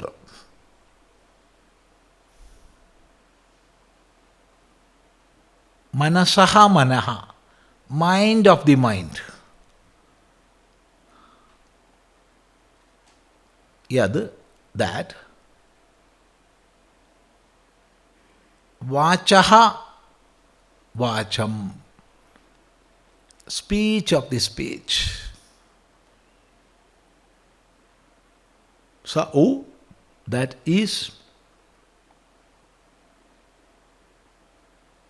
Chakshusha Chakshuhu, eye of the eye. Prana of the prana. Pranasya pranaha. Prana of the prana. Chakshusha Chakshu, eye of the eye. This is the answer. Not much. This is the answer. Now, we must understand this much. Only to answer to the query of a student, a teacher is not required.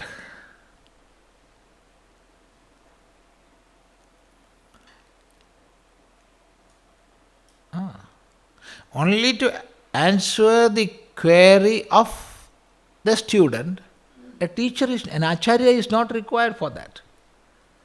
You can ask Google, you can ask some artificial intelligence apps. A guru is not required. It will give apt, correct answer to the question. There ends, nothing more.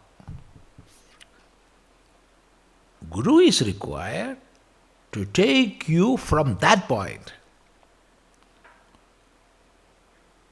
to the ultimate goal of your life. Therefore, after giving the apt answer to the student, Acharya goes further. Atimuchya, having transcended or having relinquished, dhiraha, the wise people, or we can say those who have controlled their own mind and intellect,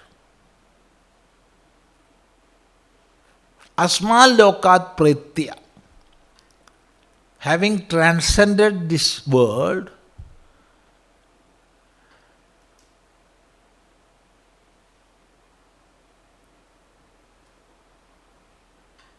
amrtaha bhavanti, becomes immortal beings.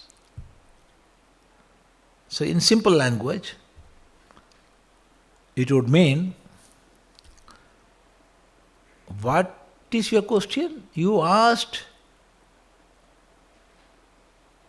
at the command of whose command or whose desire these instruments are working. This was your question.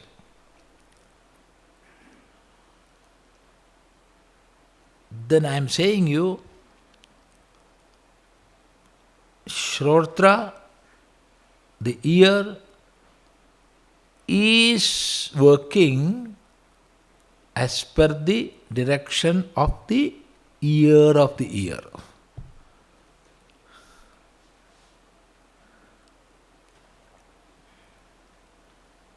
Manaso manaha, the mind of the mind.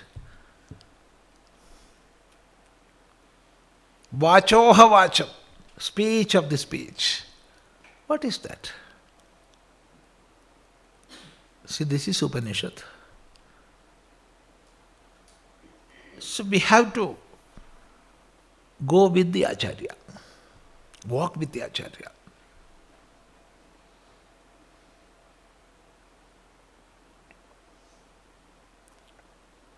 See, for example, take the case of ear, Shrotra. There is the outer parts, then the inner parts, but all these are grosser in the gross body, whether it is outside the body or in your brain, all these are in the gross body. Then there is the subtle aspect of the same ear, Sukshma. That Sukshma is the Indriya. This is not Indriya. This is the organ through which Indriya is functioning.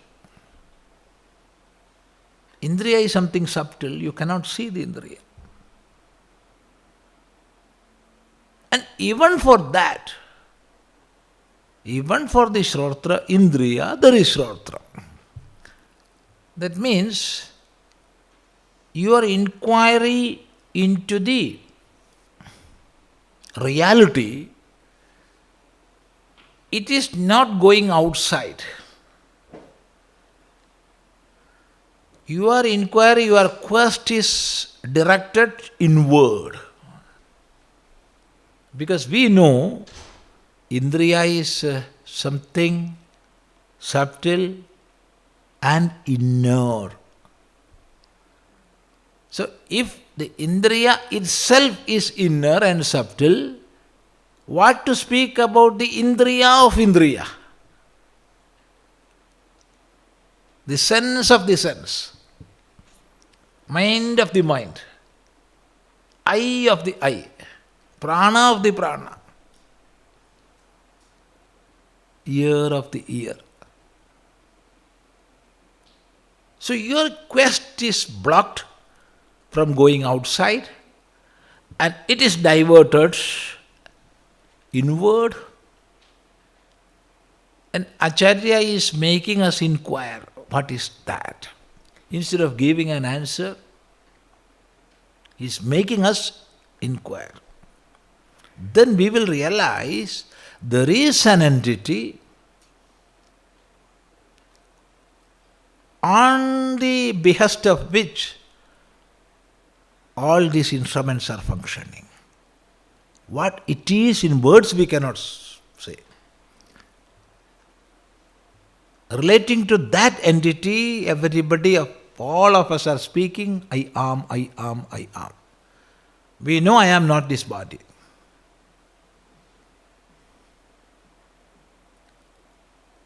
My body.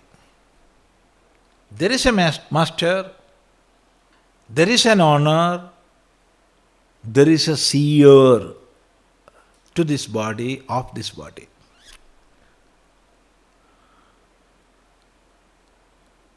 Who is that?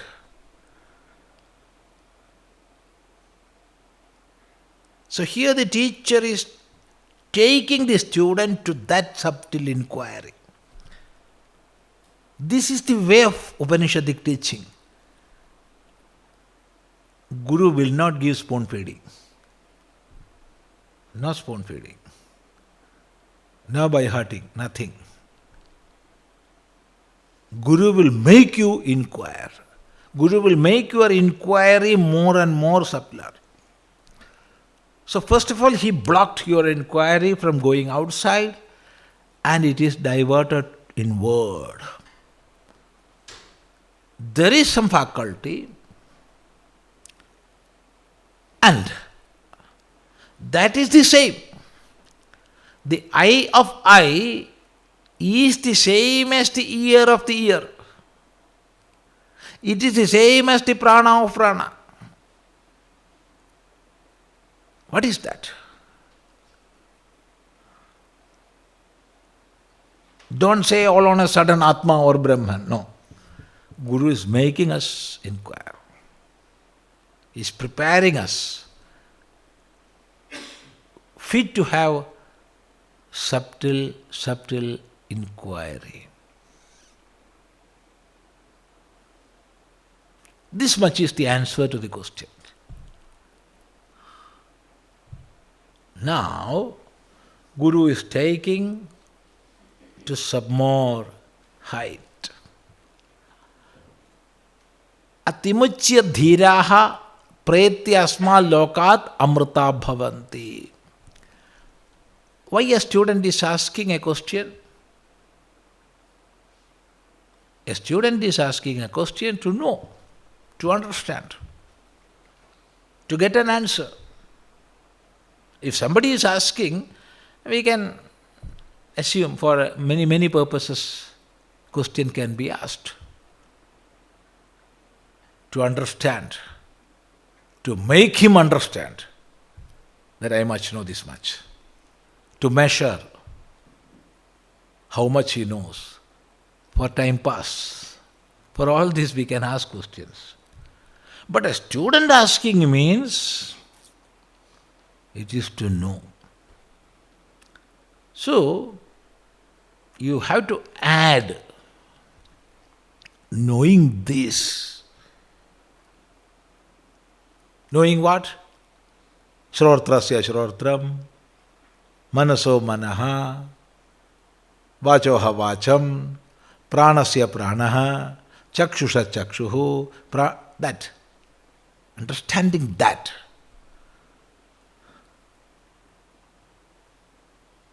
Then atimuchya dhiraha pretya asma lokat amritaha bhavanti. Atimuchya means having relinquished or having transcended. In both ways we can say. Atimuchya. That is going above something is atimuchya. See, we are using the word I or me the most. In all our transactions, I am speaking, I have heard, I will do this, I will come there, I, whichever be the language.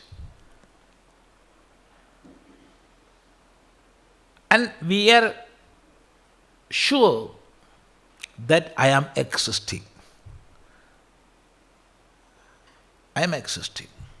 There is no doubt at all in that. I am existing. Then the question is, what is this me? Who am I? This is the question. So now we are sitting here with so many false identifications and superimpositions. Many false identifications are there. So many superimpositions are there. We are identifying ourselves with the body. Even after knowing I am not this. We are identifying with the senses. Even after knowing senses are not me. We are identifying with mind and intellect. Then we are saying I am woman, I am a man, I am black, I am white.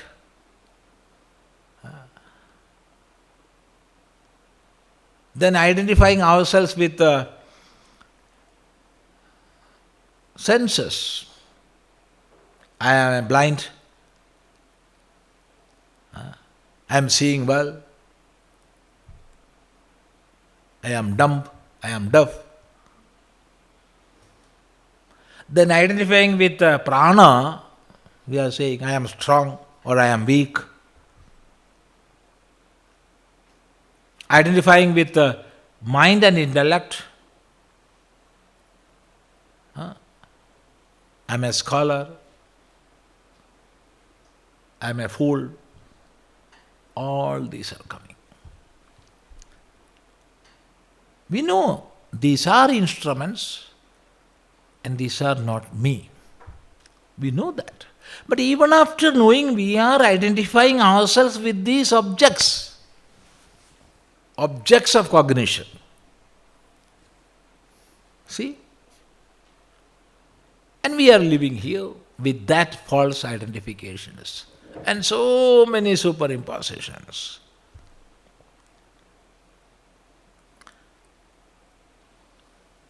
Through this inquiry, when we realize the real me, real self, then as the result of that knowledge, spontaneously, all these false identifications and superimpositions will vanish. Not that today you are understanding and tomorrow these superimpositions will go. No. Then and there itself. Then and there itself.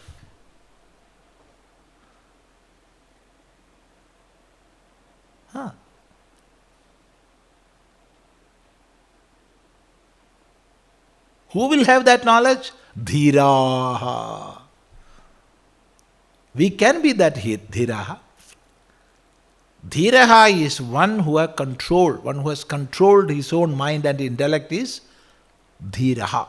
Dhiyam rati iti dhiraha. The meaning of dhira is dhiyam rati. One who is or one who has controlled his own mind and intellect is a dhira.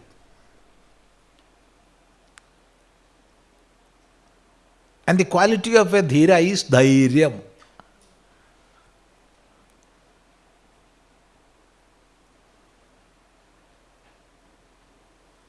So dhiraha, wise people who has controlled their own mind and intellect, they, after realizing this or after knowing this, they relinquish or they discard all false identifications or wrong superimpositions.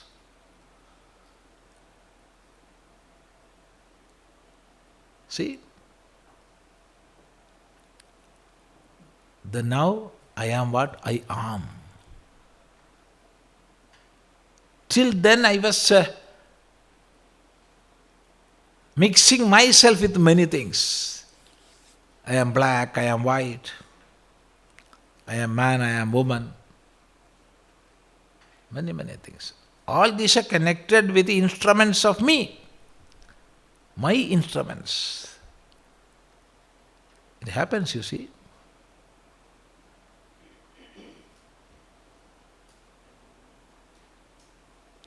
When the real self is realized, then all false identification withers away. Atimuchya dhiraha asmal lokat pretya. Asmal lokat pretya means having transcended. Having transcended means transcending. Going away, going above this world, the world of names and forms.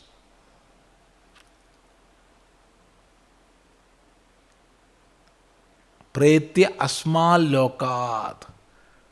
See, Samskrita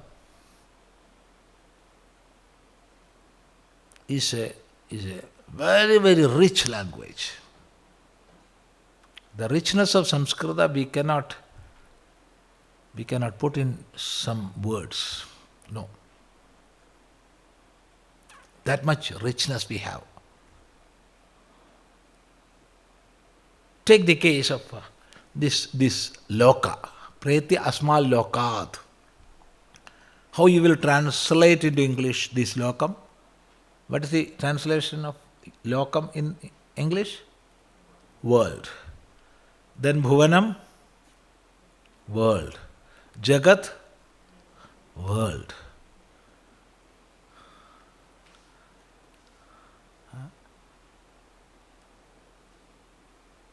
So,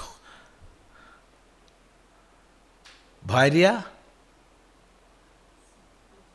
wife. Patni, wife. Dharmapatni, wife. Dharam, wife. Jaya, wife. Only wife. But in Samskrita, each and every term have different meanings. Bharya is not a good word, no? It's a bad word. Bharya. One who is governed by somebody else, no. Then Jaya. Jaya is one who give. One who can give children. Boy or girl. That is Jaya. Patni. One who moves together in this life. In all situations. One who is moving together. He is Pati and Patni. That is the best word we can use.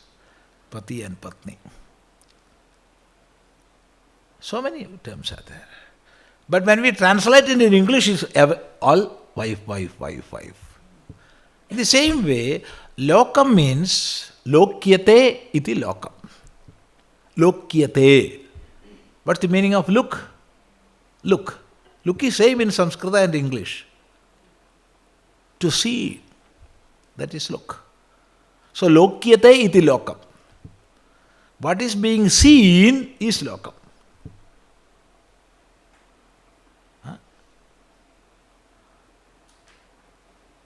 What is being seen is lokam. That is what is being experienced. That is lokam. The same is Bhuvanam. The meaning of Bhuvanam is where all beings are coming into existence. Bhavanti bhutani asminiti Bhuvanam. When we are using the term Jagat, the meaning is incessantly moving, always moving. Gachati iti Jagat. Like that, so many words are there. Now here it is used lokam. Different levels of experience. Asmal lokat. From this sphere which is experienced, we are transcending that sphere. We are having worldly experience. We are taking them to be correct, true.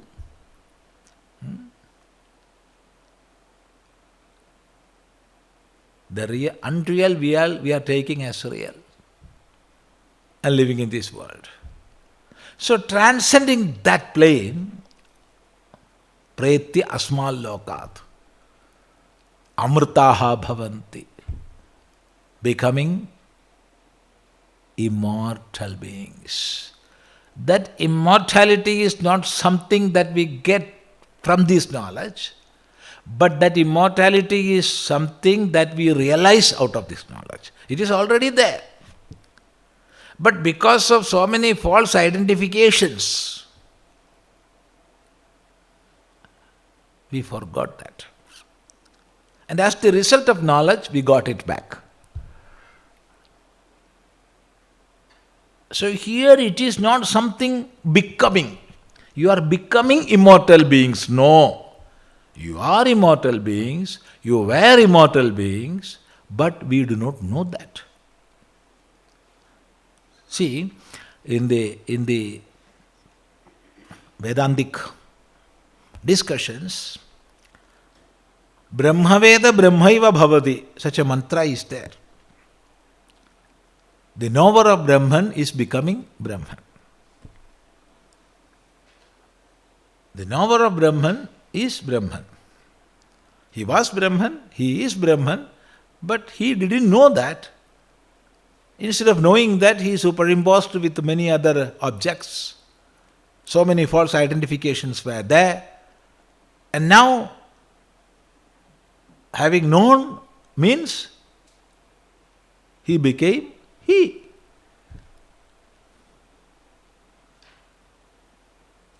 So it is not something getting from outside, getting from that knowledge. It is our self, unknown till now. Now it became known and we got that. So now immortality, we got immortality. It was there. While studying this Vedanta, we used this how you are getting Kanthachamikara praptihi. It's a nyaya. Kanthachamikara, you know? What is Kanthachamikara? Kantham is neck and Chamikara is necklace. Necklace.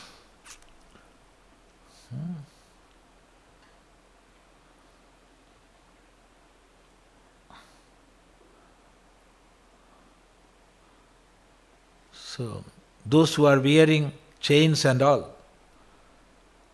even if they have necklace, they won't wear daily, no? Daily wearing necklace? No. Don't wear here. You are in America. If you are staying in Bharat or India, you will wear this necklace only on some occasions, no? When you go for some marriage or some death. That means where so many people are there to show yourself, then we will wear this necklace and all. So what happens, you see, it is time for starting. Now we have to start immediately. And everybody in the house got ready to move. But I am not seeing my necklace. So I am in search of that. Where it is, where it is, where it is. A havoc in the house. So many confusion, voice, this, that. Not seeing necklace, where it is, where it is. Then I will suspect my husband. He might have taken that. Did you take? No, I don't know where it is. Then where it is, I am not seeing. Whole Mahabharata will happen in the house. Then the girl or child comes and says, "Oh mother, it is there." "Where?" "It is on your neck." "Oh, it was here. Right. It is here. We can start. Otherwise they will take the body. We have to reach very quick. Then they will start immediately. Now, I got it. From where? It was there. It was there. Nobody took it. It was there. But because of my ignorance, I didn't know it was there. And I was searching it here and there. This is Kantha Chamikara Praptihi. In the same way, we are the self, the Atman. Our essential nature is that of bliss, but we are not knowing that. Superimposing many things, we are identifying ourselves with many objects and suffering in this world.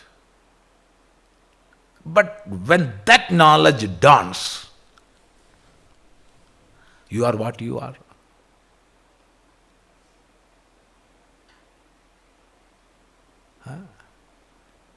Beautifully, Ramana Maharshi writes, Ahaminasha bhajyahamahantaya sphuradihrit swayam paramapurna sata. When this unreal aham goes, the real aham shines with all light. Luminous being, the self. Till then it was covered. And so many superimpositions were there. I am this, I am that.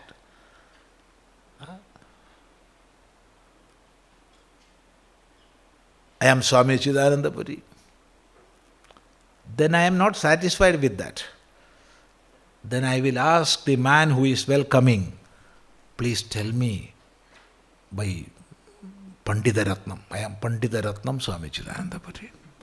Yes, I am Pandita Ratnam. You know that? Then I will say, I am this, I am that. All sorts of nonsense. Pandita Ratnam, what Pandita Ratnam? Who gave the title to me? He or that organization which believed that he is a Pandita Ratnam, jewel of knowledge, or scholars. How he measured that? See? But I am fond of that. I am Pandita Ratnam. When somebody welcomes, they say, oh, Swamiji is a great scholar, he has written 50 books. Writing books is the sign of scholarship? No. Then I will be furious within. What man he is. Without asking me, he is saying he has written 50 books. I have written more than 60 books. See? See? That is this false identifications. I am identifying myself with many things and therefore I am not knowing me.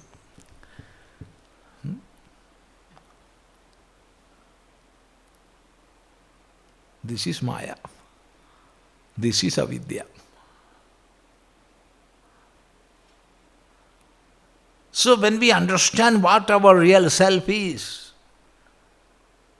then all false identifications will vanish. Then what we will become? Immortal beings. if we are identifying this body with this body, we will die. There is no question. Because this will die. This will die, there is no doubt in that. This is not me. See, speaking this again and again is of no use. Have that realization within. That is what matters. You have heard of Kailasashram. No? Kailasashram, it is in Rishikesh, very old ashram. Almost all, not all, almost all sannyasins who are spreading the message of Vedanta nowadays all over the world are directly or indirectly connected with Kailasashram. Almost all sannyasins who are spreading the message of Dharma and Vedanta all over the world are directly or indirectly connected with Kailasashram. There is no doubt in that. I accepted sannyasa from Kailasashram. So the founder of Kailasashram was a great scholar, Dhanarajagiri, Swami Dhanarajagiri was the founder of Kailasashram. In those days, there were no many ashrams in Rishikesh. One Annakshetram of Kala Kambliwala was there, and Kailasashram, and some other kutiyas of sannyasins.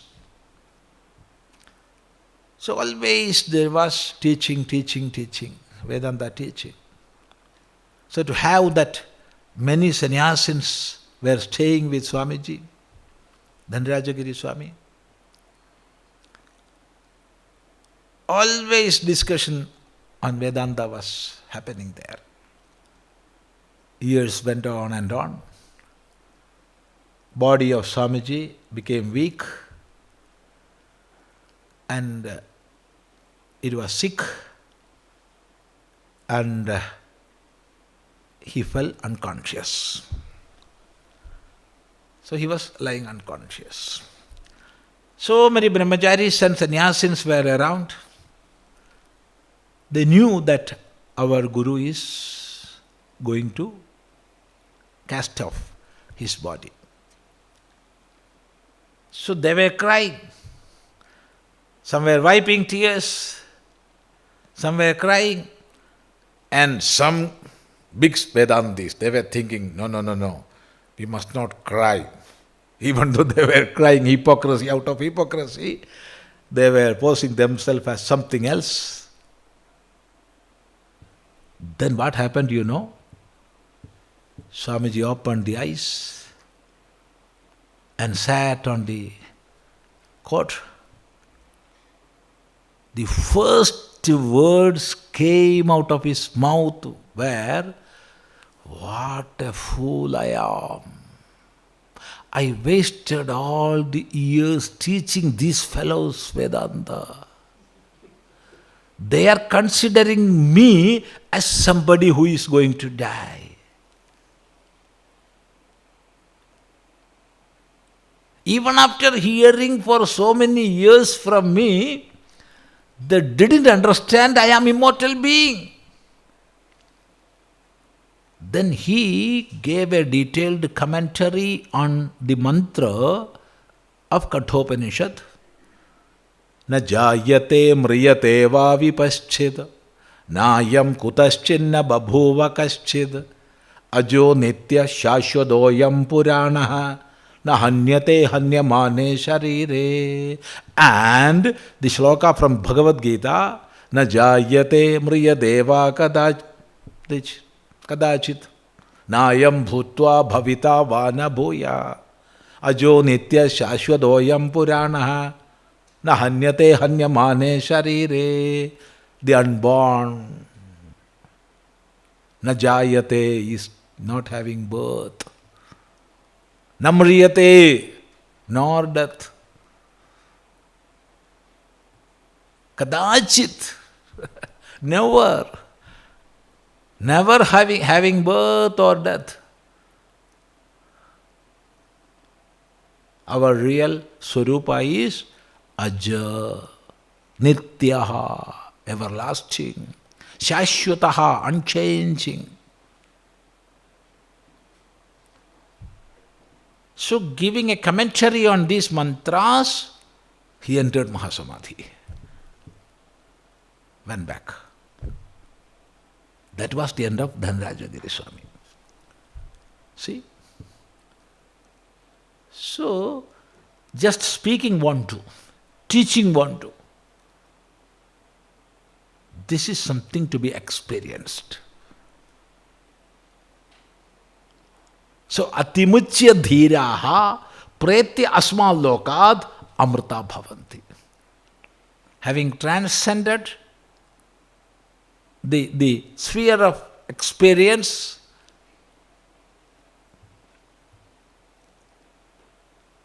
they are getting immortality. Getting immortality means they were immortal beings, but knowing that they are becoming what they are. So by studying Vedanta, we are not getting anything new. Some may ask you, where are you going this weekend? To this Walden West. For what? There is a retreat. What retreat? Based on Kenopanishad. What you will get? We will get nothing. This is the answer. By studying Vedanta, we will get nothing.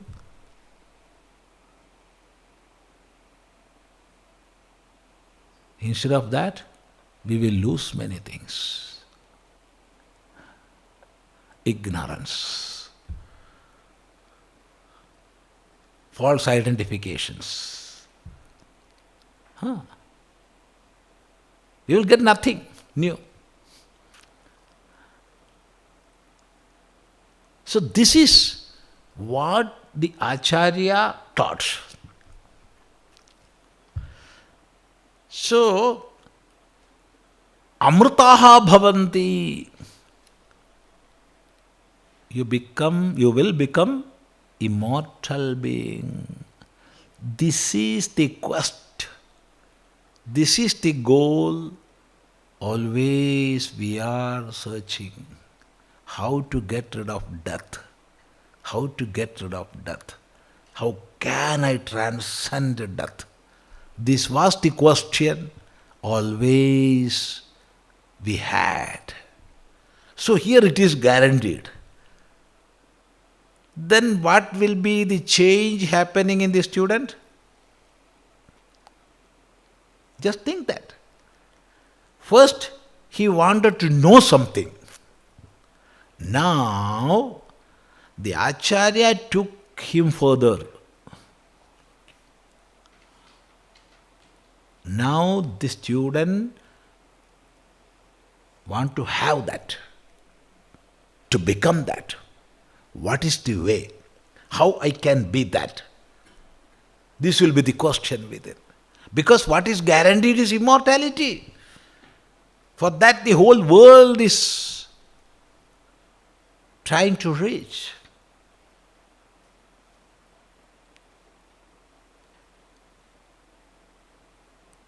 So with all expectation, he will sit under that Acharya for getting that teaching. Then what will happen? That we can see in the third mantra. Not today. The third mantra. In our next sitting, we can go to that mantra. But now, understand this much. There are two parts in this mantra. First part is the reply to the query of Shishya. That is, Shrotrasya Shrotram Manaso Mano Yadvacho Havacham Sau Pranasya Pranaha Chakshusha Chakshuhu. This much. The rest is the addition by the Guru.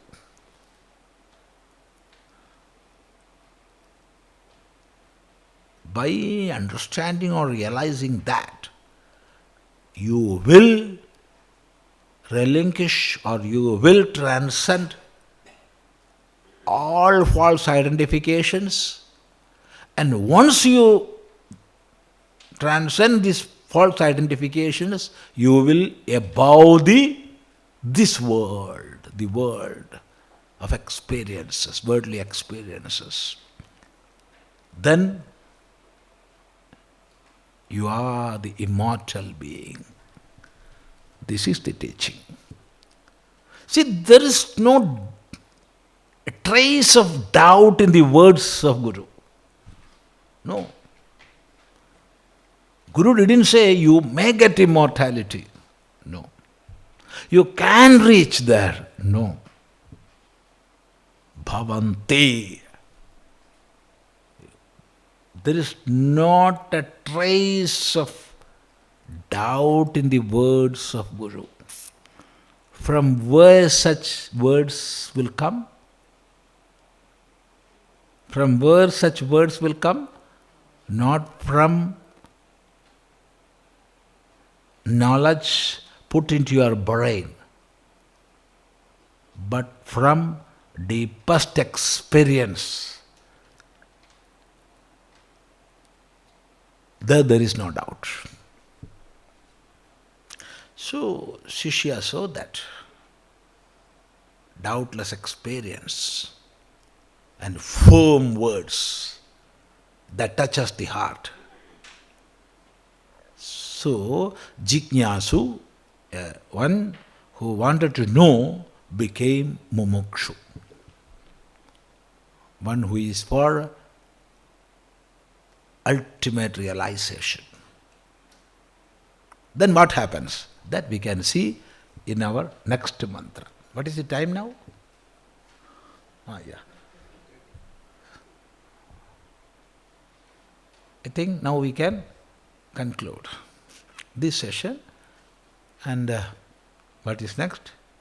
You can announce. And there is one paper here. With organ transplant from dead people, does it affect the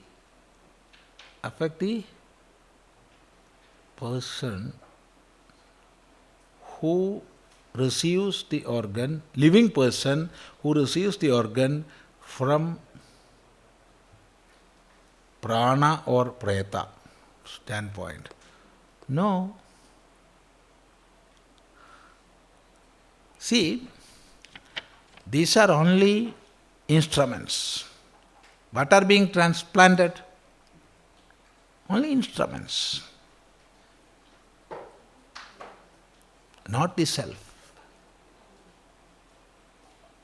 If somebody is taking these specs and wearing that, if I have any problem with the eye, some contaminating diseases, then he will get that.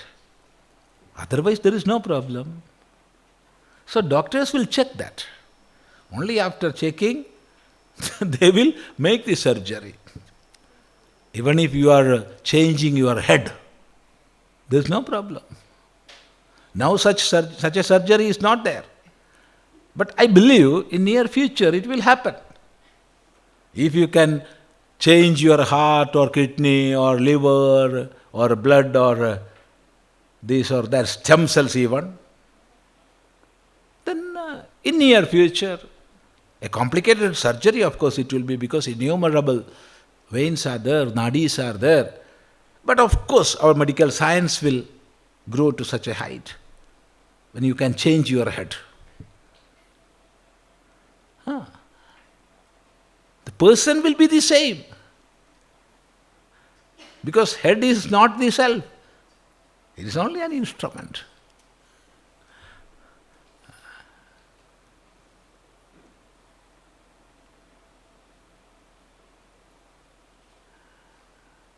So there is nothing wrong in transplanting, and if you can give, give.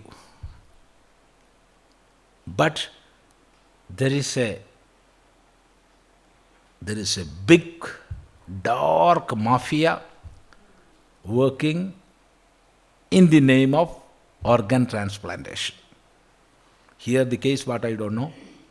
What is the case here in USA, I don't know. But in many, many places, a dark mafia is working in this field. Doctor will say, oh, cerebral death happened. Now your child is going to die. So we can take 2 eyes, it will give life to 2 lives, then heart, then kidney, then liver. Out of love, we will say, yes, you can take, let them live. Without any money, without any transaction. But in that name, the business of millions are happening. There was a Malayalam film by the name Joseph. Have you seen that? Malayalam people here? Even those who do not know Malayalam, they can also see. It's a good film. It is not a fiction. It is real happening. So, but for every day there is a night. It is the rule of the nature. So nothing wrong.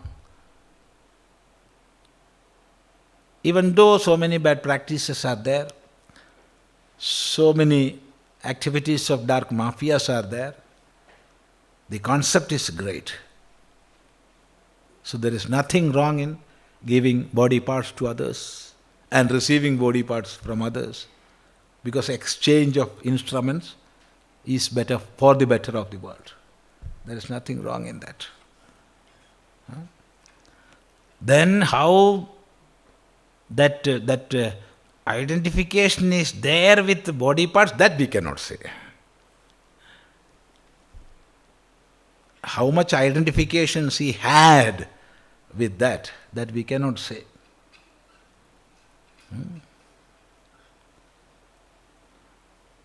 That we cannot say. Normally there is no problem. This much. Yes, now we can wind up this session and after that we can sit together. Om. Om apyayantu mamangani vakpranaschakshuhu shrotramatho balamindriyani cha sarvani sarvam brahma upanishadam maham brahma nirakuryam mama brahma nirakaroda nirakaranamastu nirakaranam mestu tadatmani nirateya upanishatsu dharma te mayi santu om shanti shanti shanti. Om.